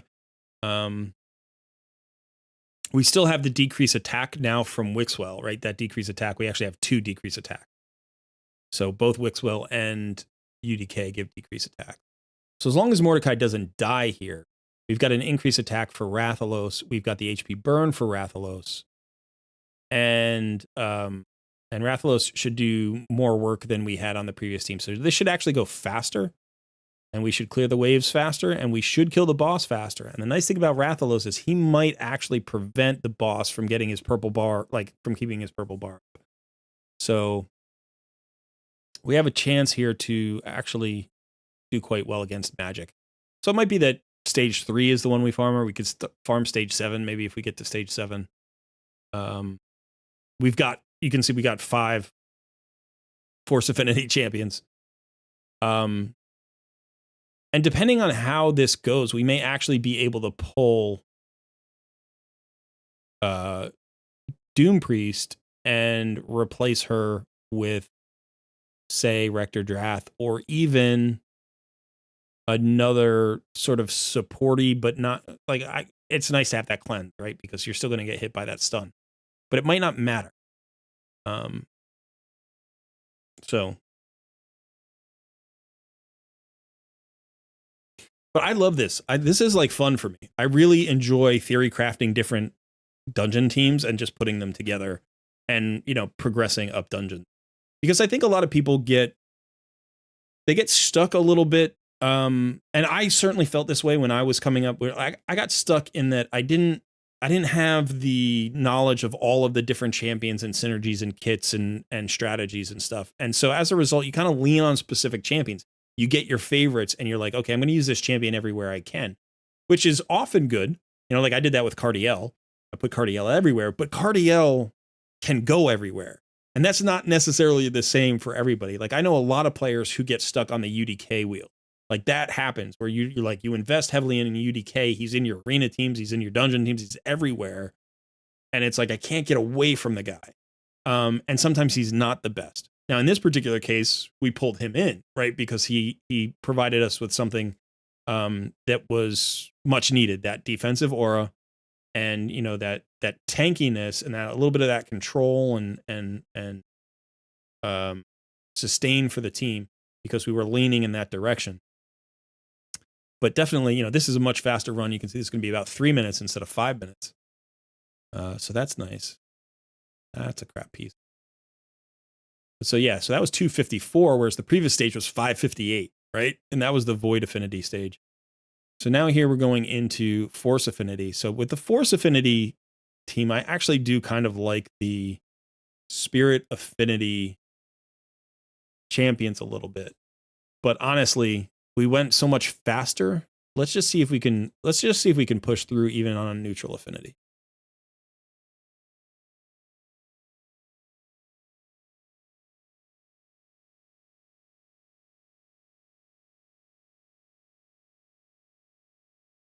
Yeah, you got UDK to solo dragon on 25. I mean, on stage 20. That's awesome. And Ice Golem, that's great.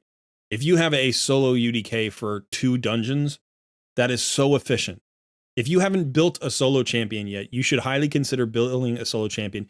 UDK can do it. Artak can do it. Venom Mage can do it if you have really good gear. There are some other champions who can do it. But But it's so efficient because you can run one champion with 4 food champions. So when you're doing a dungeon tournament, like let's say you're doing a dragon tournament on stage 20 anyway, right? Because that's the most efficient for the tournament.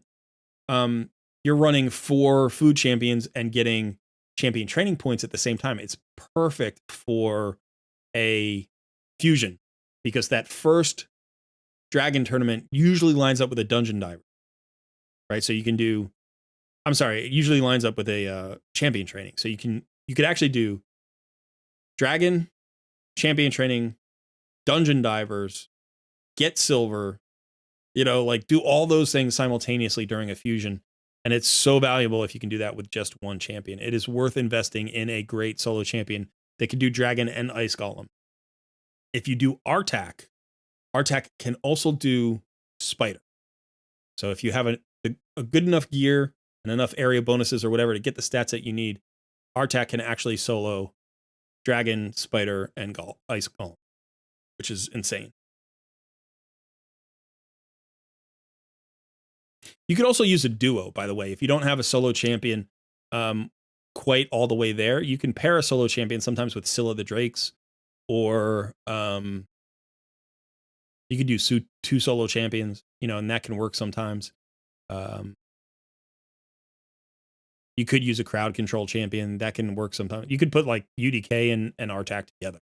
Like those work really well. Still is slow for a food team, but highly reliable.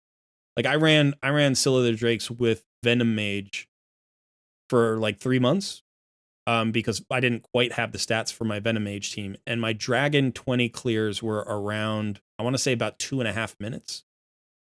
Maybe like 2:45.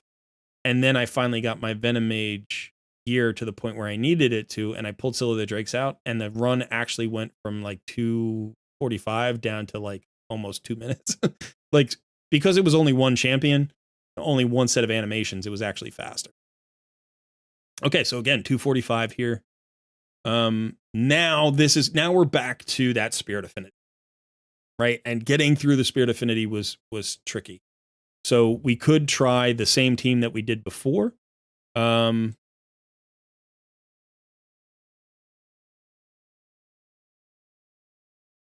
Which I think was this team, right? I think it was this team.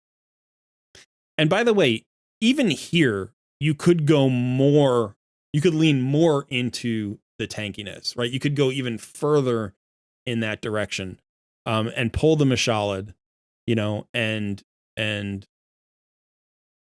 like put in Wixwell. Right? I know he's weak affinity, but like he's going to be more survivable than Mashalad, who's neutral affinity. Like he will be. Or you could put in Rector Drath, if she's tanky enough. Which would give you even more survivability and just grind down that weak affinity and then get to stage 6 and stage 7. I think stage 7 will actually be the farming spot for you, because if it's not stage 7, it's going to be stage 10. So it looks like you're on your way, and I don't want to just sit here running up all these stages. You can certainly do it yourself and get some value out of that. I do want to do a little bit of a gear cleanse for you because that's what you asked. The first thing you asked. Ooh, Ancient Shard. All right, so let's go ahead and look at your gear. Now, the first thing that I do when I do a gear cleanse is I go to rank and rarity, and I find out if I've accidentally left any 4-star, 3-star gear in here. Sometimes that happens. If not, I go to 5-star gear. I might look at some of like this. So you can do it a lot like this. The other thing that I can do is I can just look at sets.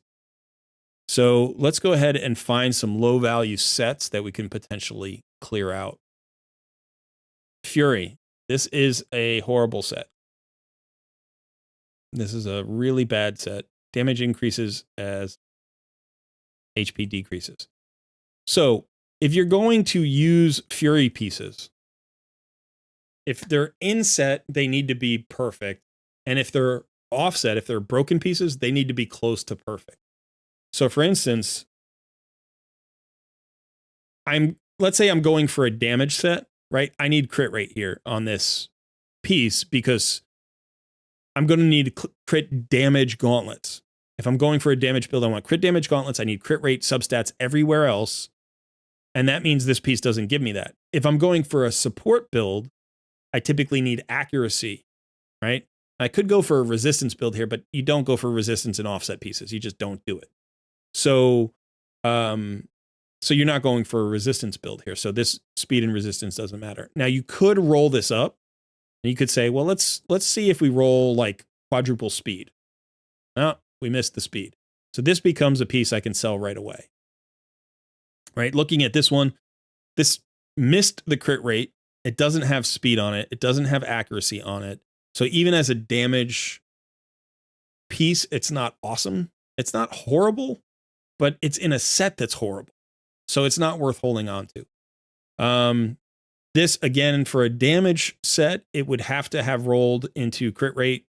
It would have to have crit rate on it. It didn't roll into speed, so this one can go as well.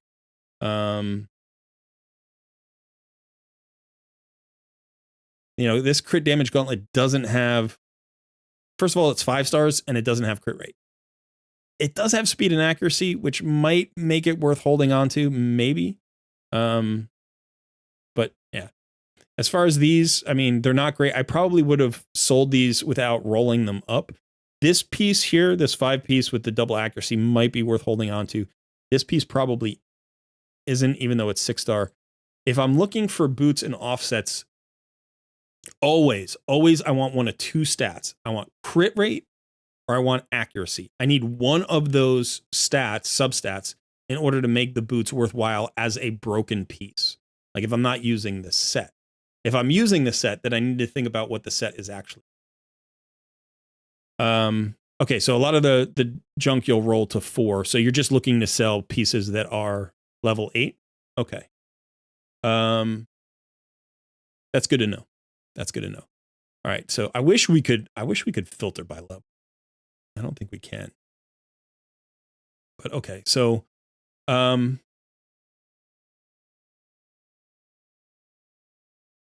think of the basic sets as like, so each different set, I have a quality of piece that I think about as a minimum bar for holding on to the piece. Life is very low value. It doesn't mean it's no value. It's just low value, which means the piece needs to be near perfect or perfect in order to keep. So this has no speed on it, but it has accuracy and crit rate and resistance and HP. And you're like, okay, what am I going to use life for? It's probably a tank. It's probably somebody tanky, right? Could be a debuffer. Could be an HP-based nuker. But so I want to think about those scenarios. Now, this is a 5-star piece, so already it's not perfect, right? Where you are in the game, like for a life set piece to be valuable to you, it probably needs to be 6-star and have speed plus either accuracy or crit rate or HP percentage or crit damage or all of those things. You know, like you need them all mixed in together.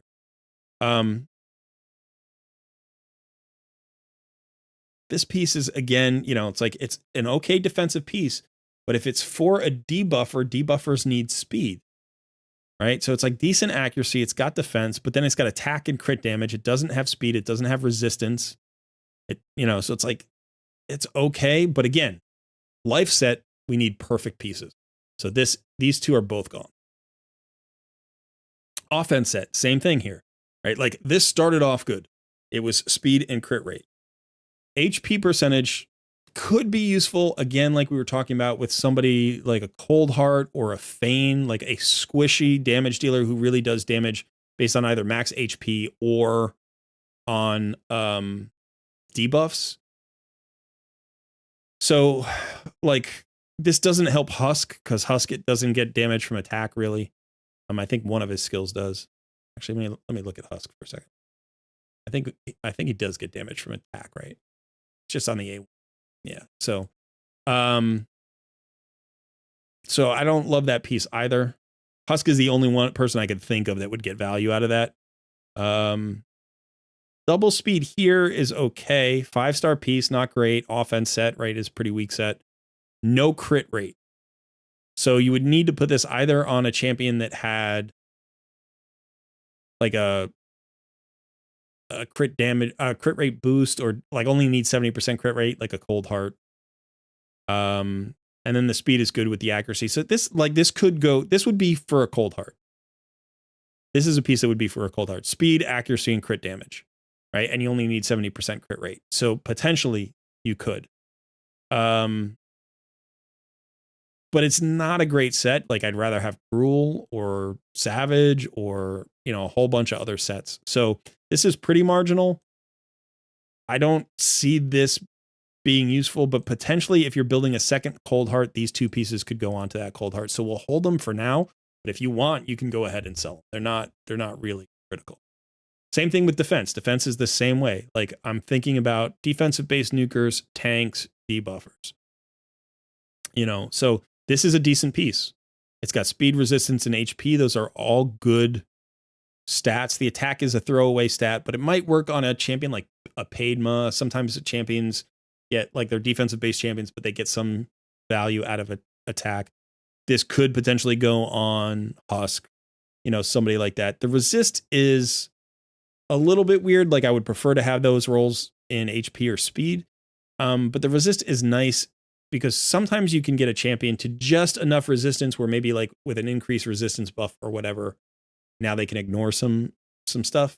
Or maybe if you use them in PvP, like sometimes in PvP, you don't need a ton of resist, you know, because some champions like have a secondary role where they debuff, like Herndig. We were talking about Herndig, but if he's built for damage, like if you have 200 resist, that might be enough. He just doesn't have the accuracy. So we're looking at the 8s. That's a decent, you know, piece to hold on to for a little bit. That's a good piece to hold on to. Let's look at your speed piece. Now, speed pieces you're just going to hold on to. So actually, that's not true. If you don't have a speed substat, on a speed piece, it's very rare that you're going to want to keep that piece. In fact, I wouldn't even roll the piece in most cases. The only time that's not true is if you have pretty much all the damage. If you have all the damage substats together, or if you have all the defensive substats together. Like this piece is beautiful. But so for instance, let's see, like this one has accuracy, you know, like this doesn't have enough. Like I wouldn't have rolled this. I would have sold this immediately, this level 12 piece. I know it's a legendary 6-star. It doesn't have crit rate, so it's not going to go on a damage dealer. And it doesn't have speed, so it's not really good for a debuffer, even with a little bit of accuracy. It's not great for a tank. You know, it's okay for a tank, but again, you'd probably want the speed. So think about the primary purpose of that set. I'd probably sell this piece. Let's check these other pieces. That's good. This is fairly weak. I probably wouldn't have rolled this one, but there's a chance this could go on somebody like a Husk, like an HP based damage dealer, or a Magnar or something. Maybe. It's not great though. Crit rate and accuracy. Sometimes I do keep pieces like this. When I'm in the mid game, sometimes I keep pieces with crit rate and accuracy, because this can go on like an Allure, or this could go on a Duke de Pierce or something. So that's pretty good. That's good. This is not one that I would have kept. I know it's got 3% substats, but this is not one I would have kept. I wouldn't have rolled this at all. I'd probably get rid of that one. It's got a double crit rate roll. So, I mean, if you are going to keep a piece like this, I would say it has to hit crit rate on the first roll. If it doesn't hit crit rate on the first roll, it's not worth it. So this one may have hit crit rate on the first roll, and that's why you kept it, and then it got a double roll into crit rate, so it's pretty good. That's okay. Okay. That's marginal, but I think keep it.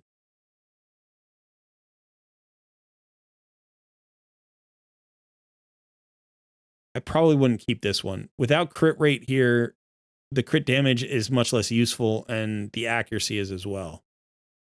So I'd probably get rid of that one. Let's jump down here. Yeah, this is a miss on this, unfortunately.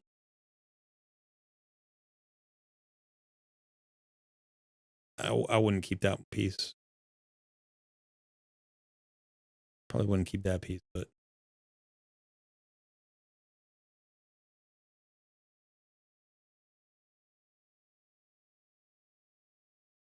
this could be a usable piece, especially if the third roll goes into speed or back into accuracy. This is a bit of a miss. That's unfortunate. But if you do roll the third roll into speed, it could be pretty good for a tank. Or a defense HP based damage dealer, maybe. Pretty marginal. That one's good. That one's good. Crit damage gauntlets without crit rate substats are not great. But since you've already rolled it up to 8 and you may not have another one, you could hold on to that for a little bit. This is a miss. But again, sometimes you keep gauntlets just for the main stat, right? This is a defensive main stat, and it happens to have accuracy. It's like it could end up being usable. This is a better gauntlet. This is a good gauntlet. This is a weird gauntlet. The only thing this goes on is a bomb champion, but you do need a piece like this for bomb champion. This is a very good piece. That's not bad. Again, you know, same thing with chest plates. Sometimes you just hold on to chest plates because the main stat.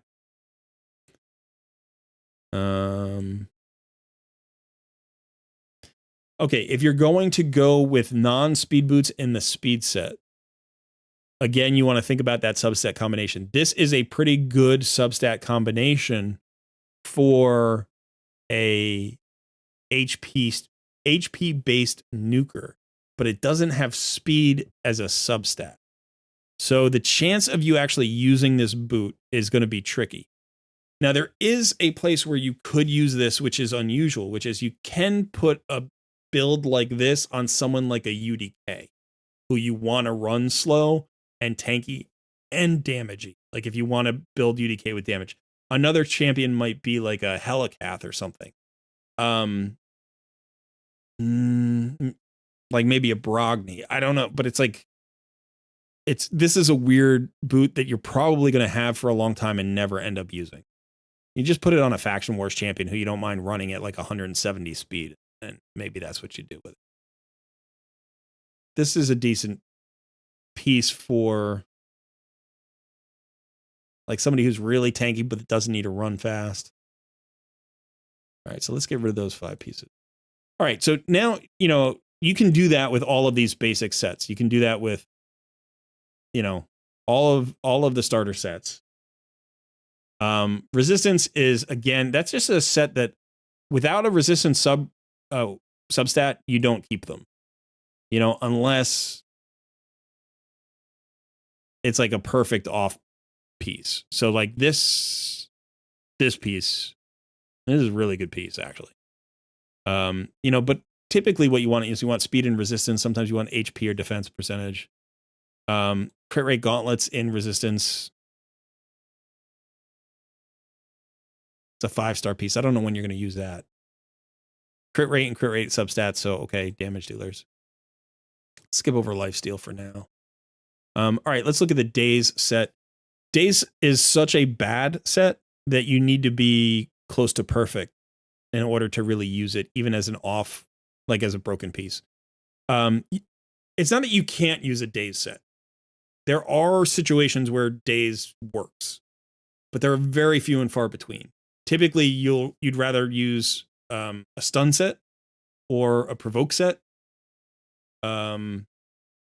So again, you know, usually I'm looking for 6-star pieces that are perfect.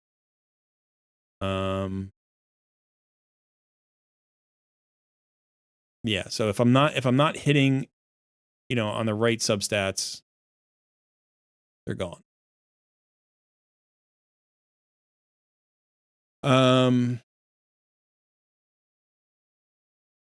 Frenzy, I don't bother with. So unless they're perfect pieces, they're not even usable as broken pieces. So that's not perfect. That's not perfect. That's not perfect. Oh, I mean, you can roll that up or whatever. Regeneration, speed, and HP percentage are the two most important stats for regeneration. Sometimes defense percentage, accuracy, or resist. You typically don't care about crit rate and crit damage and attack percentage. Every once in a while, you might want to build somebody in regen with some damage, but typically not, and that's later in the game. So what I would do here is I would definitely look for speed.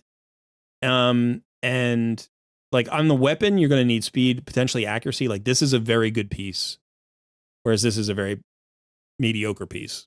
Even with the double crit rate roll, like what I would probably do if I rolled the double crit rate is I'd try for the triple crit rate, and then maybe I'd have it for like a damage set. But it's slow, and regen is better with speed because every turn you get heals. So speed is critical. You need to go really fast when you're running regeneration. If you're building a solo champion in regen, typically the slowest speeds you're running at are like 240. And much more frequently, you're running at like 270 or 280. And so that means speed has to come from every single piece in your build. And so this is a hard to use piece. Now, if this resistance were just a base speed roll of 5, all of a sudden becomes a very good piece. And it's weird because resistance is good in regeneration, right? HP percentage is good in regeneration, but crit rate is only usable in very specific cases in regeneration. So I would probably either try to get the triple crit rate roll or just get rid of it. Like I probably wouldn't have rolled it at all, you know, because now you're stuck in that mid, like in between where you're like, well, it's a double crit rate roll. I don't want to get rid of it. This is the same thing. I probably wouldn't have rolled this piece. This is a piece worth keeping. I wouldn't have rolled that piece. That's a good piece. That's another tricky one. Resistance, accuracy, and HP, all good. It's a 5-star piece, no speed. Rolled into the accuracy. I'd probably keep it just on the off chance. Some of this is going to be based on like my understanding of my roster. So, you know, are the pieces that I can envision using with the champions that I have? So yeah, this is not good. Not good. Not good. That's borderline. That's pretty good. That's good. That's borderline. That's not good. Not good. All right. Anything with speed can mean this is borderline, but sometimes you need resist. So this is a very good piece. Even though it's only got one speed roll, having that 70% HP percentage can be really nice. You could potentially roll into resistance or accuracy or defense percentage. So this could end up being a very good piece. Even though it's not that fast, it's still good. This is marginal.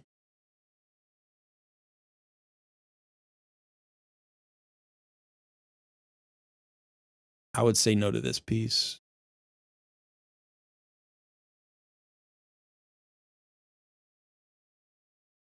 That's actually pretty good. This is marginal, but it's HP percentage. And I don't throw out HP percentage unless I know. This, on the other hand, this is a weird piece, right? Great substats with a bad main stat for everybody except bomb champions, and you have no accuracy. And who puts a bomb champion in regen anyway? So it's like, this is a weird, it would have to be an off piece, like a broken piece, but it would also have to have accuracy. So I'd get rid of that. I wouldn't even roll that up. I mean, you're going to roll it up for, you know, an event or something, but HP percentage, attack percentage with HP percentage, probably not. I would probably get rid of that. That's marginal. Any speed boot is good. Doesn't matter what the substats are. Immunity is a set I don't have much use for. Again, you need very, very good pieces or probably not worth holding on to. Those two are pretty good. That's pretty good. That's good. That's unfortunate. But maybe you'll hold on to it for a little bit. That's pretty good. There's a damage build in here in immunity, which is not something you do very often, but you can do.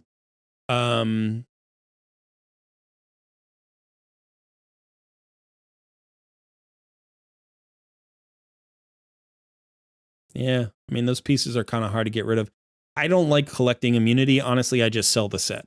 I don't keep the set at all. Or if I do keep pieces from the set, they're 6-star perfect, like, reviver sets or cleanser sets or something. Shield, speed is useful. Resist is okay. HP is really good. So these are not bad.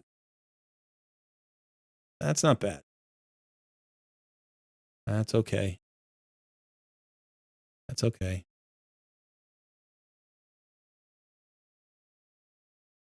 Okay. I mean, you need usable shield pieces and for almost every faction. So I tend to be a little bit more forgiving for shield. It's a high value set that doesn't need perfect pieces to give you a lot of value, right? Because that shield is just 30% HP, shield regardless of what the stats are. So sometimes speed doesn't matter. Sometimes, damage doesn't matter. For Relentless is hard to get rid of because there's so many good options here. So you want a good damage piece or a good support piece. That speed is excellent. That's nice. Anything that has a speed subset, you probably end up keeping. If it has accuracy and crit rate, you probably end up keeping it. Triple accuracy, you probably end up keeping it. This is a piece that you can get rid of. There aren't that many pieces that you can get rid of, but this doesn't have an identity. That's okay. Okay. It's okay. That's good. That's pretty good. That's good. That's good. That one's a little bit tricky, but it's not awful. That's pretty good. It's okay. Okay. Okay. It's like it's hard to get rid of relentless pieces. You need so much of it. That's good. That's pretty weak, but it might be enough in some cases, especially if you roll into crit rate on the third roll. This is a weird one because, again, if you are going to run relentless, you want to get more turns. So typically, 98% of the time you use relentless, you want speed boots. It's very, very rare that you're not going to have speed boots. And if you're going to have a boot that isn't speed, you're going to want to have speed as a substat, and you're going to want to have crit rate as a substat, and you're going to want to have attack percentage or HP percentage or defense percentage as the main stat, because that's the damage dealer, right? You're trying to get extra turns on a damage dealer.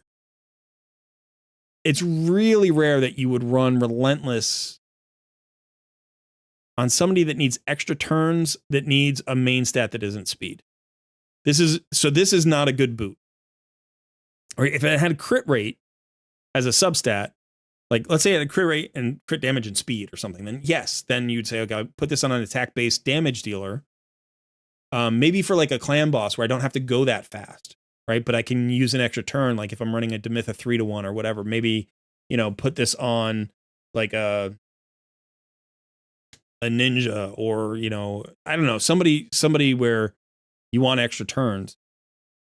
But it doesn't have the crit rate, doesn't have the crit damage. So I don't see this being usable on anybody. Not even a bomb champion.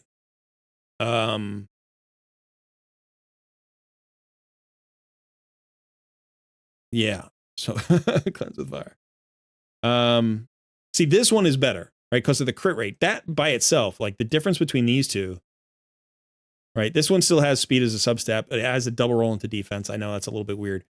But still, this, because of the crit rate, is more likely to be usable. It's at least worth the roll. So I would hold on to that one. That's a speed boot. So we hold on to speed boots. This again, accuracy and crit rate, doesn't have the speed as a substat, but this could potentially go on somebody, you know, who goes in a clan boss team.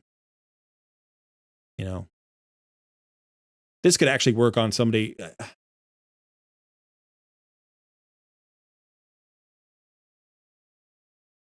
Yeah, I don't know.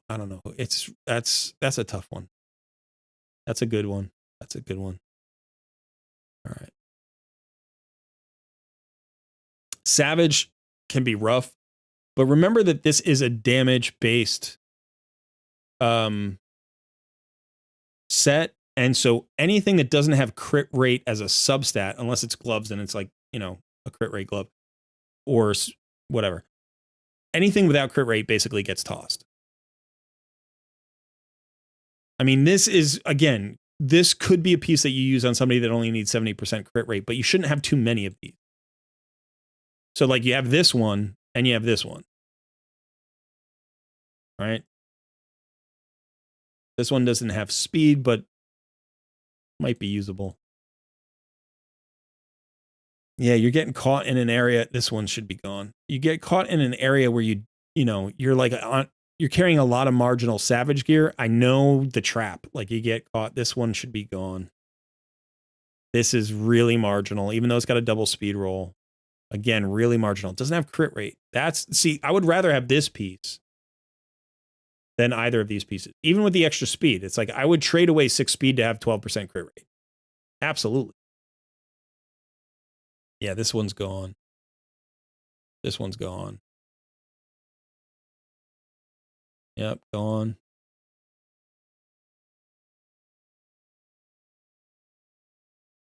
Gone. Marginal. Marginal. Marginal. That one's okay. You actually have these two, the 10 and 12, and then this is 13 and 12. So I would just hold this one and I'll get rid of it. Because this is 10 speed and 12 defense, and this is 12 speed and 13 defense, right? So you're getting 2 more speed and 1 more defense out of this one. And if you're not likely to need them both, you know. That one's going. Oof. Crit rate gauntlets you hold. Again, if you're going to use Savage Boots, it's a damage set, so it needs crit rate as a substat. So this is out. This one's tricky. Like, it's a 5-star boot, so I'd probably chuck it. If it was 6 stars, I might hold on to it for a damage dealer who only needed 70% crit rate. Like, you could potentially put this on a Genbo in Arena. Like, that would work, you know, but I would want a 6-star anyway. That's good. Good. Good. No crit rate substat. Really tricky to use these. And you have 4 other 5-star speed boots. So I know these are speed boots. I still get rid of them unless you're going to break the set and use them elsewhere, in which case I'd want them 6-star anyway. Right? So probably don't need those. I don't get rid of a lot of speed boots, but every once in a while. All right, let's go look at some sets maybe that are like sets we can just trash. Like Avenging is a bad set. It's just a bad set. So unless it's a perfect piece, no. Meh.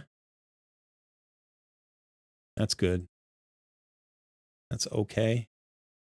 Okay. No. Hi. Okay.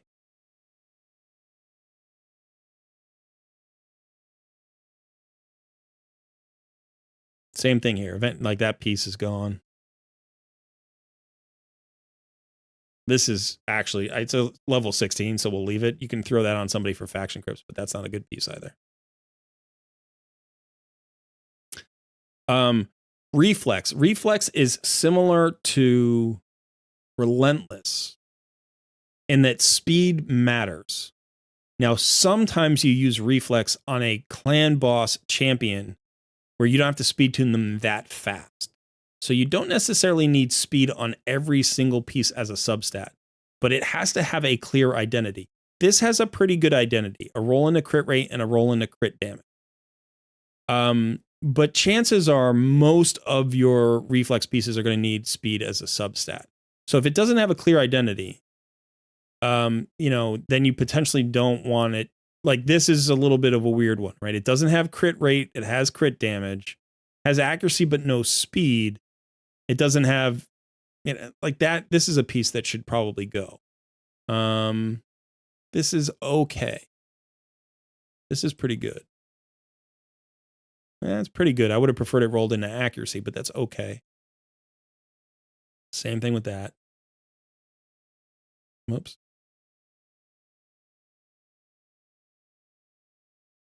Reflex and resistance with crit rate and no speed. Probably not. Marginal. That's okay. Okay. By the way, for a piece like this, I would have kept rolling this past 8. Right? You want to see this preferably land into speed. An HP percentage or defense percentage would be okay. Right? I might even take this to 16. Like during an artifact enhancement event or whatever, and see if it rolls. But like as it is, it's marginal. But let's say it rolled into HP percentage and flat attack, and you're like, that's really a marginal piece. I might just chuck it. But if it rolled into speed and, you know, one more time and anything else, it might be usable. Or if it rolled like triple roll into defense or something, it might be usable. So, you know, this is the kind where like I don't like to stop at 8 on some of these. That's pretty good.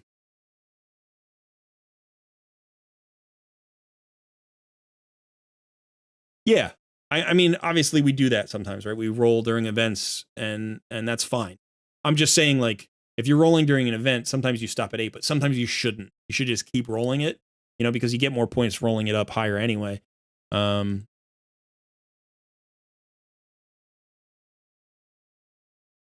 right, that one's gone. I mean, a lot of these are marginal. And again, these are all pieces that would probably, on my account, it would just go. I wouldn't even worry about them. But because I don't know your account that well, I hesitate. I don't use the curing set. There are a few champions that can get good value out of a curing set. I sell 100% of my curing set pieces.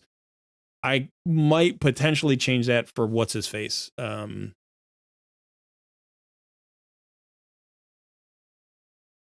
can't remember the rare that has the crazy damage based on healing.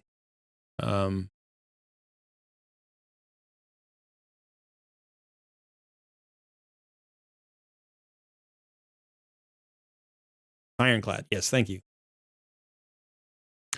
All right. Cruel is a great set, but it's a damage set, attack-based damage set. So we need attack-based damage substats. So we're looking for crit rate, crit damage, and speed. Those are the 3 most important substats. Another important substat could be accuracy. HP percentage and defense percentage almost never matter, except sometimes in a chess piece. You could have an HP percentage chess piece and hold it, but usually you want attack. Accuracy is almost never good in this set as a main stat.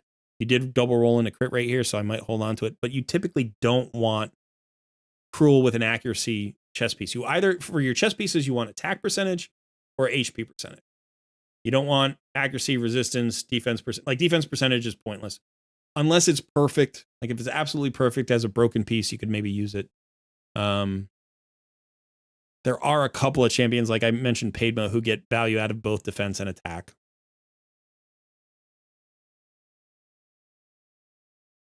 That's pretty good. That's pretty good. This is not good. This one can go. That's pretty rough.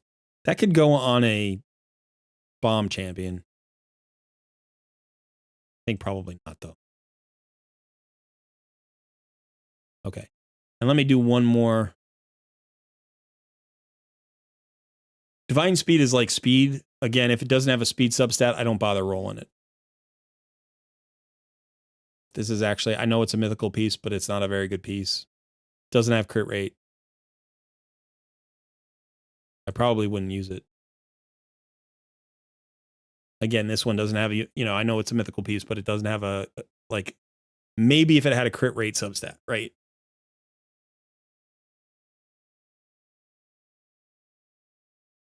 Okay. So it is dinner time. Sorry, I went a little bit long today. It is dinner time. I have to run. So I hope that helped. I'm sorry I didn't actually gear cleanse all that many pieces.